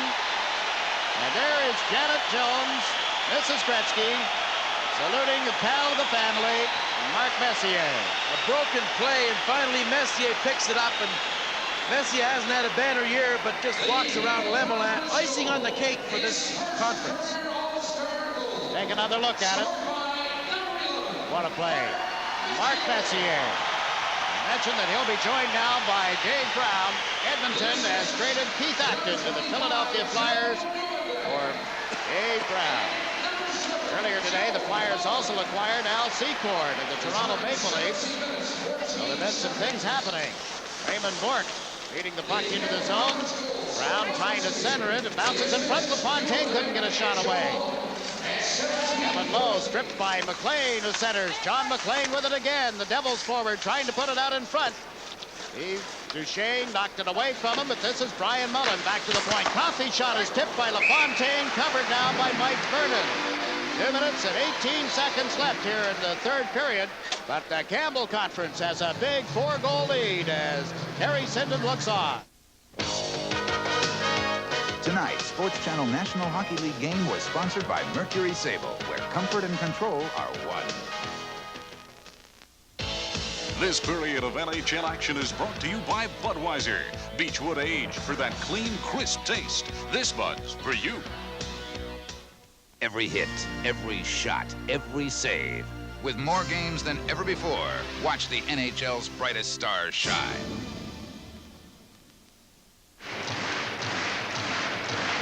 There's the situation, the time remaining, and a 9-5 lead. 13 goals, the record scored January 31st in the All-Star game at the Meadowlands Complex at New Jersey. 12 goals in the game at Philadelphia in 1976. A dozen goals in the game at the Nassau Coliseum in February of 1983. I think, you know, when you look at the makeup of a club, Jigs, most teams have one great offensive defenseman, their quarterback type. You're fortunate you got two. Both of these teams have 6 each. That tells the story. Yeah, it sure does. There's one right there. Wesley over to Robinson. Back across, intended for Glenn Wesley. It's picked up by John McLean for a drive. Up high on Vernon. It bounced in front. Ryan Mullen had been knocked down, but he unable to get a stick on it. And it comes out back into the Wales Conference zone. Glenn Wesley moved it up the boards. Chasing it back is Gary Suter. You know, we often talk about shots on goal. There's 73, but quality shots important. How many of those were quality? Probably over half of them. Yeah, there have been some outstanding shots. Here's Brett Hull taking it around behind the net. Here back by Reggie Lemelin. Robinson plays it up the right side. Held in, however, by Brett Hull. Now it goes to John McLean. To Mike Ridley. Ridley checked by Suter. This is Robinson. Pass to Walt Duffy. Duffy slowed up by Suter's check. Then knocked down. Ridley poked it back in the net, but Jimmy Carson is there, and referee Ron Hogarth has called the play, pointing at Gary Suter, who is all over top of Walt Duffy. There's Mr. Hockey. There's Gordie Howe. This copyrighted telecast is presented by authority of the National Hockey League and is intended for the private, non-commercial use of our audience. Any publication, reproduction, retransmission, or other use of the pictures, descriptions, and accounts of this game without the express written consent of the National Hockey League and Sports Channel America is prohibited. 10 goals, 9 assists, all-star records for Gordie Howe, and they said 24 appearances, so that record's not safe, that 19 points with the young players we have in the league today. No, not a bit. Now it's time to speculate, I guess, on who will be the outstanding player of this game. Could it be Joey Mullen of the Calgary Flames? He's got 2, as well as Walt Podubny for the Wales Conference. I'm sure it'll be a Campbell Conference player. Mullen has picked up an assist on that last goal by Messier. Joey Nieuwendyk had an assist as well. The Campbell Conference safely in front with the final minute of play here. And Joey Mullen trying to complete the hat trick. Blocked by Lemelin and cleared out into the center ice zone. Ella chasing it. That's Ridley moving in now for the Prince of Wales Conference. Dave Bellett plays it around the boards. Out to center ice for Wayne Gretzky. On to Joey Mullen. Back to Gretzky. Mullen trying to get to the net is knocked down. Here's Ellett. Ellett with a shot. Blocked by Lemelin, and Tocchet starts out. They were right on Joey Mullen, denying him that chance. for the hat trick. 20 seconds to go. Here's Gretzky again, and again it's Mullen with him, cutting into the open ice. Gretzky takes it back to the goal. Mullen to the front of the net is checked by Housley, and the play broken up. Rick Tocchet moves over center ice. Tocchet back to Podubny. Couldn't get a shot away. It's tipped into the corner, and that's going to do it. The Prince of Wales Conference comes in and loses in this Campbell Conference City. And the celebration is underway. Mike Vernon being congratulated by his teammates. And throughout the conference, the other end of the ice, the Prince of Wales Conference All-Stars out to talk to Reggie Lemelin. Great win for the home fans here. All of their favorites had a big part in this win, as well as their conference, the Campbell Conference, now reducing the deficit to 10 for the Wales and 3 for the Campbell. We talk about the difference in baseball between the National League and American League. Is there that big a difference in hockey between the Campbell Conference well, and the Prince of I Wales? think when you look at this game, they went in with more gunners when you really looked at it. Their goalies had 39 wins. The Wales goalies had 25. They had scored 66 more goals. And I was a little concerned about the Wales defensemen because they had a lot of offense there. But Gretzky came back to his hometown of Edmonton, along with Yari Curry. They set the tone with those first 2 goals in this game. And they got a victory for Glenn Sather, who had never won an All-Star game as a coach until tonight. And in his home arena, where he is coach, general manager, and president of the Oilers, his Campbell Conference All-Stars win it by a score of 9-5. The teams are lined up on their respective blue lines. The officials still out on the ice. Speculation growing as to who will be selected as the outstanding player, the MVP of the 1989 National Hockey League All-Star Game. They're running down the scoring right now for the fans who are still in the seats, and the majority of them standing. Talk about draft choices.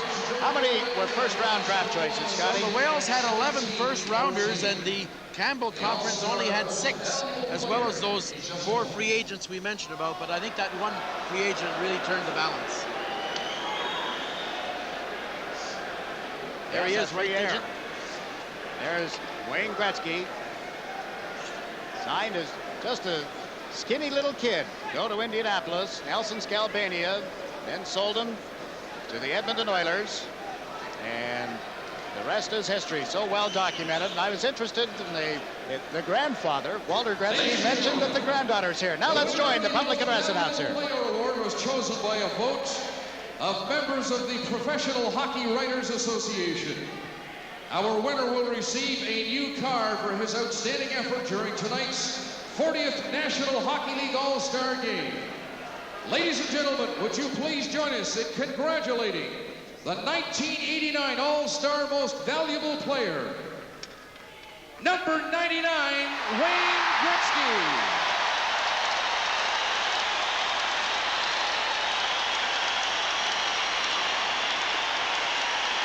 And there's his father, right in the middle of your picture. There's Walter Gretzky as his eldest son, number 99, Wayne, with a goal and 2 assists, is the MVP of the 40th National Hockey League All-Star Game. What a triumphant return to Edmonton, Alberta. He's had so many great nights in this building, but probably none greater than this moment right now, returning and giving his fans a show and winning the Most Valuable Player Award. What a feeling it must be. And you can tell the satisfaction. There's that smile, there's that look, and the crowd with a standing ovation. And he's got 3 more games in here as a King in the next, 2 months, and you know they're going to meet in the playoffs. And Edmonton against Los Angeles, 2 and 3. What a series that'll be. We're in for an outstanding playoff here in April and May. You think of the competition, not only in the Spice division, but the competition over in the Patrick division, the Adams and the Norris division as well. As we get down to the final 16 teams and then reduce that in half through the first 7 games of the playoffs, it is going to be amazing. But there is the MVP, Wayne Gretzky, the traditional handshake, as the 2 conference all-stars line up and meet one another in the center ice area. Well, it had to be difficult to overlook Joey Mullen. 2 goals and an assist, playing in his first all-star game. A credit to youth hockey, credit to the program at Boston College, Hard work brought him here, and isn't that an interesting picture? The two brothers in center ice. There's Brian on your right, number 18 for the New York Rangers, and his older brother Joey. There are two other brothers who also played but never achieved this level. So the two Mullen brothers discuss the fact that this is the first time that two American-born players as brothers have played in an NHL All-Star game. Let's get the reaction from our coach, Herb Brooks. Well, Jigs, we said at the outset it's going to be exciting, which it was. We said it was going to be a high-scoring game, which it was. We saw a good, free-flowing game, and it was an upbeat crowd, and it was highlighted, I guess, by my favorite hockey player winning the MVP, Wayne Gretzky. So it was sort of a typical All-Star game, but yet it was atypical in certain extents. But it was a pleasure to see so many talented hockey players playing this game the way it should be played. Yes, there was not a lot of hitting. We understand that, but it was a sight to be seen tonight.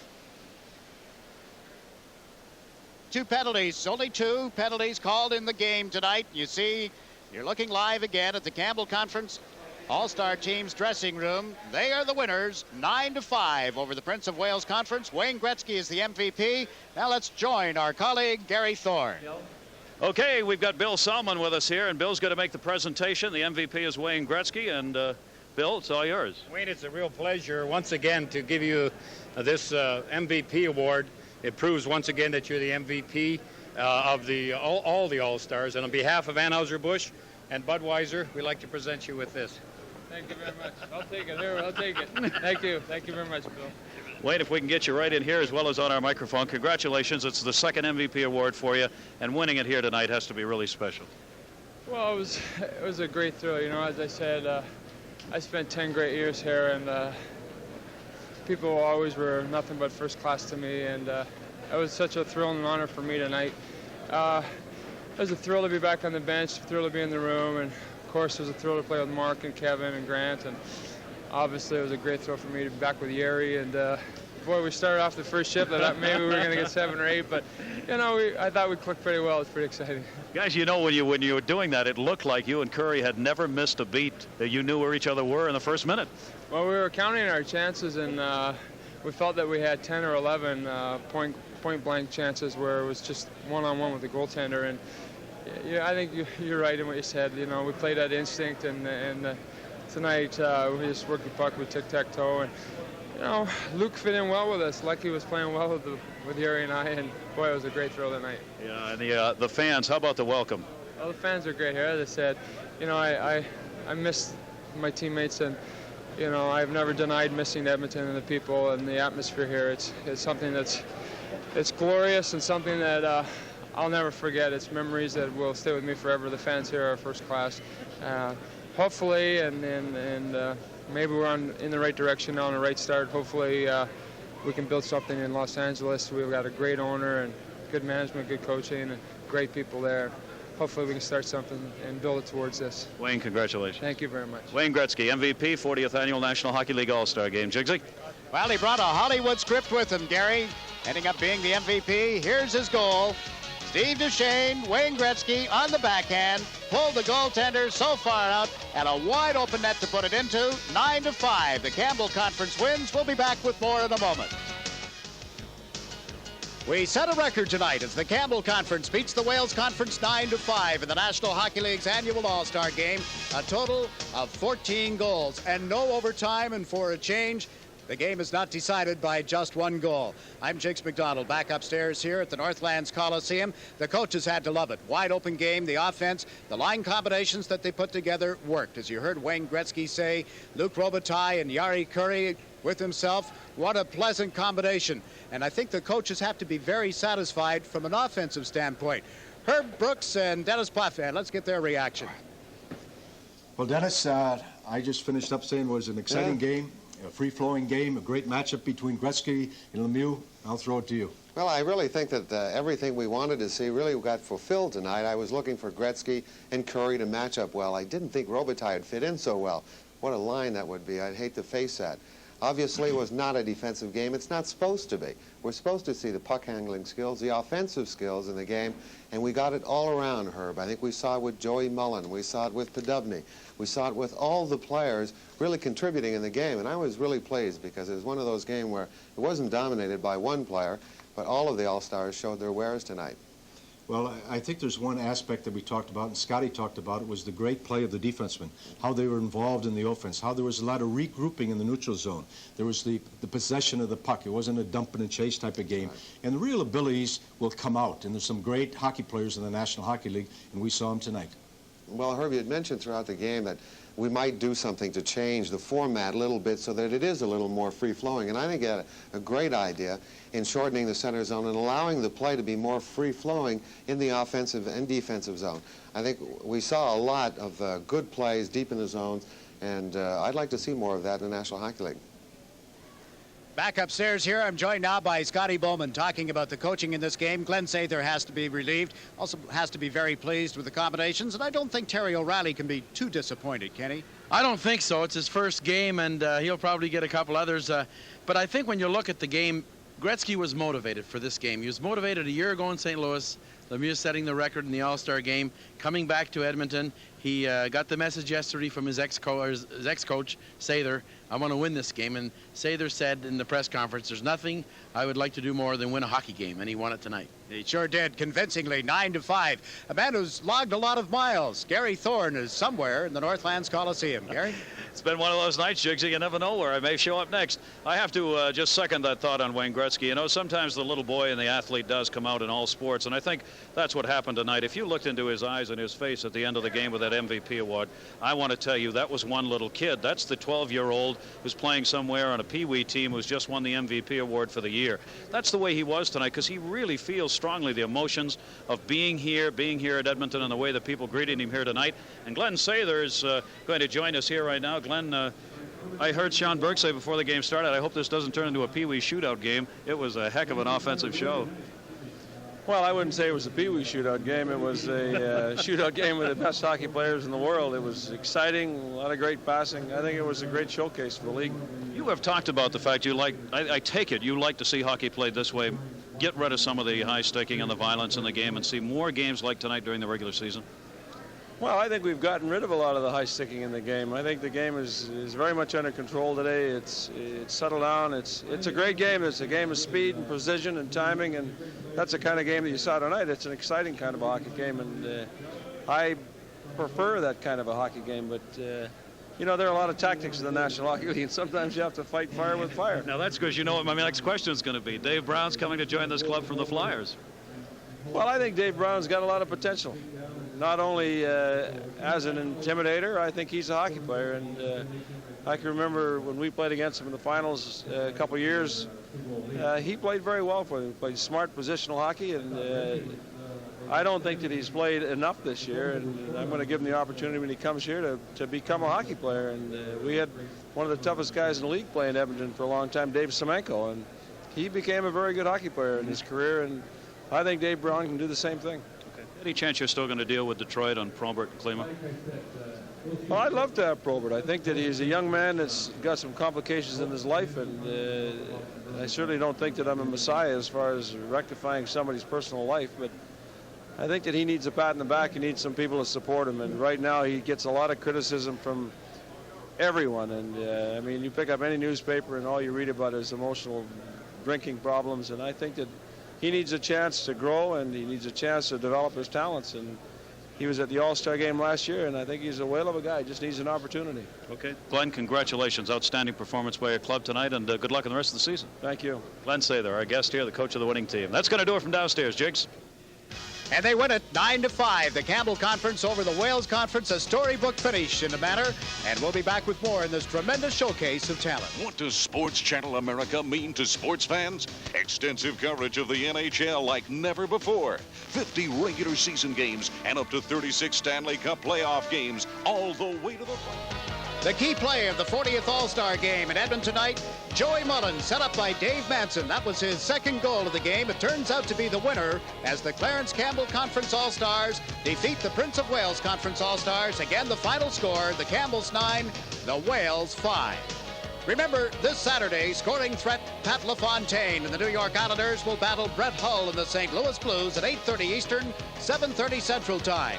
And then on Sunday, offensive gunner Joey Mullen and the powerful Calgary Flames aim to shoot down the magnificent Mario Lemieux and the Pittsburgh Penguins. That game at 7:30 Eastern, 6:30 Central.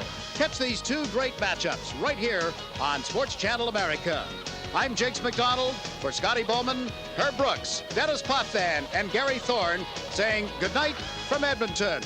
You've been watching the 40th NHL All-Star Game on Sports Channel America, the network of the National Hockey League.